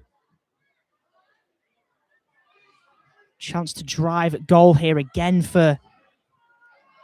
It's probably just going to roll out for a goal kick. It is fantastic work in the end from Grace Parry. Very unlucky there to not win something.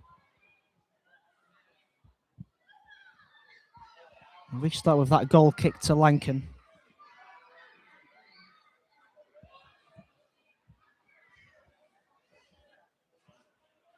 10 minutes left in this game. A reminder that it's Lankan under 9 Reds 0, Springfield under 9 Girls 5.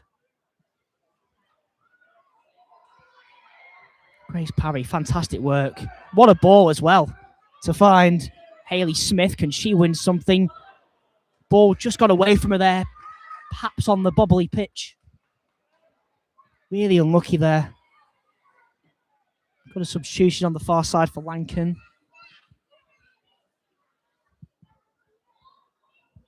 Going to get play back underway with the goal kick.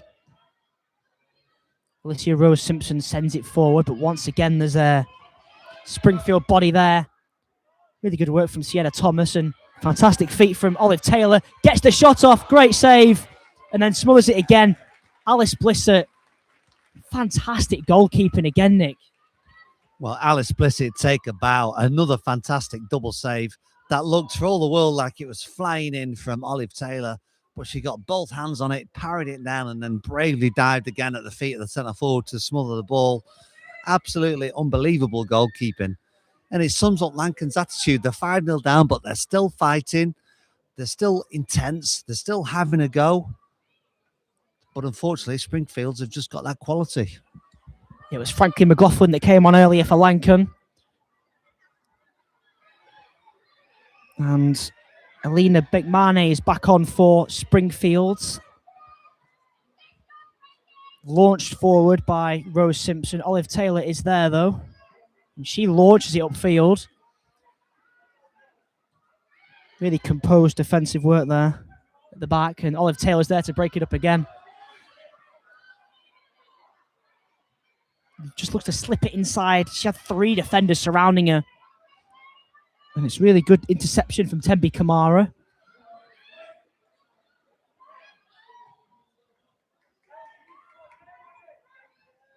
Nelly Platt there just wins.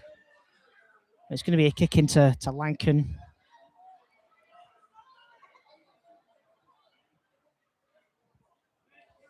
Alicia Rose Simpson's going to be the one to get it back in play. Right into the heart of that midfield.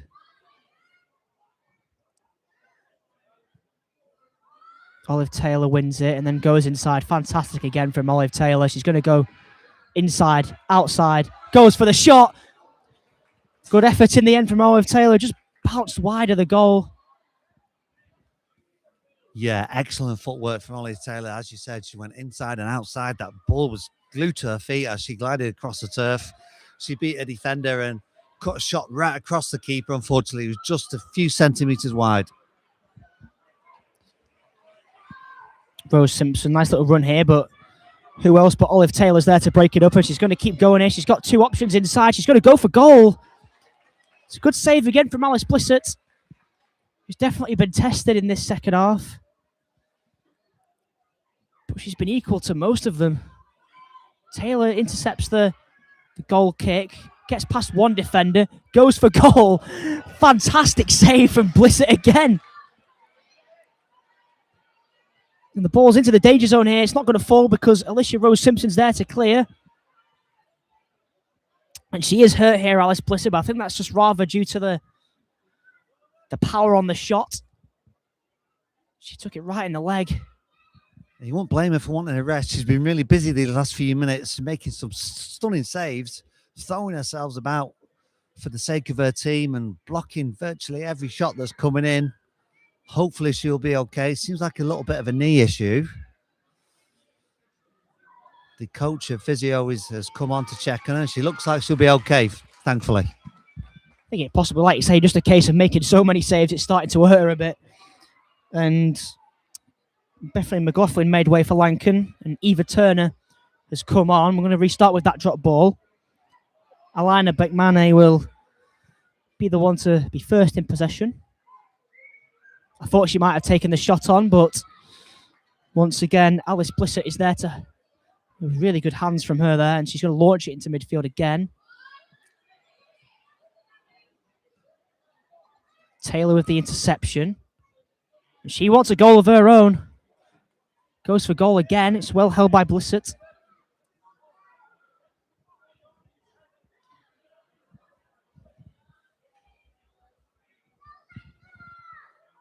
And we're really not long to go in this game. 3 minutes. And it really is now just Springfield looking to add to their already comfortable lead.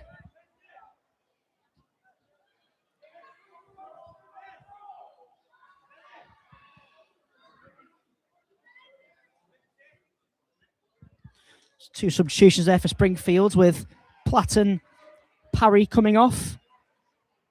Ayana Khalid is on, as is Lola Wallace.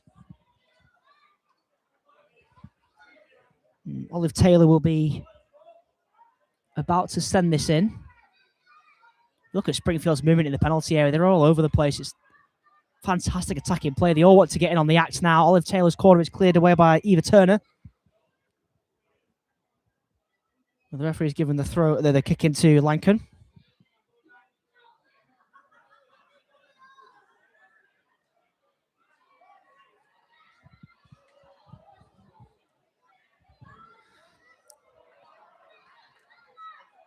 Tembi Kamara there, and she did well, but Springfields have once again won the ball back. Olive Taylor goes for goal again. It's held by Blissett, who once again is going to send it back into midfield, but it's well intercepted. And the shot's in from Khalid. Again, it's well held by Blissett. And that's a lovely kick out from Blissett. Finds Emma Bowen, who sends it down the line, but Sienna Thomas will retrieve it for Springfield. And she's beaten two players. She sends it forward to Khalid, who it's a fantastic touch. Looks to loft it over the defender, who does backtrack well, though. Alicia Rose Simpson. She's won it back again. Olive Taylor takes on the left-footed effort. The touch was maybe coming in from the attacker, Lola Wallace, but Alice Blissett can see it wide.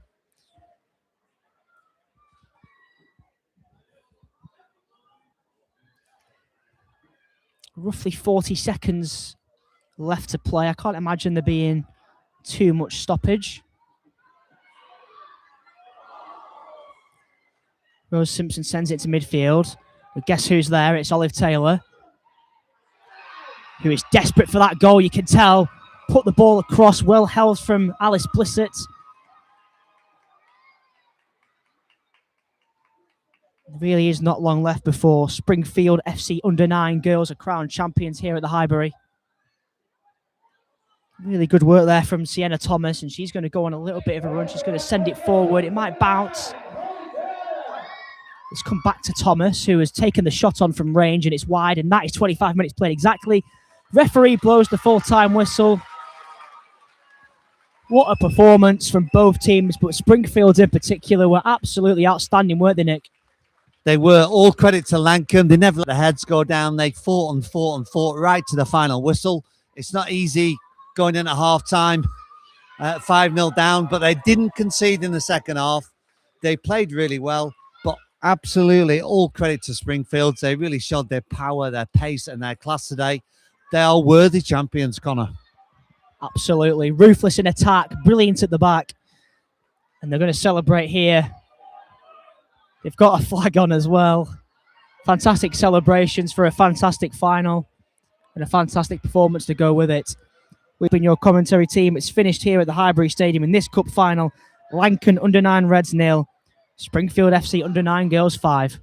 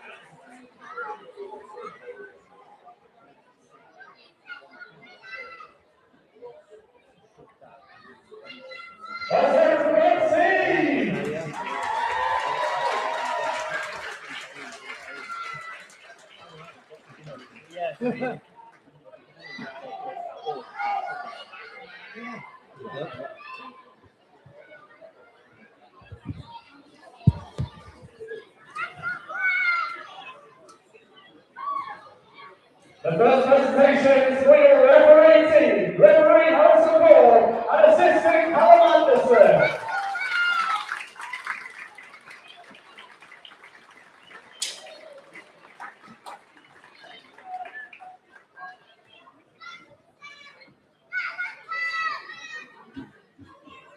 Next, we have your player of match.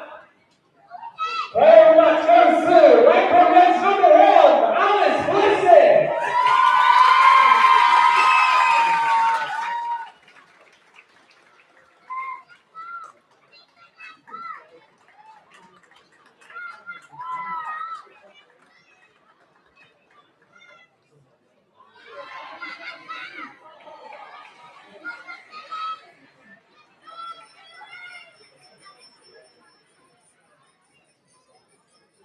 Next, we have your runners-up on the under-9 Girls Cup. Rank Reds.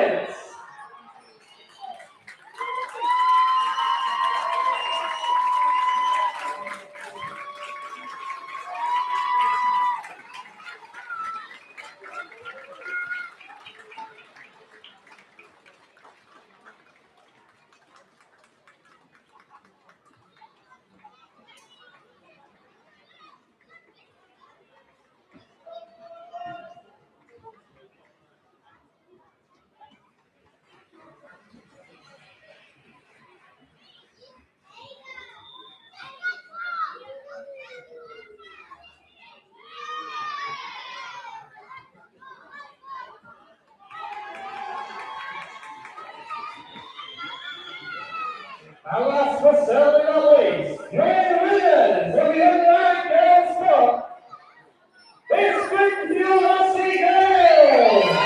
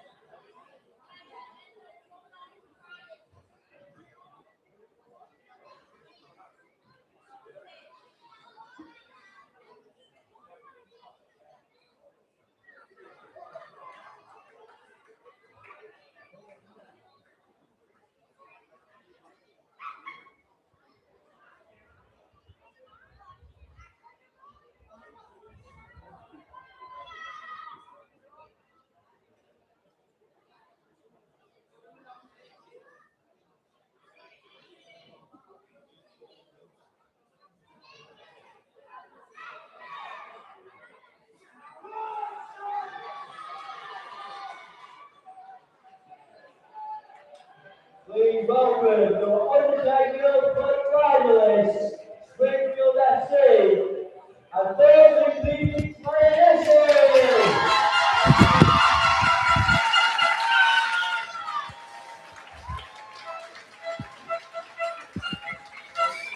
Good afternoon and welcome to the FLYFL Under 10 Girls Final here at Highbury Stadium, Fleetwood, Lancashire. I'm your commentator, Nick Cunliffe. Joining me will be my co-commentator, Connor Phillipson. What's your views on the game, Connor? I think we're in for a fantastic game. We were talking earlier in the earlier cup finals about energy in the stands, but we're hearing a horn coming out from the stands, and that's going to really give, I think, both of these teams a massive boost with the amount of spectators watching down below us. Both teams have had a fantastic season, so how good would it be to cap it off with a trophy at the Highbury Stadium? Well, we've just seen a dominant display by the previous Springfield team. We'll see if the Springfield's under 10 girls can match that. But they will be up against stern competition today against Thornton Cleveland's under 10s Lionesses. They'll be playing in the red and white, managed by Kevin Collier, with the coaches Bethan Bullion and Jordan Hutchinson. Springfield's, of course, will be in the yellow and black, managed by Graham Smith and coached by Pete Nagy. Players are just going through the formalities of shaking each other's hands and introducing themselves to the officials.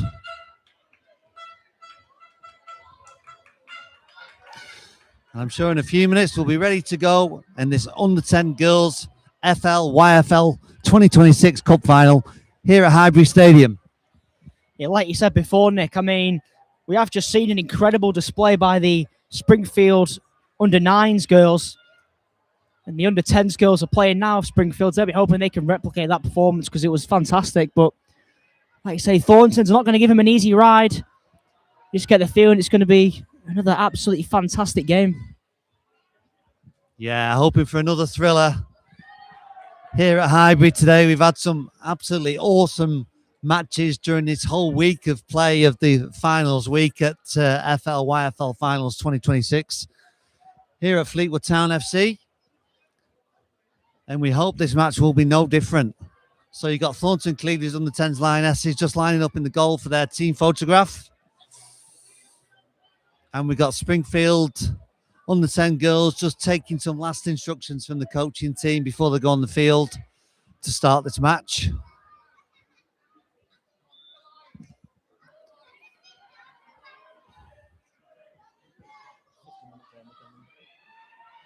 And it'll be 7 aside, so 6 and a goalie, and a 50-minute match.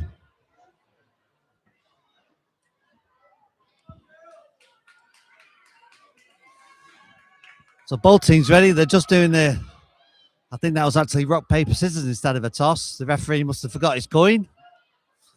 And it will be Springfield to get us underway. And it will be Amelia Wilcock to take kickoff.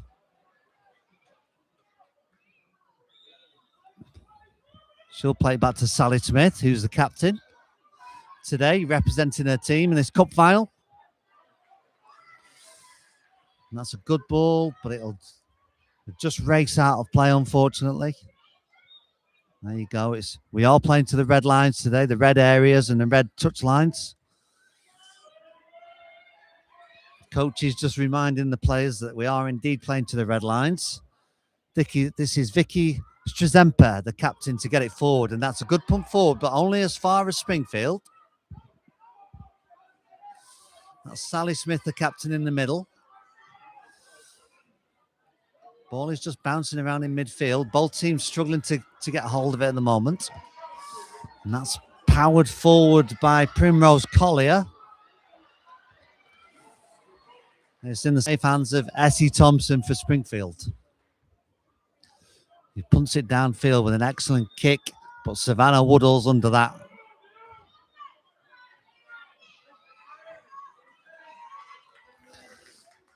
And that's a good runner, attempted cross by Amelia Wilcock. Again, I'm not sure they realise they're only playing to the red lines, but the referee's on top of it and he calls a halt to the play. Yeah, I mean, it's going to take some getting used to, in fairness. Obviously, you're used to white lines, so can't blame them for being a little bit hesitant, but really, really good work from Primrose Collier to win that kicking for a team. Yeah, there's all kinds of different colourings on this pitch. We've got the red lines, we've got the white lines for the 11er side. We've also got the blue lines for the 9er side. So it can be a little bit confusing for these players, but we are indeed playing to the red lines during this particular game. So the kick into Springfield, it comes across dangerously.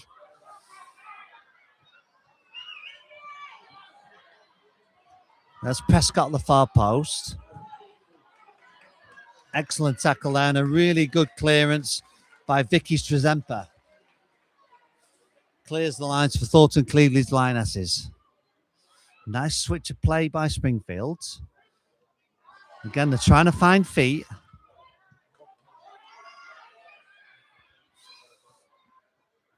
Good pass by Vicky Strezempa. Plays it forward once again.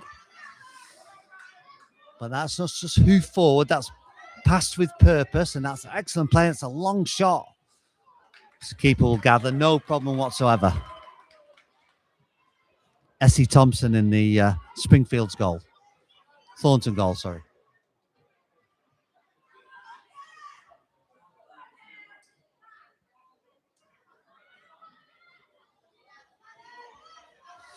It's nice defending by Woodall, who then takes it on down the right flank and gets a good crossing.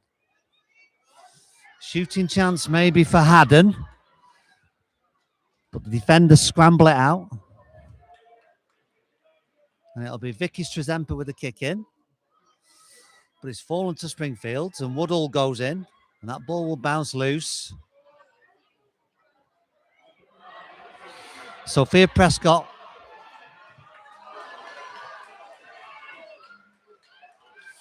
And that's in the safe hands of Elizabeth Salmon for Thornton Cleveland. With a nice kick up. Gets Thornton some good field position. Sienna Hutchinson, but she's dispossessed by the back line of Springfield. So play it forward, but Woodall's there for Thornton. And that's a nice ball inside. Excellent challenge by Strezempa, showing her strength there, but she's lost it. And Amelia Wilcock won that back. Good battle between those two so far.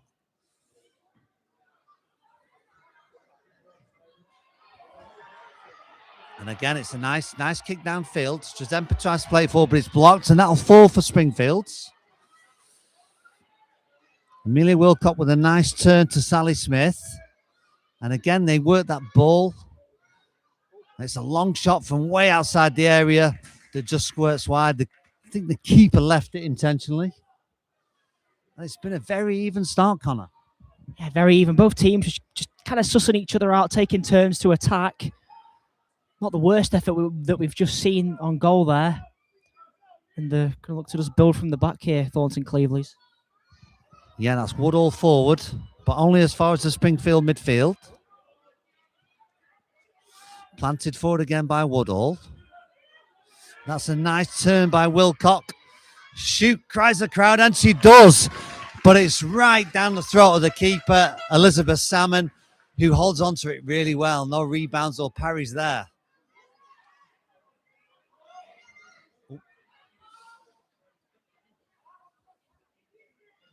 Picked up by Strezempa. Trying to get the ball out wide, but Springfield's pick it up.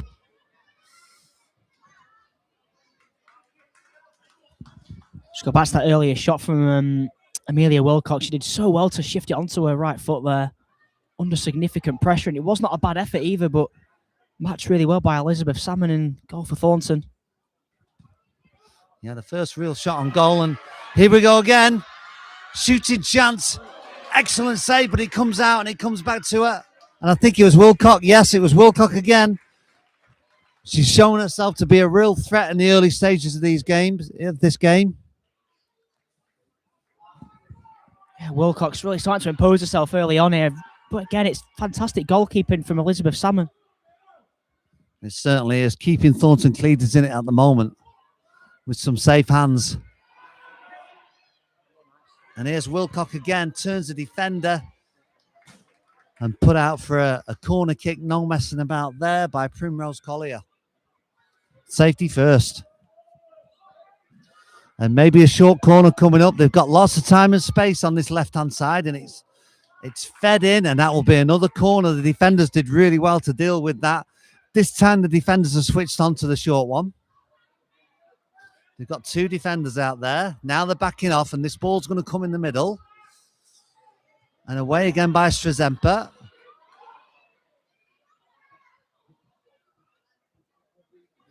And Woodall will gather that, but Wilcox all over her. Really pressure out. Wilcox won it. And the shot comes in from Sally Smith. And it's just a bit high and wide, unfortunately, for Springfields. Yeah, Thornton just need to weather this kind of storm from Springfield at the moment. Who've started the game at an absolute canter, but Thornton doing well. The goalkeeper, Elizabeth Salmon, he kept busy early on. And they've passed it out well from the keeper, but once again, Springfield's trigger that high press and they win the ball back immediately. And here's Wilcock with a great turn, but Woodall gets a good footing. Absolutely top class defending, but here's Wilcock again, and that's out by Primrose Collier. And the shot on goal comes in from quite a tight angle by India Riley for Springfields, and it goes harmlessly wide. But yes, again, Connor, Thornton really under the cosh in these early stages. Yeah, really good start for Springfield. Absolutely all over Thornton. But every credit to Thornton. They've defended brilliantly. That back 2 and the holding midfielder, Strazempa, have been fantastic so far. But they just need to get it out of their half. Otherwise, they could be punished. Yeah, you think the players at the back, as you said, Strazempa, Sophie Woodall, and Primrose Collier are going to be absolutely vital for this Thornton performance. The back line of the Reds holding firm so far. Oh, that's nice. Nice feet by Sophia Prescott. Finds a good ball, but it's intercepted by Strazempa. And maybe a shooting chance for Thornton. Doesn't quite fall for the centre forward. And Springfields are able to smother it away. But that's a good footing again by Woodall. Good reading the game and good positioning there. That's a great ball and a bit of space on the left-hand side. She pulls it back to Mayo, who couldn't control it. Matilda Haddon couldn't control it. And here comes Springfields. But cut out by Strazempa. Doing a sterling job in the centre of that midfield, in the heart of the engine room for Thornton. Primrose Collier, and that's about all that she could do. Very sensible defending. Saw the danger and snuffed it out. And there goes the air horn. I'm not sure if it's for Springfields or for Thornton Clevelands.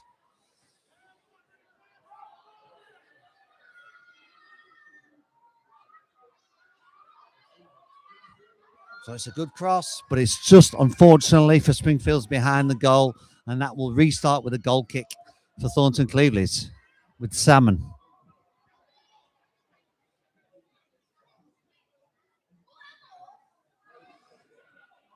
And I think they're going to play this one short and look to build from the back again with Strazempa. And yes, she plays it forward. It's a good ball. But they can't capitalise on it. And that was a strong challenge by Woodall. Goes unpunished by the referee. And Strazempa is there again. Excellent reading the game. In a good position. Just to snuff out the danger for Thornton Clevelands.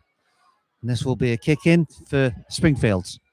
Yeah, it's that almost back 3 at the minute for Thornton, isn't it? Strazempa, Collier and Woodall have been fantastic. That was a good ball in as well. Unbelievable ball in from India Riley, but unfortunately no takers there in the penalty box for Springfields, so it remains 0-0. And for all the pressure that Springfields have, they've not yet managed to put one past Salmon. It's a good shot by Riley, but blocked away. That's a nice layoff, but Springfield's got it. And here's Wilcock. And the shot by Wilcock just goes wide of the goalie's left-hand post. Wilcock will be wondering what more she has to do to hit the back of the net. She's had a few efforts on goal now, and Salmon's been equal to most of them. But that was a fantastic effort. Just a bit away from the goalkeeper, but not quite in the corner. Yeah, she's looking dangerous, the Springfield centre forward. I thought she was in again, but Strazempa cut that one out and plays it forward to Matilda Haddon, who can't control it, and that's forward by Woodall. But it comes back once again. And here comes Wilcock for Springfield. A bit of space for the shot.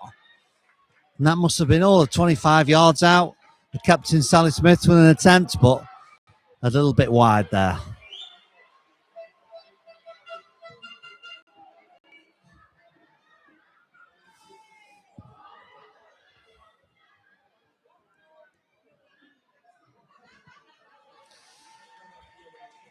Yes, and there goes Savannah Woodall. And I think it's Primrose Collier and 2 subs coming on for the Reds. I will let you know exactly who they are once I can see their numbers.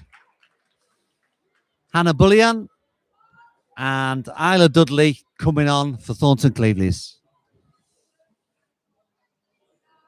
Replacing Savannah Woodall and Primrose Collier.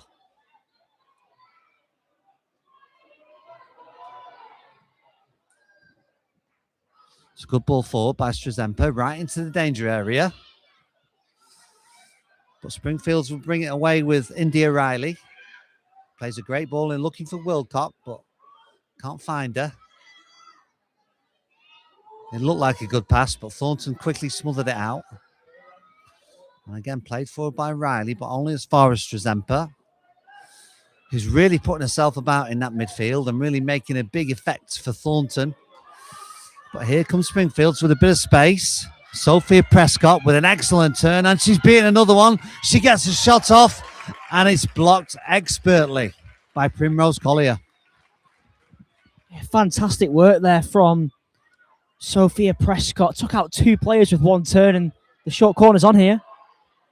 The short corner is on. It goes to Sally Smith, who can only get a left foot on it, but it falls now to Sophia Prescott, and that's an excellent save by Salmon once again.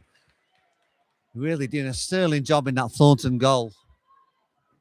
Nice flick by Strazempa. And that will test out the defenders. And they've won it high up the pitch, Thornton, but it's smuggled away by Springfield. And an excellent pass out wide to Wilcock, who tries to turn Collier. Collier sticks with her. Plays it back to Riley. Hannah Bullion is there. And it's cleared again by Strazempa.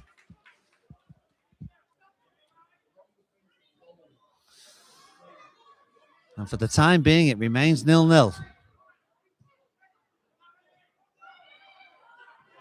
Sally Smith, the captain. Oh, and the keeper parries it onto the post, I think, and it comes back into her arms. What a save. Like you say, we've seen some saves from Elizabeth Salmon, but that might be the best of all of them. Tips it onto the crossbar from close range. Fantastic goalkeeping. Yeah, that was an unbelievable reactions because the shot came in. There was a lot of pace on it, and it wasn't from far out, but she got her hands up, tipped it onto the bar, and then it just flew back into her hands. What a save. 10 minutes played here at Highbury Stadium in this under-10 girls cup final. And Wilcock is through. And the referee's blown his whistle, and he'll pull that play back, so the goal does not count. It remains at 0-0. I'm not sure entirely what happened there. There must have been a foul. I'm not rightly sure either, but the whistle was blown before the ball was put in the net. There's a free kick, though, to Springfield. I mean, I'm sure they would have preferred the goal there. Yeah. I'm sure one or 2 players were saying to the referee, play the advantage, please, but he's brought it back. And it's going to be Sally Smith with the set piece, just to pump it into up towards Wilcock, who can't bring it under her control. And it remains at 0-0.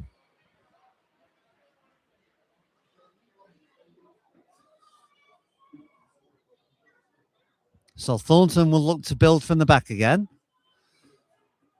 Substitution. Wilcock is coming off, who's had a big effect on this game and has been unfortunate not to score so far. And when we get the number of the sub, I will let you know who it is. It's Isla Dudley that's come on for Springfields. That's belted forward, but that'll only go out for a throw to Thornton. And it's still 0-0. Yeah, mainly all the pressure's coming from Springfield at the minute. They'll feel outdone by not to be winning, especially since they've had the ball in the net. And Amelia Wilcock's been all central of that, but she's made way. Might be getting tired, in fairness. There's a lot of ground to cover, and both teams working very, very hard. I'm sure that Thornton backline will be glad to see the back of Wilcock. But here comes Isla Dudley. Can't get it out of her feet to get a shot off. Just trying. There's Denson. There's Denson again with a good challenge. But here's some good feet on the edge of the box and a great shot by Aminia Fazal. Just puts it wide and yet more pressure on Thornton. But again, they escape. And they'll play it out the back again, no doubt. There we go. Here's Primrose Collier. Tries to switch play, but it goes to Springfield. With a great pass to Dudley and a turn and shot by Dudley. A sharp turn and a sharp shot, but Salmon's equal to it in the Thornton Clevedley's goal. Having a sterling game so far as the goalkeeper.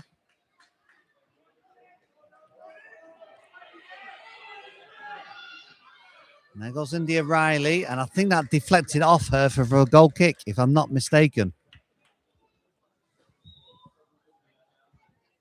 So it's 0-0, Connor. Can you see Thornton forcing themselves into this game at all? At the minute, it's quite difficult, but Strazempa there with fantastic defensive work to keep Springfield at bay, and that's pretty much the story of this game so far. We're about 15 minutes in, and it mainly has been Springfield applying the pressure, but if Thornton can just keep it 0-0 and get a break on, which they might do here, then you just never know. Yeah, we've seen it thousands of times. Teams just sitting back, soaking up the pressure. They get one chance when they go forward, and that was a good shot by Strazempa that the keeper held. So these teams that are under pressure, they can break the pressure, they can counter-attack and maybe even stick one in. Excellent defending by Collier there. Read the danger really well. Put it out for a kick into Springfield's. It's a bit of bustling, trying to find some space in the box. Excellent feet, and Salmon will gather that as well. Again, from Amina Fazal. And Salmon's able to clear her lines and put some pressure on that Springfield's back line, but they've dealt with it really well. Here's India Riley coming down the right-hand side for Springfield's. Cuts inside. Strazempa deals with it, though, and now it's time for Strazempa to have a run. She's got players inside, and she looks for them. That was Indigo Denson playing it forward. Instead of just clearing it, she played a lovely ball out to India Riley, who just took it out of play. And that will be a kicking for Springfield's. For Thornton Clevedley's, excuse me.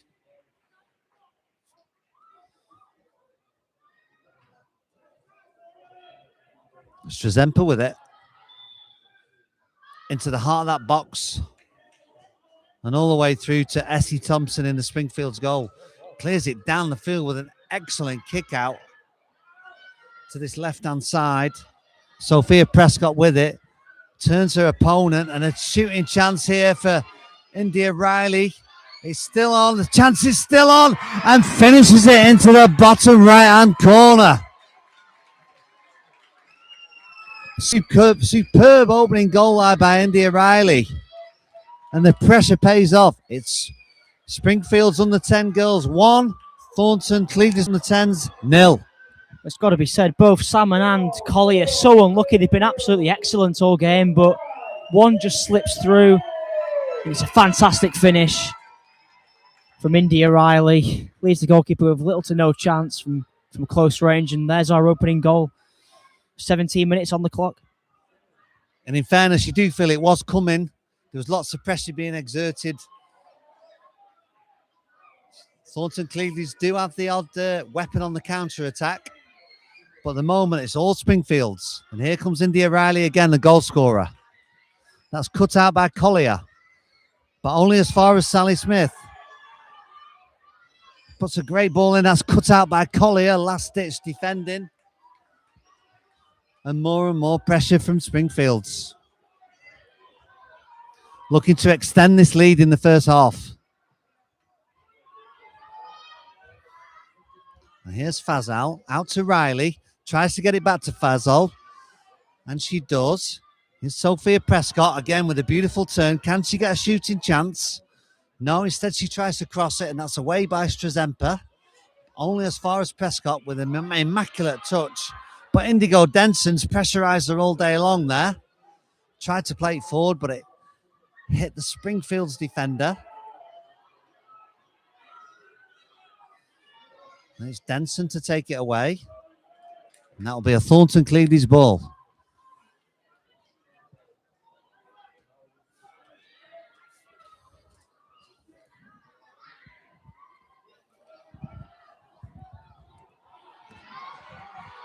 Played forward again into the heart of the Springfield's defence. And the keeper, Essie Thompson, will come out and gather that and plant it down the field. Looks like Strazempa will win that. Strazempa going in with Riley. And here's Fazal, but cleared again by Collier. He's really putting himself about at the back there for Thornton Cleaveley's. India Riley will take this set piece. It's a long one to Fazal, but she can't gather it in. Here comes Sally Smith. He can't do much with it, and it goes out for a goal kick. And not a whole long left in this first half now, but you feel like a second goal for Springfield's could be coming. Every credit to Thornton, who were defending bravely, but they can't do much else because the Springfield pressure has been absolutely enormous in this first half. It has. They've had most of the play. Most of the play's been in front of the Thornton Cleaveley's FC goal. And you wonder if they can extend their lead or whether Thornton can hang on. And a substitution, Sally Smith's gone off and Wilcock is back on. So that will be an added threat for Springfields with Wilcock back on. Hopefully she's had a breather and she'll have some good fresh legs to trouble this Thornton Cleaveley's back line with. And here she goes with a lovely turn. Finds some space. Beautiful pass out to Riley. But that's an excellent tackle by Collier, who's no respect to her reputations back there. Here comes Wilcock again. And stopped by Strazempa. And Collier at the back. He's doing a sterling job, Connor. She absolutely is. Every tackle that comes forward down her side, she seems to be winning it. She was so unlucky with the goal. But another ball in down this right-hand side. Cleared again, though, and Thornton again just hanging on. Here goes Riley again. I think that will be a corner. I think that came off Collier, and an excellent challenge once again. She limps away from the challenge a bit. I do hope she's all right because she's going to be a vital component in that Thornton Cleaveley's back line this afternoon. Short one again. They played it quick. Shot comes in on goal. It's deflected off Collier. And it fools the keeper, unfortunately, for Thornton Cleaveley's. And it's 2-0 to Springfield's. Do you know what? That's so unfortunate. That's so unlucky because Primrose Collier's had an excellent, excellent game. And she's done the right thing to get the block in. And she's took the sting out of it. But unfortunately, it's just took it away from a goalkeeper. So unlucky for two players who've been excellent so far for Thornton. Yeah, it was so unfortunate there for the two players who we've just been praising. Salmon and Collier doing a sterling job. But Connor was right there. It was all Collier could do just to try and get a block on that. And it wrong-footed Salmon in the Thornton Cleaveley's goal. At least to the second goal. But here's some nice pressure exerted by Thornton Cleaveley's with a corner. And it'll be Strazempa with it. He'll no doubt whip it into a good position into that area. And she's got 3 players in there to aim for. They all make their move. And it's squeezed all the way across. And maybe the chance for a counter-attack for Springfield. But no, Strazempa cuts that one out. And here's Wilcock. Excellent pass and little 1-2 back. And it's half time. So half time here in the YFL U10 Girls Cup final. It's Springfield's 2, Thornton Cleaveley's under 10s Lionesses 0.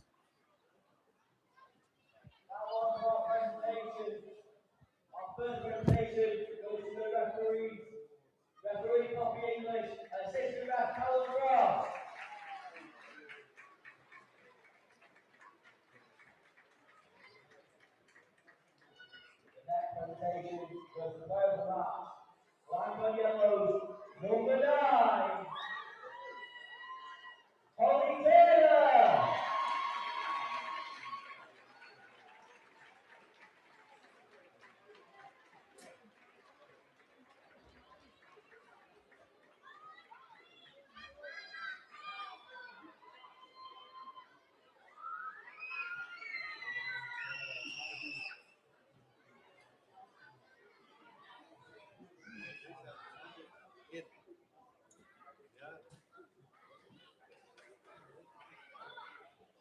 Your runners-up of the Under-9 Girls Shield, Exton Girls!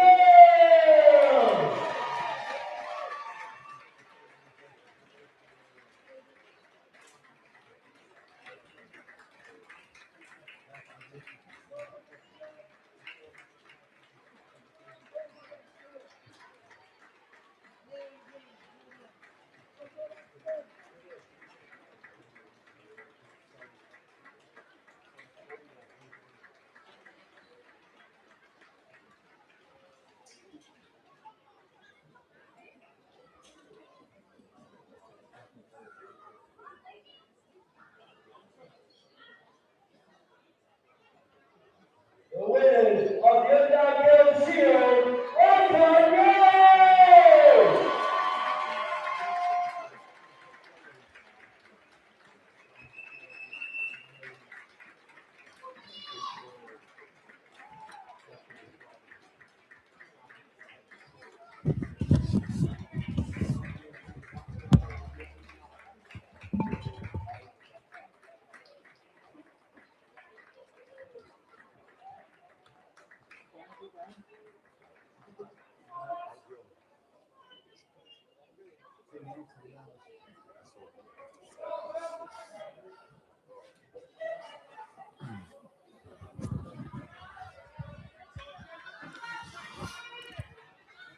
And welcome back to the second half here in this Under 10 Girls FL YFL 2026 Cup Final.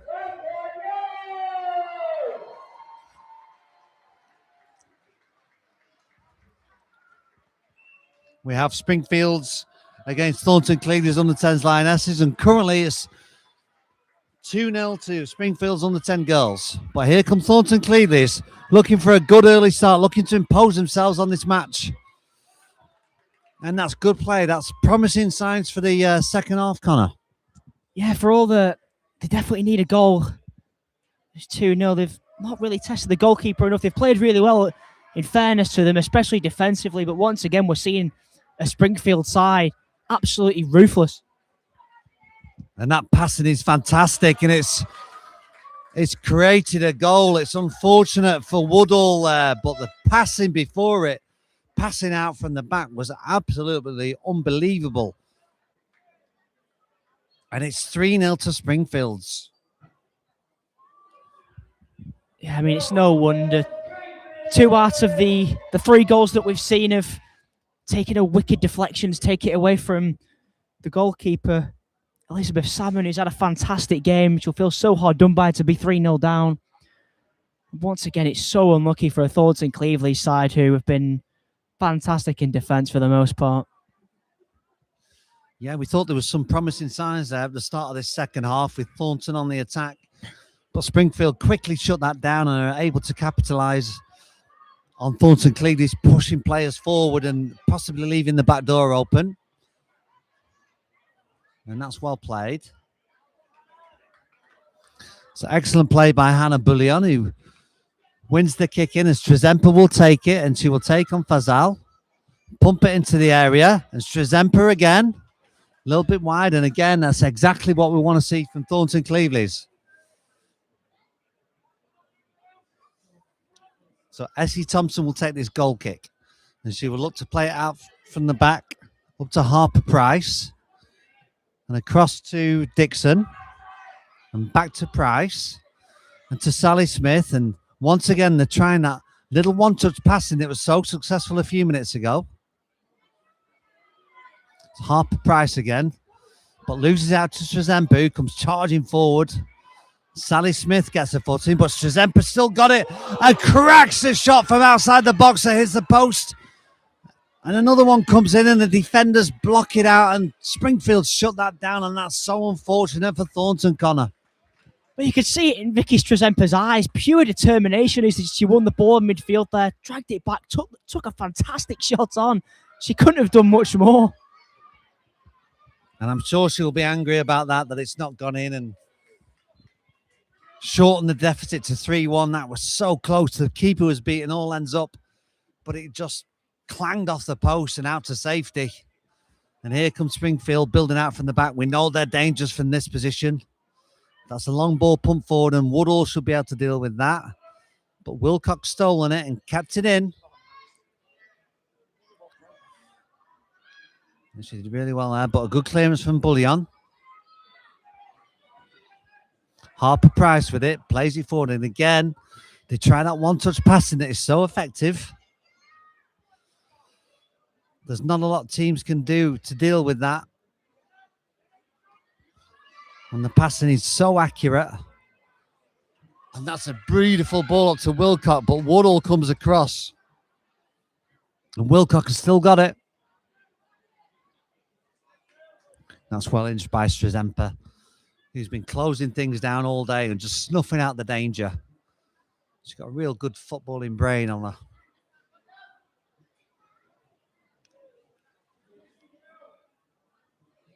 So kicking for Springfield. I think it's Fazal with it. Skips past the defender, pumps it into the box, but it's cleared by Thornton. Once again, Fazal's on the ball, but that's a good challenge by Strazempa with a bit of time and space in midfield. And she's got runners going forward. Looks like she's going to try and go all the way herself, though. And she's made good ground. She's still got it, but dispossessed and cleared by Springfields. And Wilcox on that. And she will run against the defender. And chip one in from the side, and that almost went in. I'm not sure if that was a shot or a cross, but either way, it almost went in on its own accord. Two fantastic runs from two fantastic players that we've seen in this game in Strazempa and Wilcox, both coming so close to getting a goal for the team. And how important could the next goal be, especially if it goes to Thornton?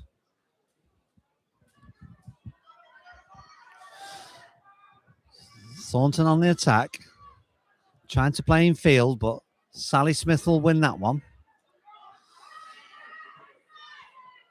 And there's Harper Price to bring it forward. But dispossessed in midfield. And a chance for Thornton to come forward. But Essie Thompson is very quickly off a line, but she's left an open goal. Stremper can hit the target, it will be a goal. But Sally Smith does an admirable job and getting back on the line and deflects it away from danger. And that was excellent play from Thornton to create that chance. Thornton will just feel like it's just not going in at the moment. They're doing everything right. They've hit the post. They've had one cleared off the line now. All that's left is for the net to ripple. We hope they'll keep the pressure on. That's a good attempt again by Strazempa, but blocked by Sally Smith. And Wilcox away on the break. They played it forward. She's not got much support, but here comes Fazal. Back to Wilcox, but the keeper will dive on it and claim it for the second time. Excellent play from Salmon, who received a bit of a knock there, but I think she'll be okay. Plays it down the field, but only as far as Smith, who pumps it up to Wilcox. Tries to get the ball down, but can't beat Bullion.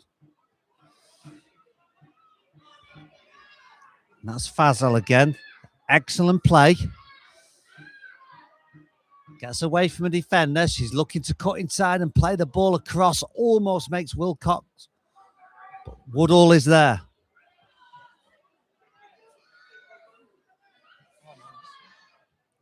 Excellent feet from Strazempa. And look at that for a pass out to Prescott on the left.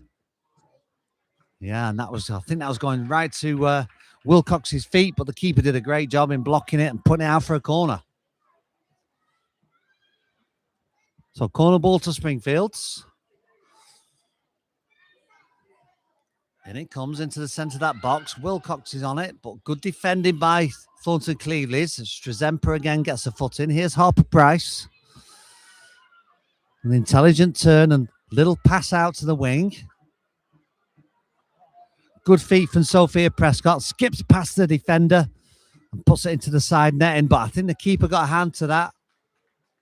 And his way for a corner. I've seen it again from Sophia Prescott there with her fast feet. They've got two attackers on the left and the right. Have Springfields. And you get the feeling a fourth goal's imminent. A corner ball for Springfields. It's currently 3-0 to Springfields. Good ball in, but deflected away by Strazempa. Another ball in. Sally Smith is trying to gather it, but the defender gets there.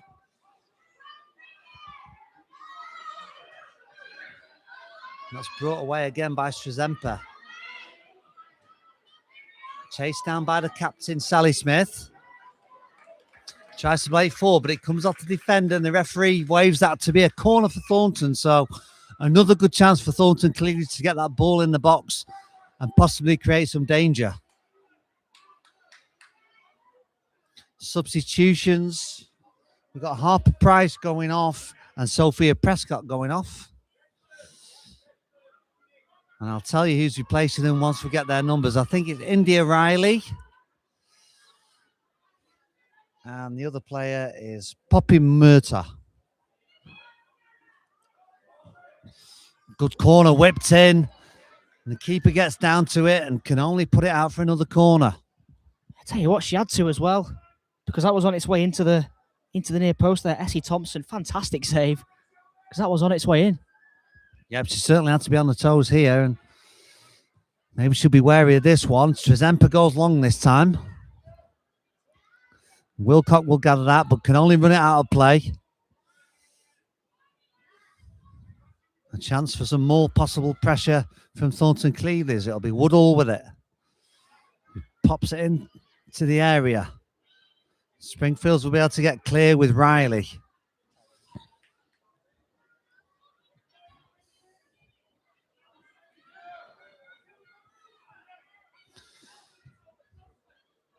So Riley with the restart. We've played just coming up to 10 minutes of this second half.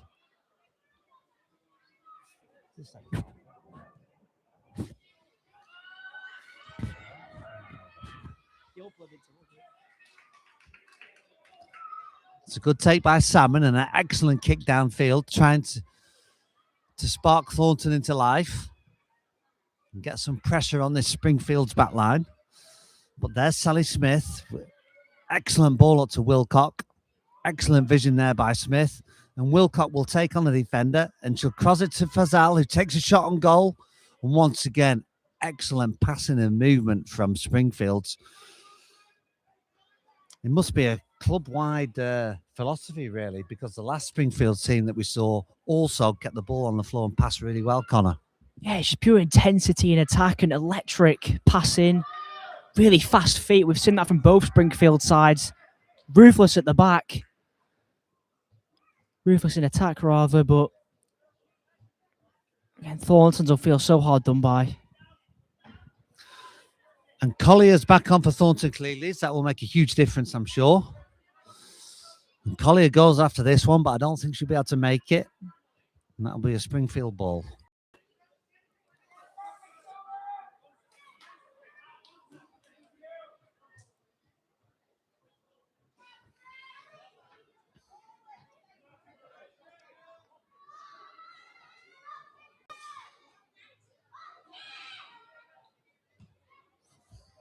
And that's fed down the line by Dixon. Tried to find Fazal, and she's almost won it. And she has won it. Can she get a cross in? She can. Just taking off Wilcock's toe there, but she gets it and gets the shot, and it just goes left of the goal by a few centimetres only. Good chance there for Springfields. Well, Wilcock will feel hard done by if she's not on the score sheet by the end of this game. So many efforts she's had on goal now, and they're always so close. Yeah, she's been unfortunate not to notch one so far. But there's plenty of time left. Anything can happen in this game, including a possible comeback for Thornton Cleaveys. They're not out of it yet. They've shown us that they do possess quality going forward. But here comes Springfields. That's blasted away by Woodall, and that's all the way through to Essie Thompson and the Springfields goal. He will plant one down the field. That's well won by Strazempa without letting it bounce. Here's India Riley.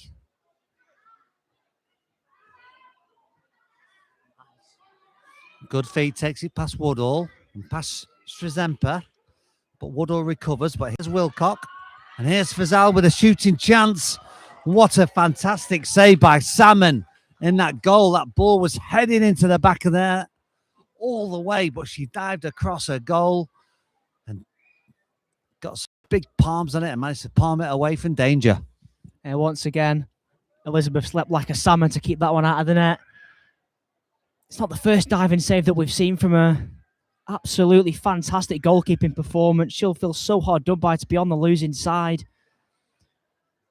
I think most of them will in that Thornton's team, Nick. Well, they're giving it the roll so far, and they'll be looking at themselves and wondering how they find themselves 3-0 down after playing so well. But it's just that Springfields have been ruthlessly effective in terms of their finishing. They've been absolutely clinical and put their 3 chances away.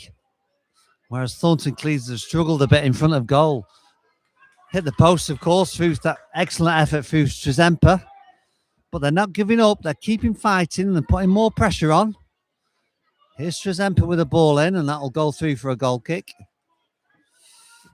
which Essie Thompson will receive, I'm sure, gratefully. Yeah, it's like you say, Nick. I mean, it's just not quite fallen for the Reds in front of goal, has it? They've not had quite as much clear-cut chances, though. They did have one off the line. One's hit the post as well. They'll feel like they can't do much else. Yeah, they're certainly giving it a roll. You can't accuse them of lacking effort. And still they come forward. And Strezempa will no doubt pump this one into the area. And all it takes is a little break. The ball to break to one of these Thornton Cleveland's forwards to get a shot off on goal. And here's might be the chance. And Sally Smith smuggles it clear. But it's back in by Strezempa. And Nell Dixon can clear that up to Fazal, who does a lovely cut. Takes out 2 defenders and plays the ball to Riley. But Woodall's in there. But it's back with Sally Smith, the Springfield's captain, who plays the ball down the left. And Wilcock will retrieve. That's into the box by Wilcock. India Riley's feet, who turns, gets a side-footed shot off, but that's no problem for Salmon. It's a good kick forward. Can Thornton get on the end of it? No, expertly dealt with by Nell Dixon at the back there for Springfields. Once again, reading the game really well. Good positional sense.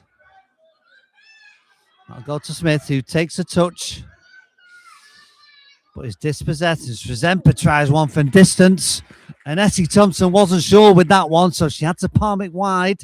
I'm not sure if that was going wide or not, Connor. I mean, as a goalkeeper, you don't know. You've got to be 100% sure, and she was. I think Essie Thompson has done absolutely everything that she needed to there, just to make sure it didn't drop in, perhaps off the post. So corner to Thornton Cleveland's. Strezempa with it. And it's a good one, but it's straight into the keeper's arms. Essie Thompson did a real good job of holding on to that. Comes to the edge of the box and plays it forward.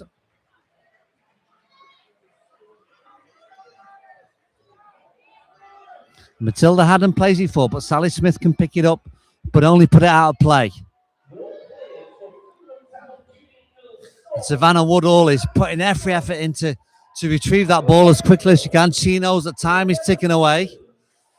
Plays it forward. And that will run all the way through to Elizabeth Salmon in the Thornton Cleavy's goal.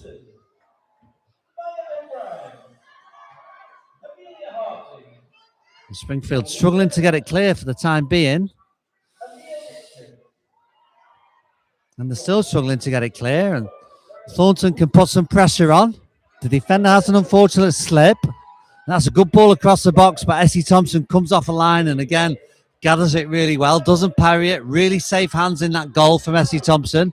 Can play this ball down the line to Fazal, and it is. And that's a great turn. And Wilcock's up there looking for the ball, trying to find a little bit of space. Good movement from Wilcock.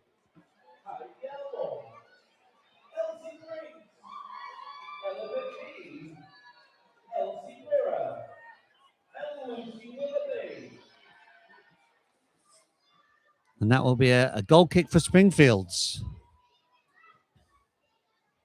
They'll have the time and space to play it out from the back. And we've got some subs. We've got the number 12 coming on, Sophia Prescott, who had a big effect on that first half. She's come on for Fazal. As Wilcock gathering it, but it just bounces off her, and Strezempa can take it away. Crunching tackle in midfield between the two captains. Almost like Souness and Robson, for those of you a certain vintage. Great pass forward by Strezempa. Just bobbled on this slightly bobbly pitch. They've been playing on it non-stop for a week now, so the bobbles are starting to appear, and that was certainly one of them. So Nell Dixon with this. We've got Sally Smith coming off, the captain. I'm not sure who's coming. I just need to see her number. I think it's Harper Price.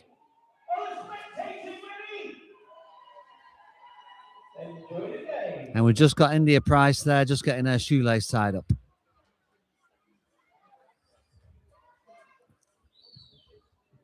Ball down the line. He's cut out by Strezempa.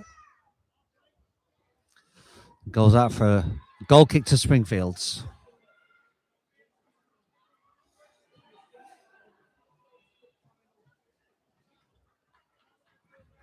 Once again, they'll attempt to play it out from the back. And we've got a substitution for Thornton Cleveleys. And entering the pitch, we have Layla Mayer, number 10. See if she can have an effect on this game. So once again, played out from the back very tidily from Springfield. And there's India Riley scooting down this right-hand side. But Strezempa shows good pace to keep up with her. But can only put that one out for a corner.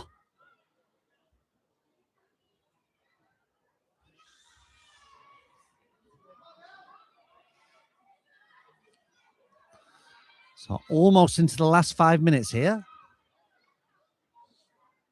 It's a good corner by Riley. Wilcock attempts to get on the end of it, but it bounces off her, but she's back on the ball again, trying to play forward to Prescott, but it's a little bit too far, and Salmon will gather that one up for the goal kick.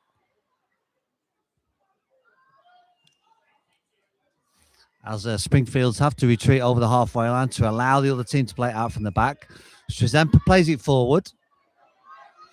Popping Murtaugh with a little bit of a scuff clearance. Here's Nell Dixon. And instead of going to it, she waited for it, and the Thornton Cleveleys player was able to step in. And Thornton Cleveleys showing some good intent here, trying to come forward, trying to get this goal. But India Riley will take that one away. But Collier's got back here. Well done, well played. Strezempa is there with a great pass, but Murtaugh cuts that one out. That's Harper Price with an excellent ball to Prescott. And here's Wilcock in the centre forward position, turns and gets a shot off instantly, but it's not going to bother Salmon in that goal. Yeah, every credit to Thornton Cleveleys. They keep running, they keep trying, they're doing everything they can, but it's just starting to be that overwhelming power of Springfield's really starting to take control of this game as they make another substitution. Yeah, they've certainly not given up, Thornton Cleveleys, giving it all they've got. So that's Murtaugh off, and it's Sally Smith, the captain, back on for Springfields. And that's away by Nell Dixon. Here's Strezempa. India Riley wins that back in a little bit of space now. Takes on one, takes on two. Is fouled by Woodall.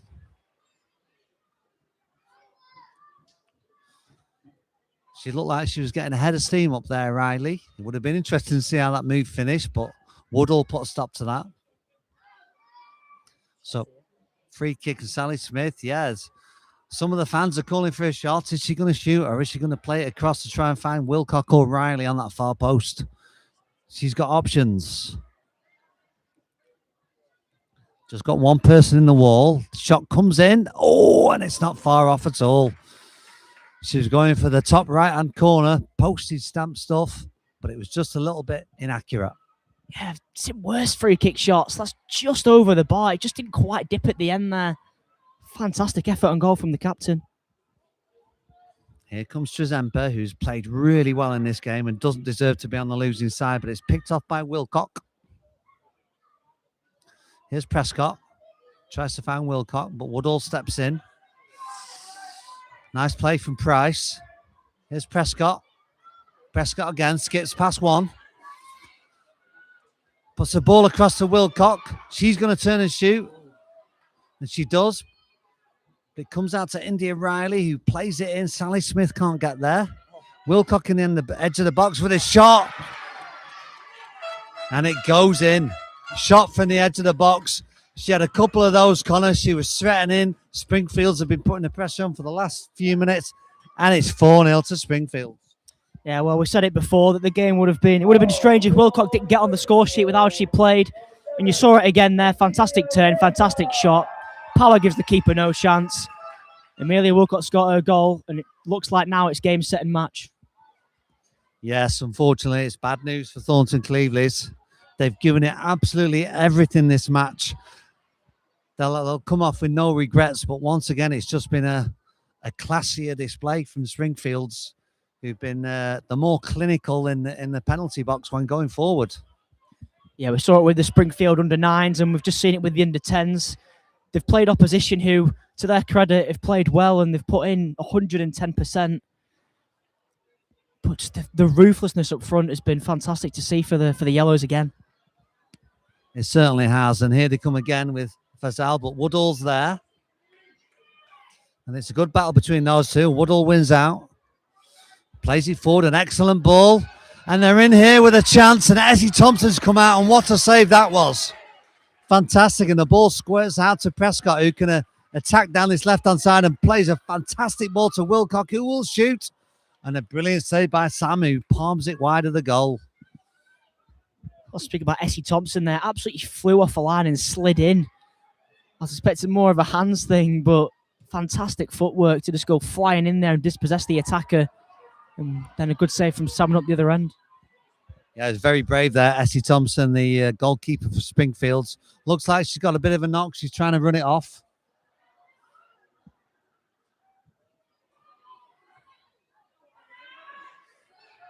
There's a shot by Fazal, and it just goes wide. And the referee will bring this final to a close. And the final reckoning shows Springfield FC under 10 girls 4, Thornton Clevedys under 10 Lionesses 0.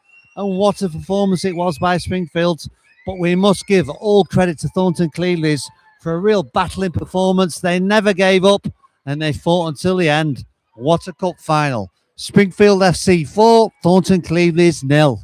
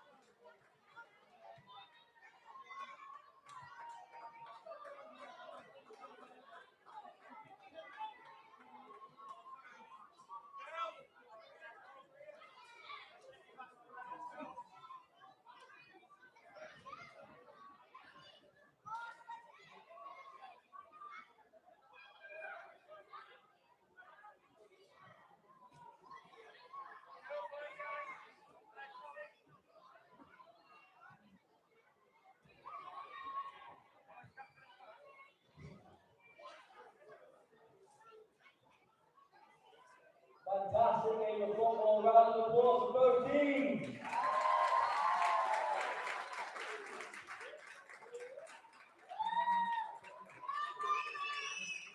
I want your presentation. The first presentation, your referee Harrison Paul and assistant ref Jeff Poole.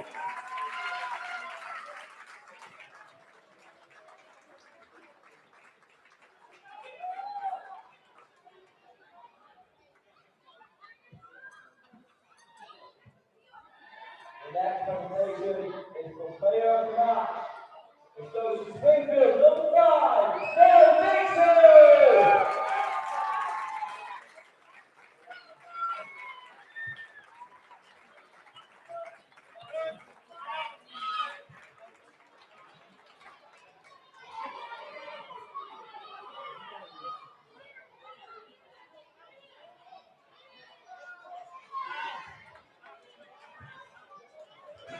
And your runners up of the Undertaker plate, Coulton Cleveland Messi!